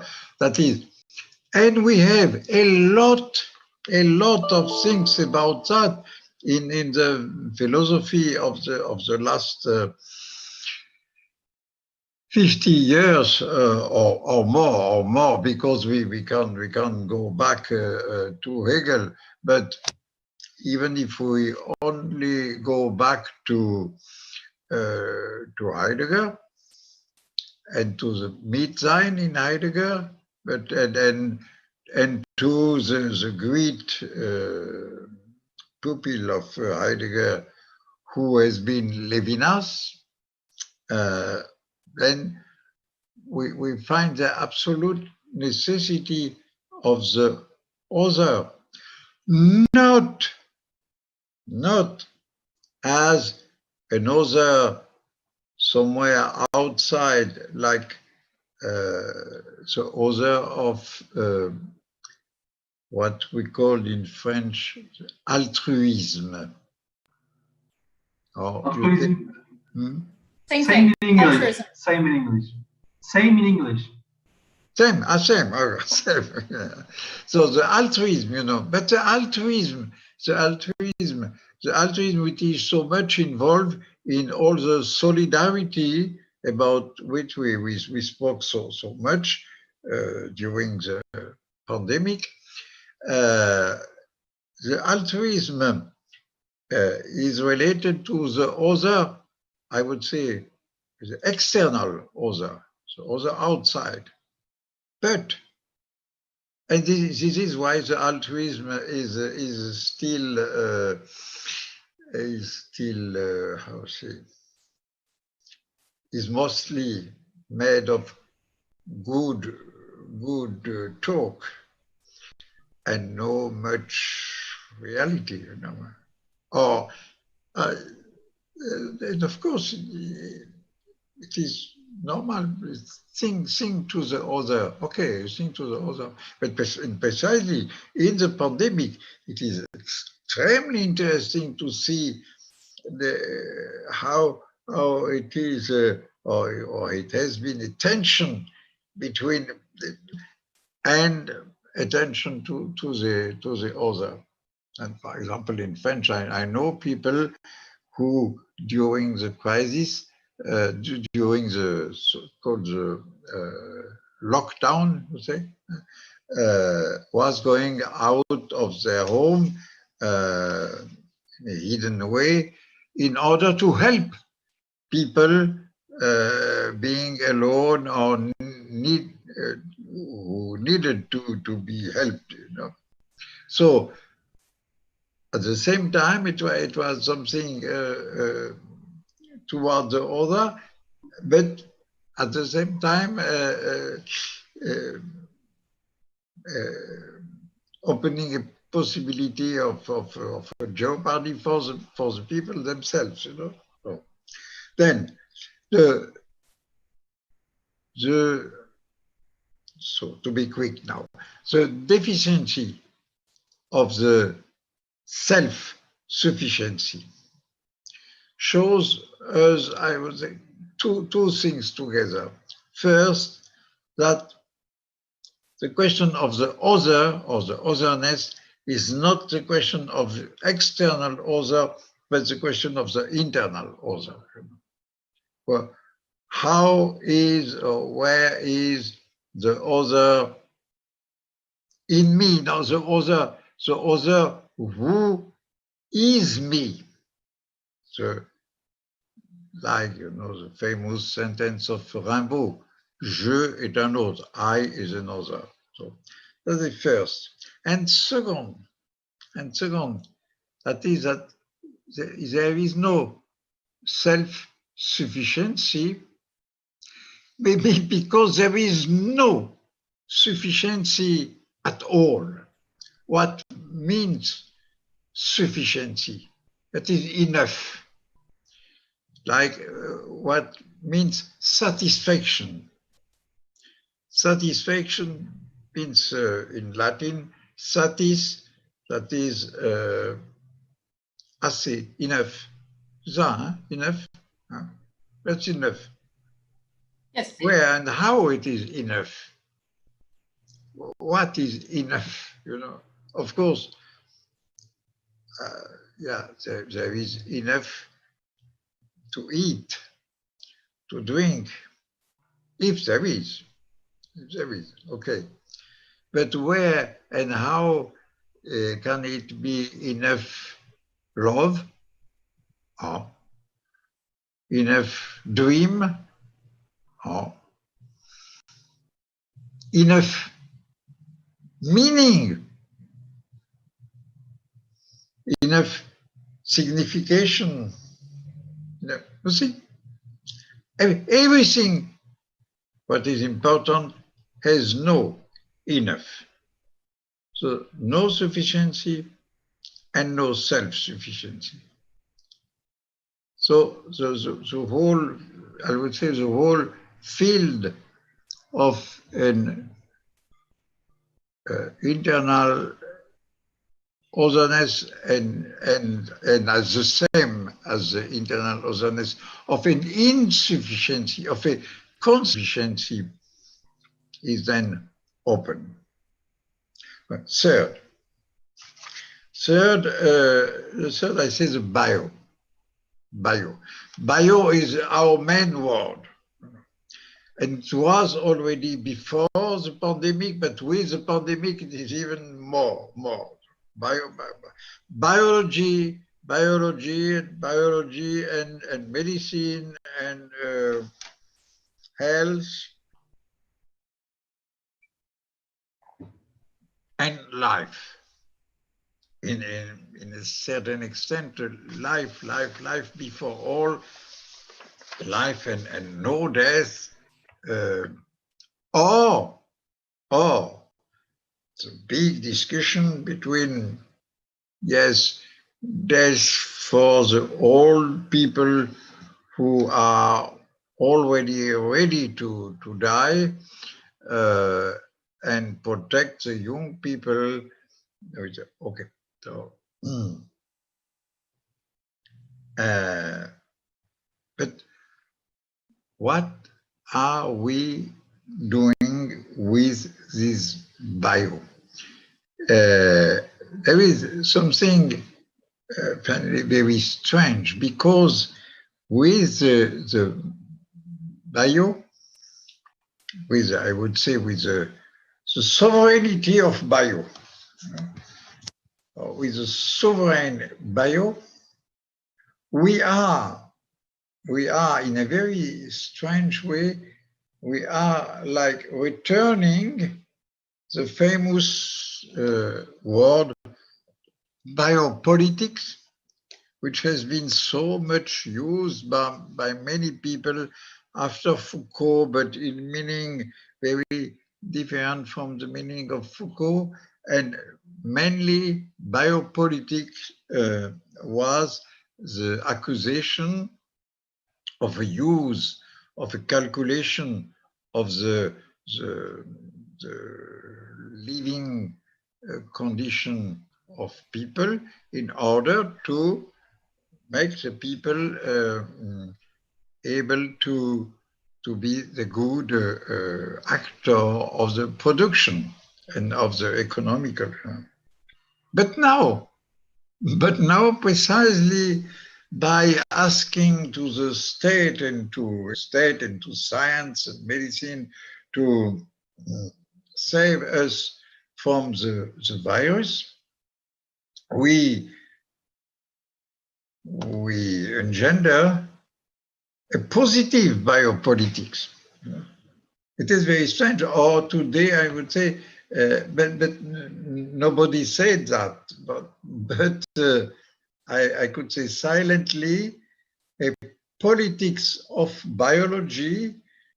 I think that this reversal shows something. That is that we don't know what we mean with bio. With bio, at the same time, to say almost like Marx, the living force working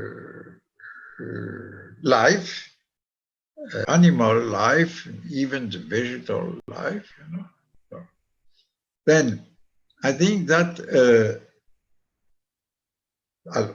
this time, the fact that this pandemic is a disease and that the virus is so, at the same time, it's so,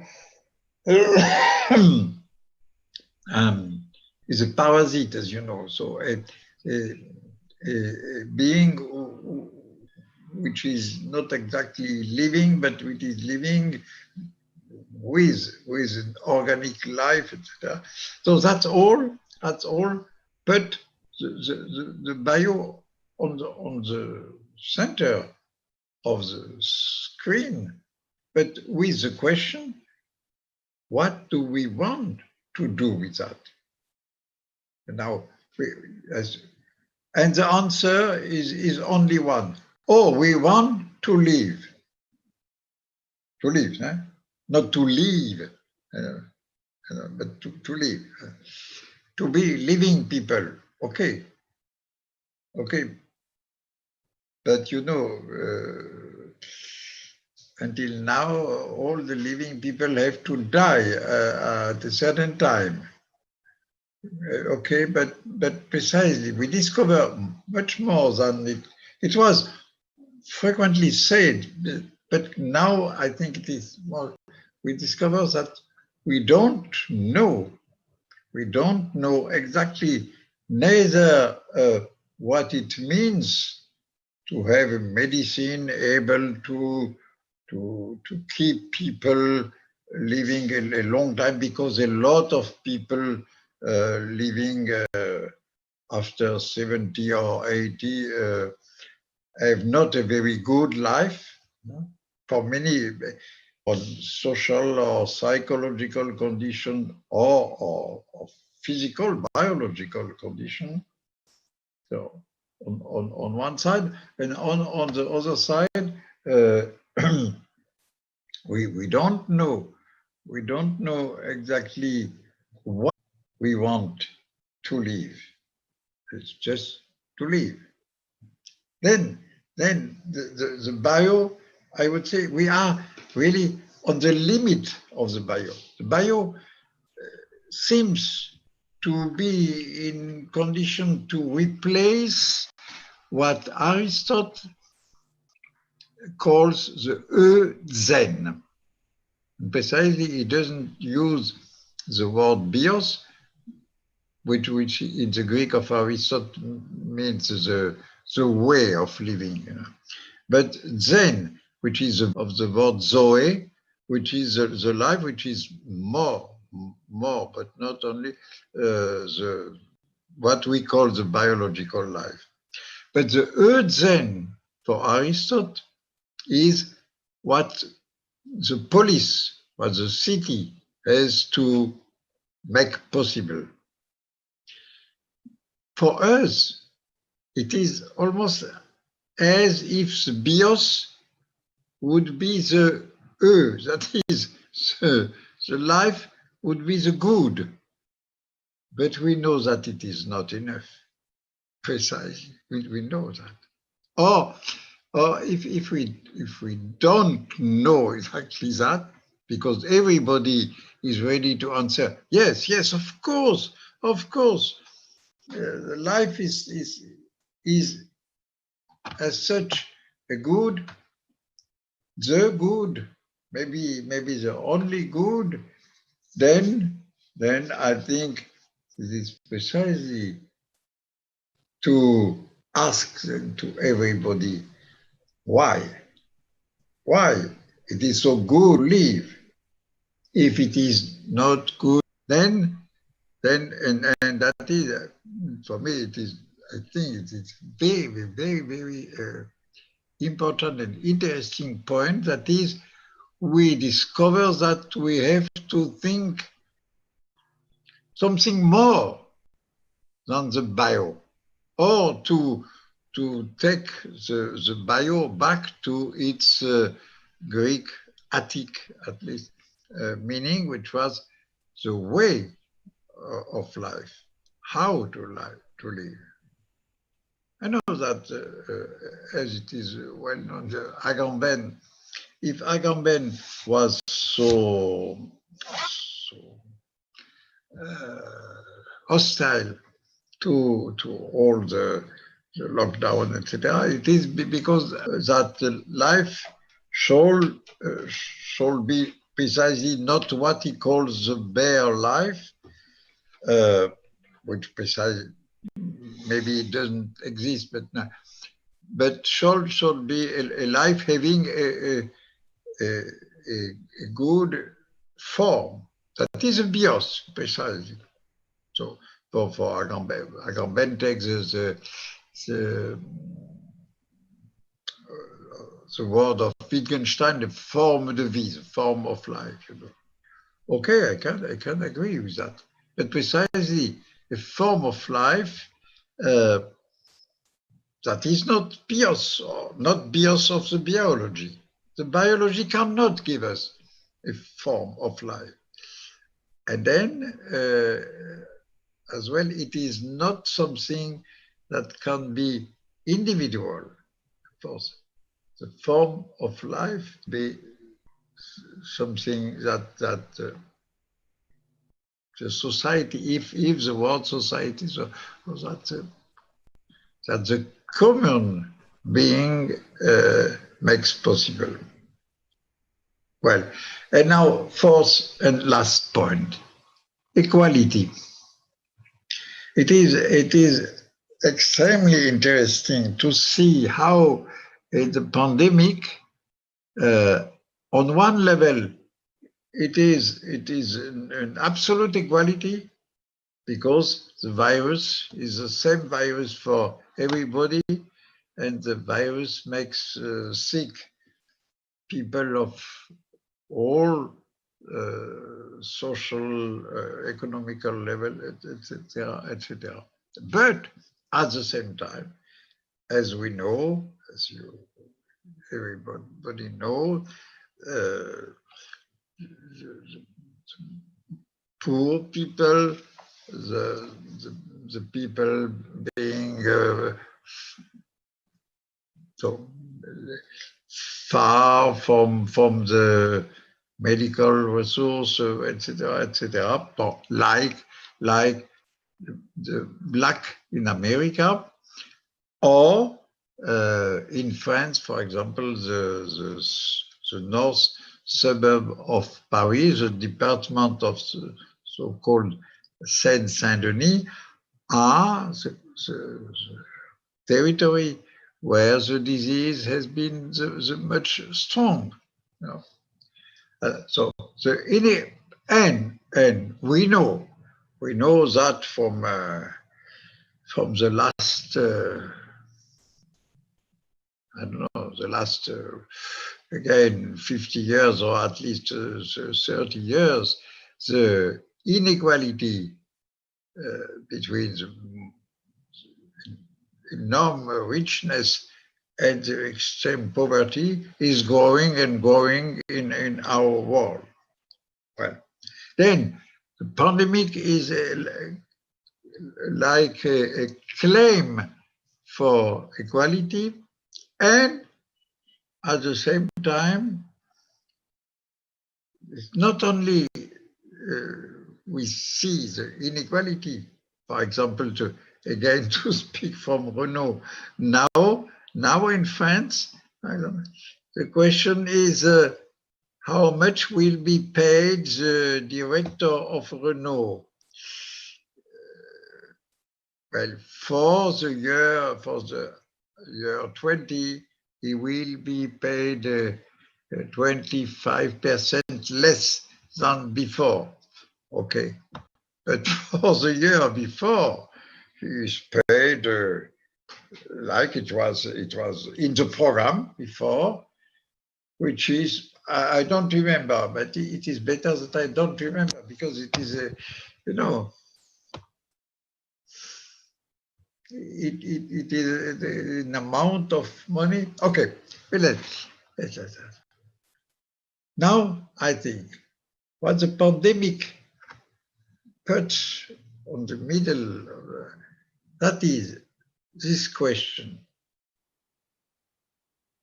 why are we equal? Because if we want to fight for equality, we should know why. And precisely, I think that until now, we have no other answer to the question, why are we equal, as a bio answer. You know. Think about the French Declaration of the Rights of Men and Citizens of 1789. You know, men are born equal and free.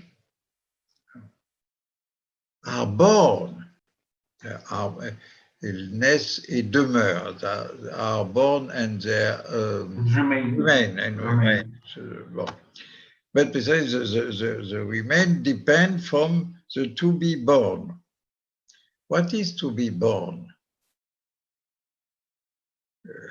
Is that a biological event? It is the implicit meaning of the French Declaration. You know, if I am born, I'm a man. If I am a man, by nature, by my birth, I am equal to any other man. But precisely, if the birth is not simply a biological event, like maybe no one biological event is simply biological, even to be sick or or I don't know. Well, even something like we don't know very well today with, or for example, all the question about gender. Well, then I think that this is maybe for me the most important of the point. And maybe this is what makes all the 4 points coming together in this one. The most important is, are we able now to know why we are equal? We have to, before at least the Christian countries did have an answer that is because we are the children of God. Okay. Which is not absolutely clear, maybe, or we presuppose that all the children of the same father are equal, which we, so, but when the father is God, maybe. But now we are no longer the children of God. Then,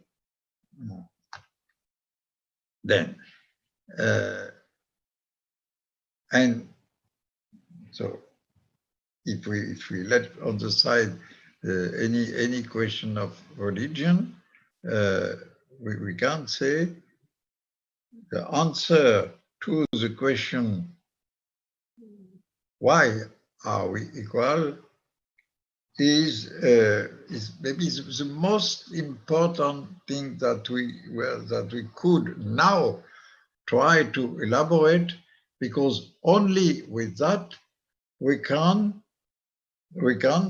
sustain something that would be neither self-sufficient nor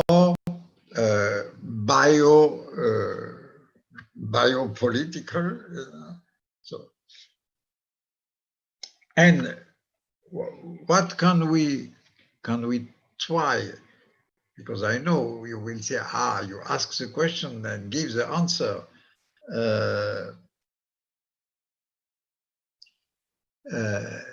Yes, maybe I give at least beginning of an answer.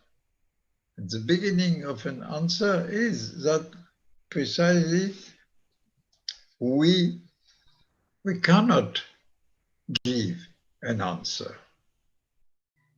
We cannot give an answer because there is no reason that I could give for the entire humanity, nor from each of us, because if it is for each a special reason, why it is a special, and if it is for all together, but what is certainly the same for all together and for each at each time, that is that there is no reason, or there is the reason of the birth. Okay, but what is the reason of the birth? Why do people make children? You know, it is maybe it is a way maybe to rediscover what Marx make with his category of the proletariat. The proletariat is the one who has nothing else than his children too. So the proletariat is the birth on the point of view of the force of work, etc. But precisely, what has humanity for its own continuation? Only children, of course. No more. But first, not all the people make children, and there is not a duty to make children. And when some people make children, so the program is not exactly enough to let us know not only what kind of child you will have, if you will a daughter or son, but which kind of child you want to have. Oh, a good one. So certainly, okay. No. But precisely, not every child becomes the child you wanted. I have 5, you know. I know what I say. No, they are very, very good. All good. All good, but no one, for no one I could say, oh, this is exactly he or she is what I much for any children. No, okay. But so just the birth is not a natural event. And the growing of a child is not a natural process. Which doesn't mean that it is only a calculated and social condition process. It is much more, it is precisely something we have no reason for that. If we could start to make of the absence of sufficient reason, you know, the principle of Leibniz,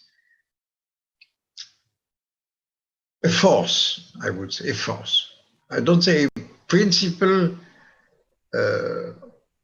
of course, not what we should write on our flags, but a force. If we could communicate to the entire community the sense of the no reason, then maybe we could understand equality and life at the same time in complete different way. And maybe I hope that the experience we are making could be the experience precisely of no reason, because at least there is no reason for this virus. Well, thank you. I hope it was a little too long, no? No, I hope I'm afraid. No. Well, not for me anyway. Thank you very much, Professor. That was fantastic. I am going to give folks a few minutes, or a minute or so, to gather their thoughts. Folks in Zoom, if you want to raise your hands, go ahead. Those who are watching the stream, if you want to ask on Slido, go ahead. There seems to have been a lag, so at certain points, so I'm just gonna let it go for a moment. Unless either Maria or Rafik, you wanted to step in with something for the moment. Yeah, actually I have, but I let first Marie if she has a question. Well, I was not expecting to have to ask a question, but one of the things that, and I'll repeat it in French after, so for Nancy, but I was thinking when you were talking about the auto coming, is becoming manifest right now, is in this debate around public transportation and the danger of public transportation and the need for automobile or a mode of transportation where we are isolated. And this clashes with this whole debate we've been having about promoting public transportation. And it's a very interesting side of to think about this auto and this automobile. Est-ce que vous voulez que je répète en français? Oui, je veux bien un peu, oui. Oui, je pensais pas tout, mais résume-moi si tu veux. Oui, au débat entre, aussi parce que, bon, en français, public transportation, c'est transport en commun. Oui. C'est un lieu de l'en commun, comme vous le pensez. Et maintenant, avec le virus, il y a un débat sur où le transport en commun est un site de danger. Et donc, on a un retour tôt. Ah, c'est vrai, mais yes, it's true, but the first, it means that, of course, we cannot stay with the virus. so it is why the first the issue is with a vaccine, and that. And if we think in a long time in advance, we have to know that, and the epidemiologists know that very well, that the virus. So now we accustomed to a virus. You know, for example, I know that because I discover, because I am immunodepressed, because I am a heart transplant, you know. But I discovered 30 years ago that I have a lot of viruses in me, which you have as well. But if your immunity is normal, you don't know about time. Was already well known through AIDS, because it was a virus which attacked strongly the AIDS people, and precisely because it was 30 years ago. It was a time that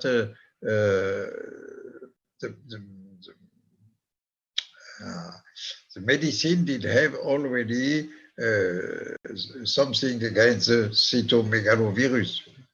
And now, for example, I was analyzed last September, I have a virus in my heart, which is named parvovirus, and it is a virus specialized for little children, you know. And I don't know what he's doing there, but I was very in a bad condition for 1 year, you know, because of this virus, you know. But now I don't know where maybe it's gone, but you know. So maybe in maybe I don't know, in 10 years or less, the entire humanity will be accustomed with the virus. And then maybe we can rediscover the public transportation, because it is clear that we have a problem with the transportation.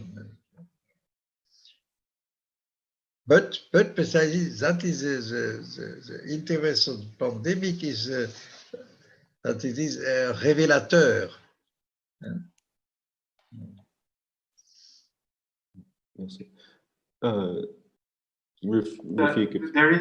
There is a question on Slido. Maybe we can just copy and paste the question to Monsieur Nancy so that he can read for himself. Well, I wanted to, Georgios Tiryaki, sorry if I'm mispronouncing, had his hand up a minute ago. So, and then we can go to the Slido. So, okay, excuse me. Great. So, Georgios, go ahead. Thank you very much, Professor Nancy. Many thanks for your thoughts on those 4 points. I wanted to ask you a question of clarification and elaboration. Do you consider the pandemic now an event in the full sense of the word? You consider that it has constituted. So are we actually seeing an event now? And how does that relate to the end of history? Thank you. Well, I understood this.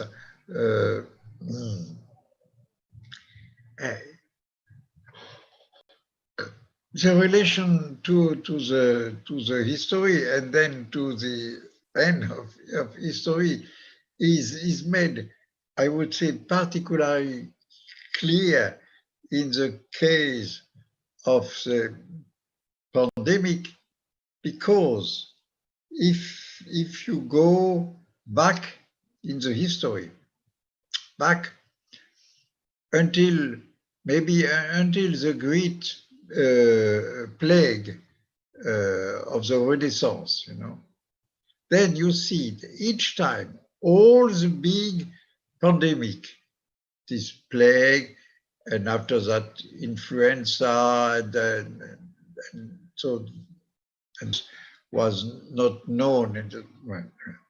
All the pandemic has been related with relation and of trade. You know? At the Renaissance, the plague through the Mediterranean on boat, you know? And I discovered precisely it was the big epidemic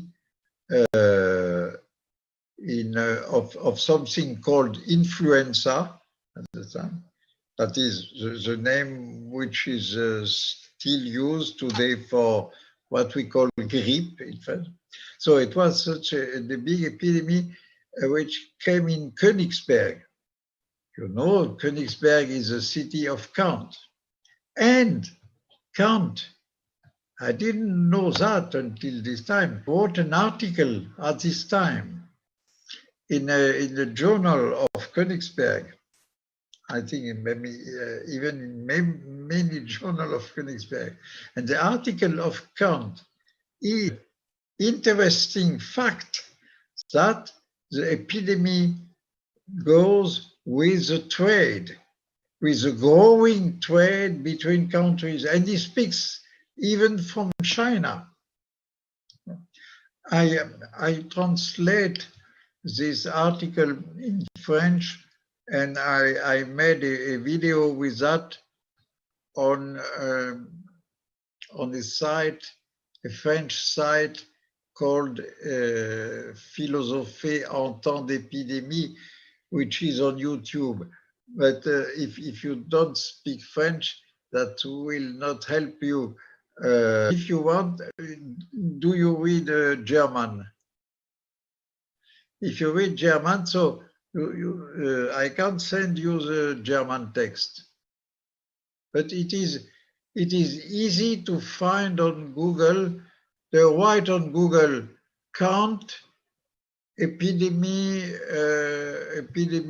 in 1782, and you will.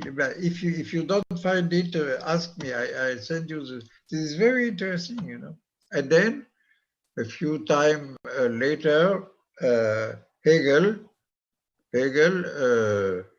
in what is called the Encyclopedia, in addition to, I don't know, so talk about epidemic and trade and circulation, etc. And as you know, Hegel died from an epidemic of cholera. Even if he was locked down in a country house. Well, and then through the 19th century, you can't find, I don't know, but I looked a little for that, and I found some books in the 19th century, book mainly of doctors, about the relation between the new communication. Imagine at the time of Kant, you have no automobile and not even railway.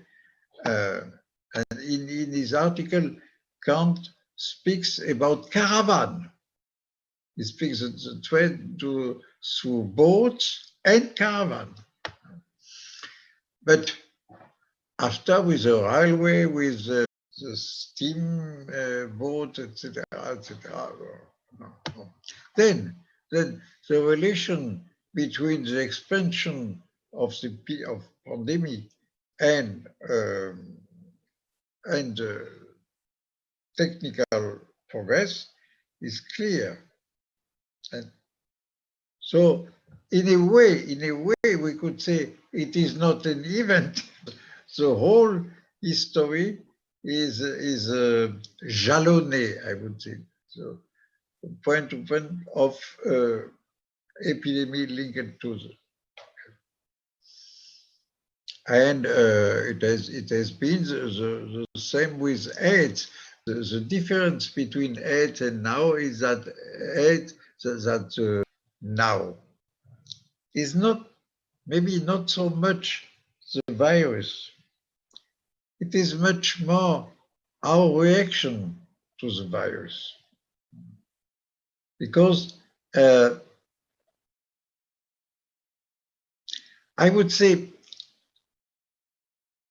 with AIDS, it was something a little bit, but something from, I would say, from the theological point of view. Ah, yes, but it is sexual. Well, it is bad to be homosexual. So then, but now, or with other virus like the first SARS or the Ebola, by chance those virus was limited to certain era. But now it's the first time that it goes everywhere, and you cannot find any coupable, guilty, who is guilty and coupable. No coupable and no God. Ah. And then, well, and there that maybe that makes that this pandemic is an event as a revelator of us, or of the state of mankind.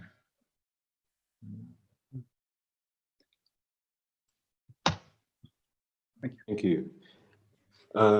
Okay, so there's one question on Slido. I will send it to you as a message, I guess, in English, and Rafik did a translation, so I can send you that in a moment. But I'll also read it. So the question is, the idea of the unnaturalness of birth is something that I never thought of before. Can that be elucidated? What can be considered naturally human then? Yes, I've seen, thank you, the question.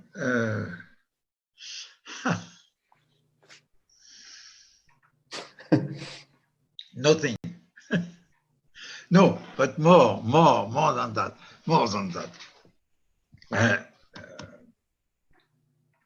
More than that, because, you know, yes, we can say man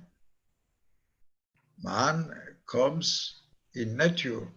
Man belongs to nature, is a natural being, okay? But precisely because man is a natural being, it shows that a natural being is at the same time a cultural being. It is the being which it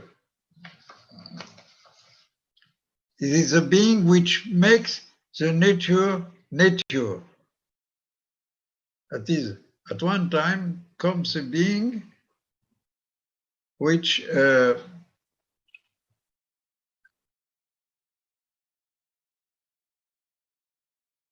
say, precisely by saying, by talking, there is already something which is apart from nature, but it belongs to nature.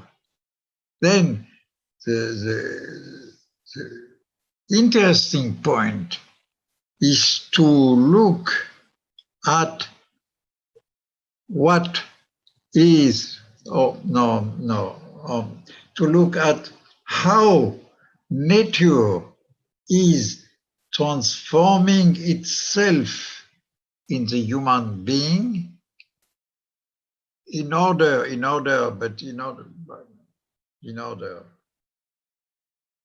maybe without any intention, without any project or program, but nature is transforming itself and make, for example, a talking being. But what is a talking being? The talking being is a being which has here some different things, you know, and even here, here it's not at all able to talk. The other, the great apple, etc., don't have the same. This is here. Then this is the volume and the configuration of brain, etc., etc. And we have two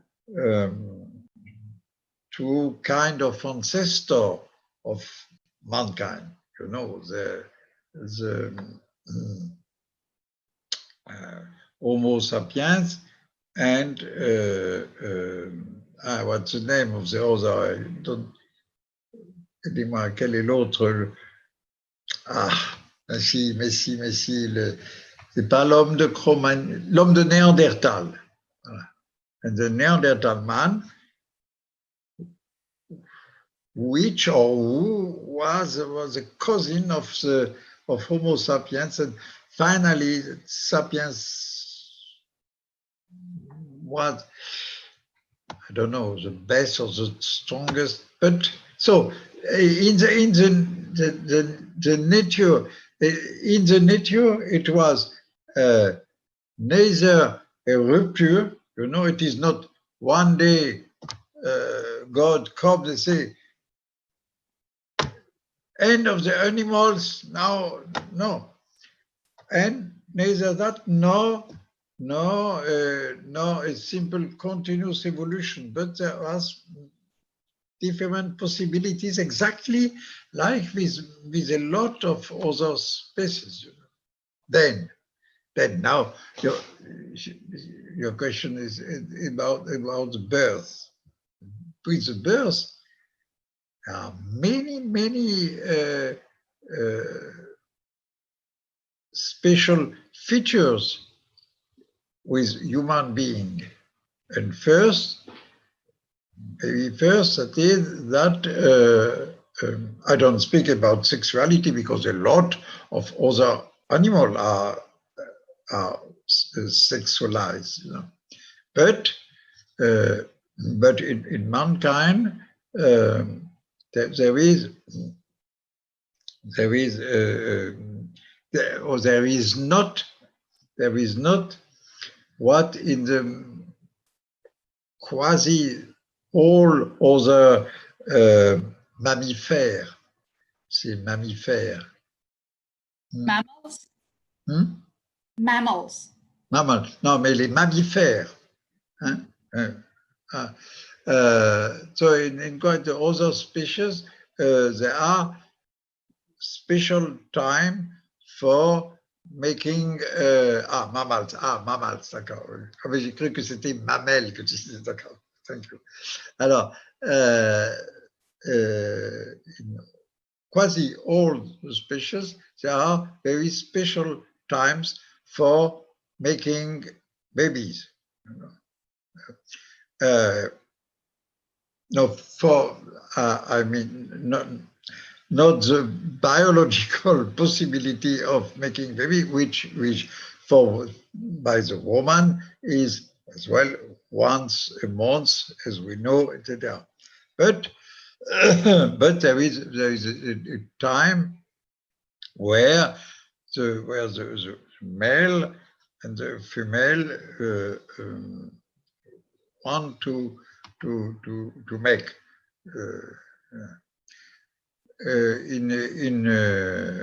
not only in humanity it is different, but in humanity it is much more complicated.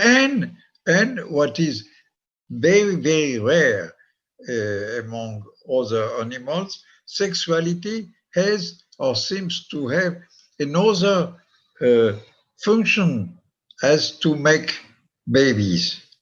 What is it? Well, what does that mean? Is that unnatural? If it is unnatural, then that is nature. Nature is already a little perverse with man, because man wants to make love without making babies, and even worse, man wants to make love with the same sex, etc., or alone, or etc. So that's all. That's all. It's very important because it means that before any chance of birth, that is, before any conception, so the entire scenario, or how you say scenario? Can you say scenario? The plot. The entire plot is different. It's the same, but there is something different.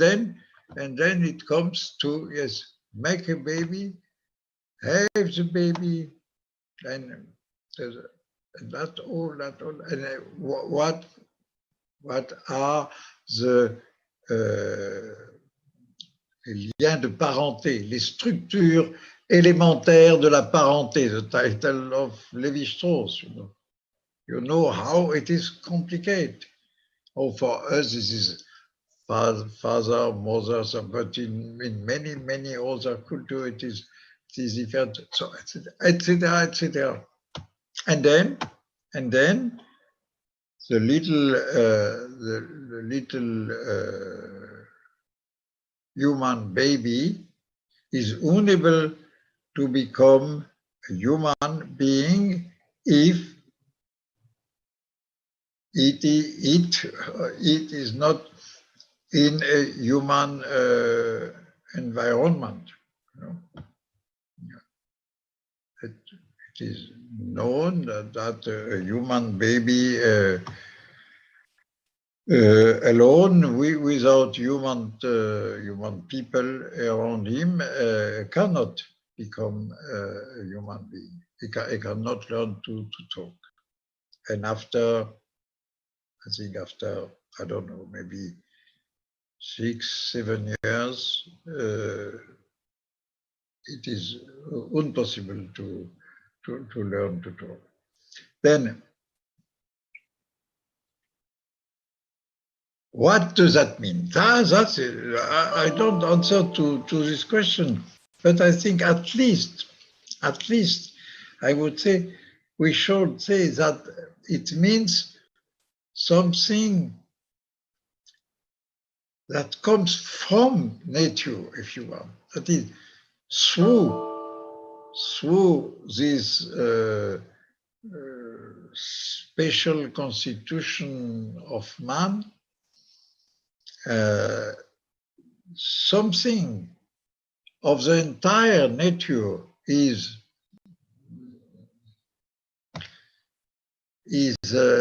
expressing itself.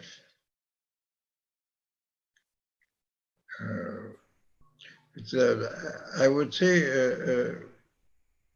man talks for the entire nature. I would say, yes, and the talks has no end and no conclusion, and the talks doesn't give the truth about nature. Certainly. That's another problem. Yes, I've seen that there was a question about Lévinas. Oui, j'ai déjà traduit la question pour vous, Monsieur Nancy, et je l'ai envoyé. Oui, alors Lévinas. Mais j'ai pas vu toute la question, c'est quoi Lévinas? Donc, je vous ai envoyé un message. Je ne sais pas où il est, je l'ai vu, mais il a disparu. Ah oui, je lis alors ma traduction. Je peux? Attendez, ah non, je vois là les messages sur le côté. Je vois deux revigurements. Oui, voilà. Ah non. Ah oui. Avant, il y avait une question sur les masques. Que doit être l'intersubjectivité? Et ensuite, le nom de Lévinas, quand on cache tout son visage, que devient l'intersubjectivité? Oh oui! Oh non! Alors, non! If Lévinas would be I just want alive, to, pardon. maybe he would say, with the mask, my visage is even more invisible. Then is more the visage, you know. So,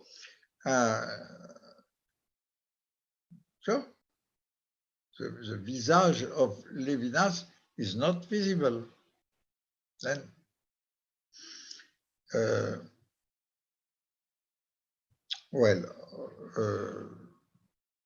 and it makes this question about mask makes think, you know, about all the culture where there are masks, where the women, for example, have to mask their face. As you know, it is at least in France, it is a terrible discussion about that. And this is complicated, but of course, the mask by itself is not to be, I would say, to be taken as a mask, precisely. Because in a way, you can say, after the mask comes the person. A person in Latin, persona, is a word meaning the mask. But well, no.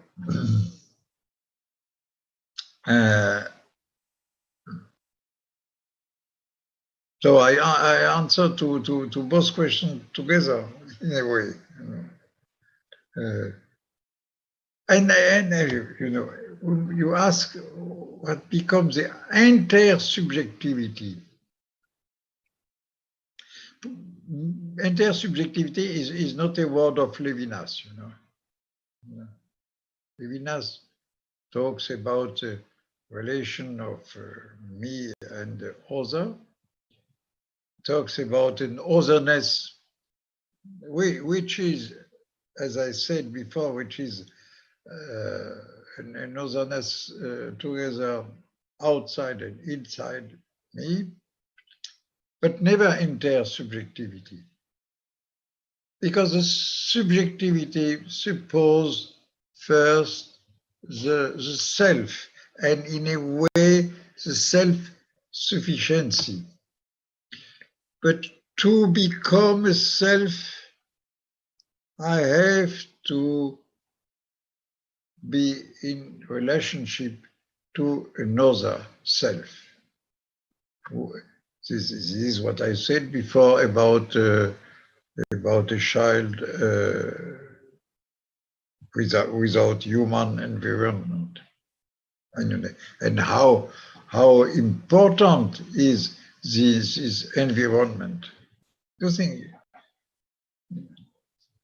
just to speak about the language, if you go in the middle of Slovakian language, you speak. It is not only that you learn the Slovakian language, that is that your muscle, your mouth, your throat is modeled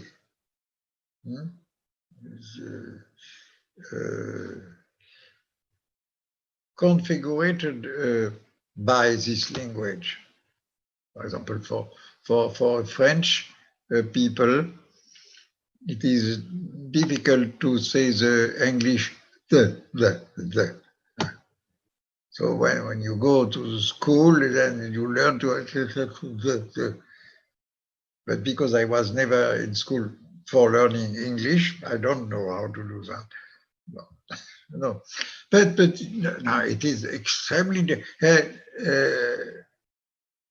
It is so difficult to learn Chinese, because to learn Chinese you have to learn. But what is learn? You have to enter in your muscle, in your body, the way of differentiating the tones of the same syllable, to know the difference. So,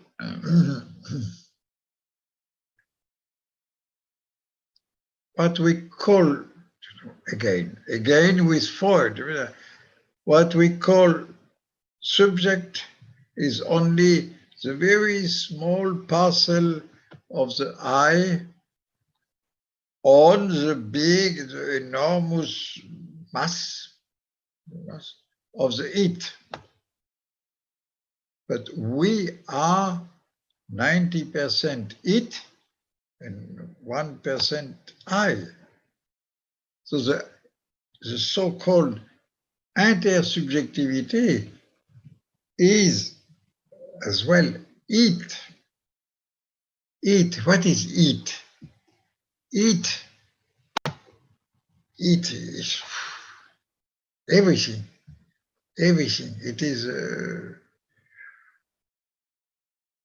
all what we know or what we feel, or it is a light now outside, and it is the animal drives in me, and even vegetal drives.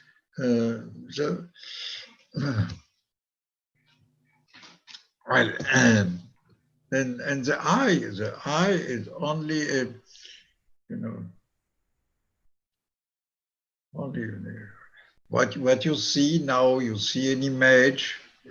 You see this man with glasses, and what you see. Yes, it's an old man. Okay, and then what? That's not very much, no. And you ask, what is inside? There is nothing inside. You know what is inside. You can open.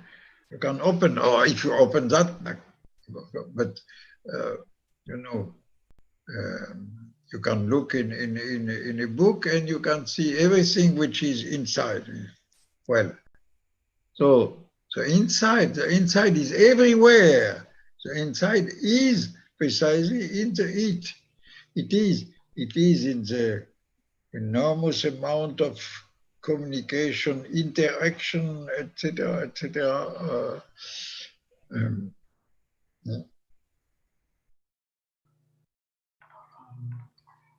Il y a encore une autre question, Monsieur Nancy. Oui. Je l'ai envoyé. Alors c'est la question sur le deuil et la perte. Voilà. Oui. Ah oui. Non, about le deuil, comment on dit le deuil?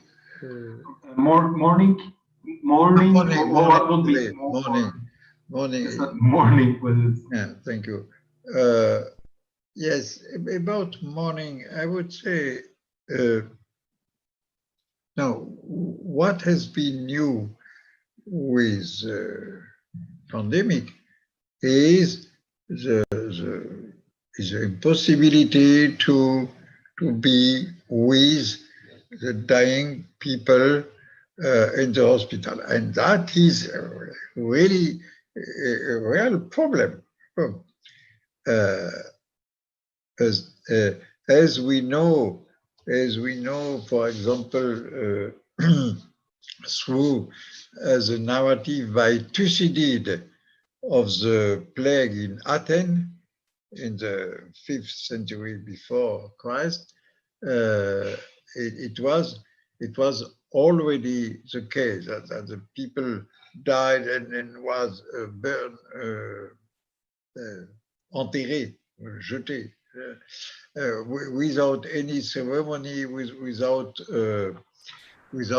precisely what for us is so important, that is mourning conduct, not only to be with, because it is never simple to be with the dying people, but at least to be not far, to come most quickly after the death, and to go to the cemetery, etc. With, of course, it is, but precisely, it is very good, if I can say that in that way, it is very good that we experience that, which was maybe the most hard surprise in the pandemic.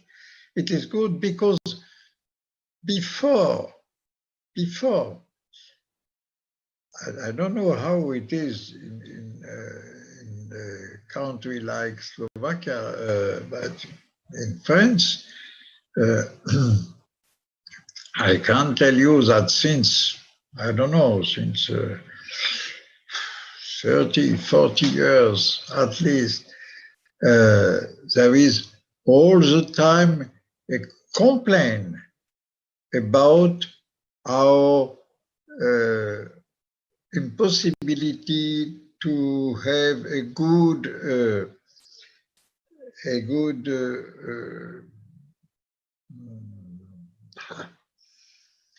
good sense of mourning and of ceremony of mourning for non-religious people, which makes that in a country like France, where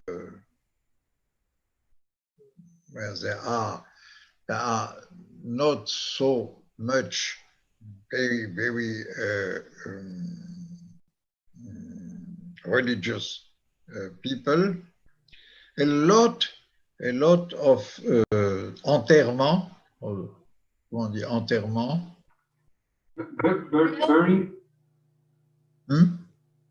Burial. Burial, oui. A lot of burial are more or less religious. I have seen some very strange, even one could say some funny mourning, where it was, for example, the burial of a philosopher,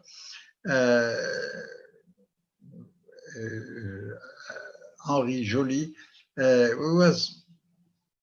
was not in a church, because he was not a Christian, but in front of a small chapel in the mountain, in the Alps, a very, very wonderful sight, you know.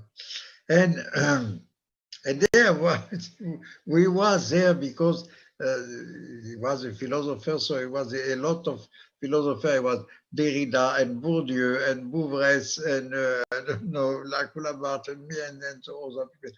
All those atheists or even some Jews, but mainly atheists, the people in front of a chapel and to pay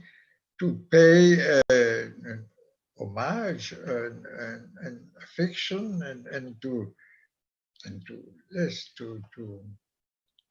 be in the company of the family, of course, of Henri Joly, etc. So, and I remember very well this scene because it was so so strange, so complicated, you know. And after that, it was like it is often the case in France, that every people was invited at the house of the wife of Henri Joly, and there was a lot of people talking, and etc., and drinking.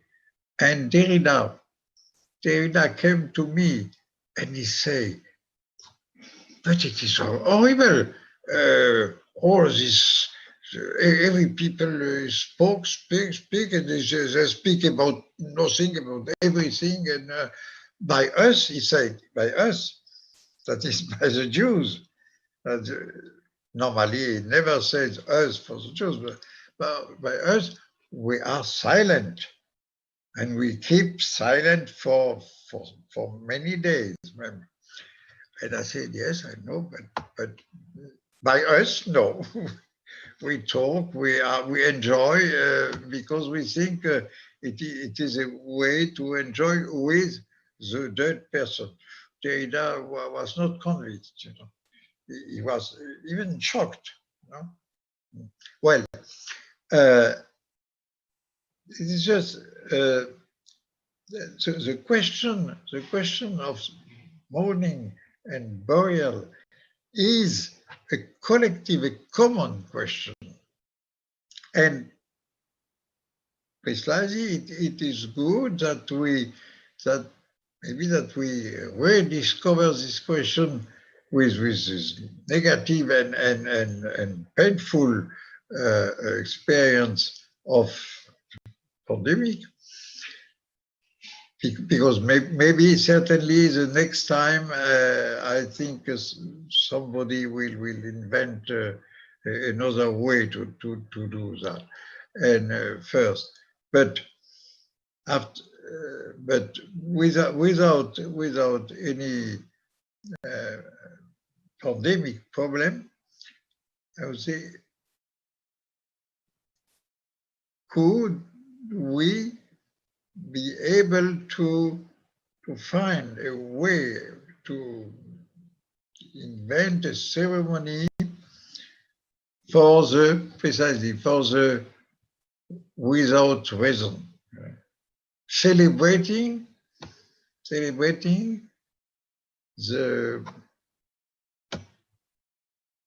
gratuity of the death as well as of the life. You know, this is, in a way, this is a part of the general question of what was called before the civil religion. And this is a point still sensible, I think, through all the history of the Republic and the democracy, that is that, you know that Rousseau, and after Rousseau, several people wanted to create a civil religion. In a way, it is exactly what Kant names the religion in the limit of the pure reason. But precisely, it failed all the time.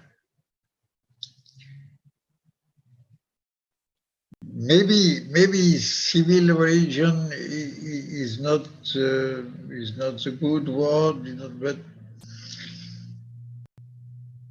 at least the question of the civil religion maybe is a religious form, religious because we use the word religion to say is an old form, but to ask the question about how we can present to ourselves our community.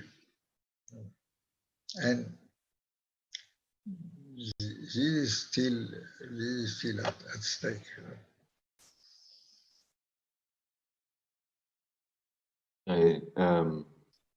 I think that's a really wonderful point to maybe stop for the moment, since we are 25 minutes over the allotted time. Ah oui, oui, on a dépassé l'horaire. Bon, d'accord. So I just want to thank you for a wonderful talk and incredible engagement with the questions that came from everyone. And before I sign off on that for the moment, Dagmar, are we doing closing remarks for the entire conference in a moment? Is that correct? Just very briefly, I think. I don't think it's entirely necessary, and yeah, we're also slightly over time, but yes, we wanted to thank everybody. This has been an absolutely fascinating journey. And today's theme was hope, finding hope after a pandemic.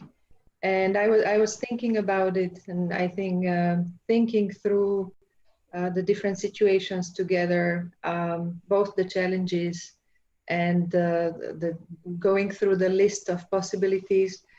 Just that conversation alone was actually very both uplifting and empowering and inspiring. I think it was a great event and great endeavor. So we wanted to thank everybody for being with us, for taking this journey with us, and Professor Nancy, of course, for gracing us with his presence tonight. And yeah, James, would you like to add anything?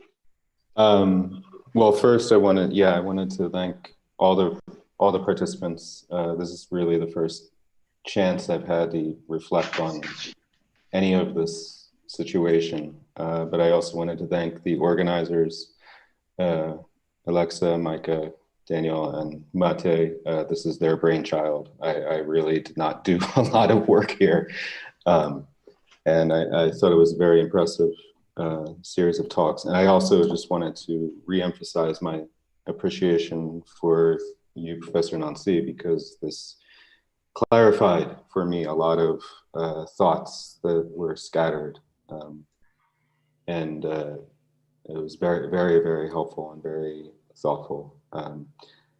And I think oh, and also Jeffrey Goldfarb, I don't know if he's paying attention from yesterday. But that was really all I had to say as far as closing remarks. I'm not sure how to formally close the thing, if you guys do that. Would you guys like I think we do this. or if you want to say anything. So yeah, and I mean, we can't clap, so we'll do that. Thank you, Professor Nancy.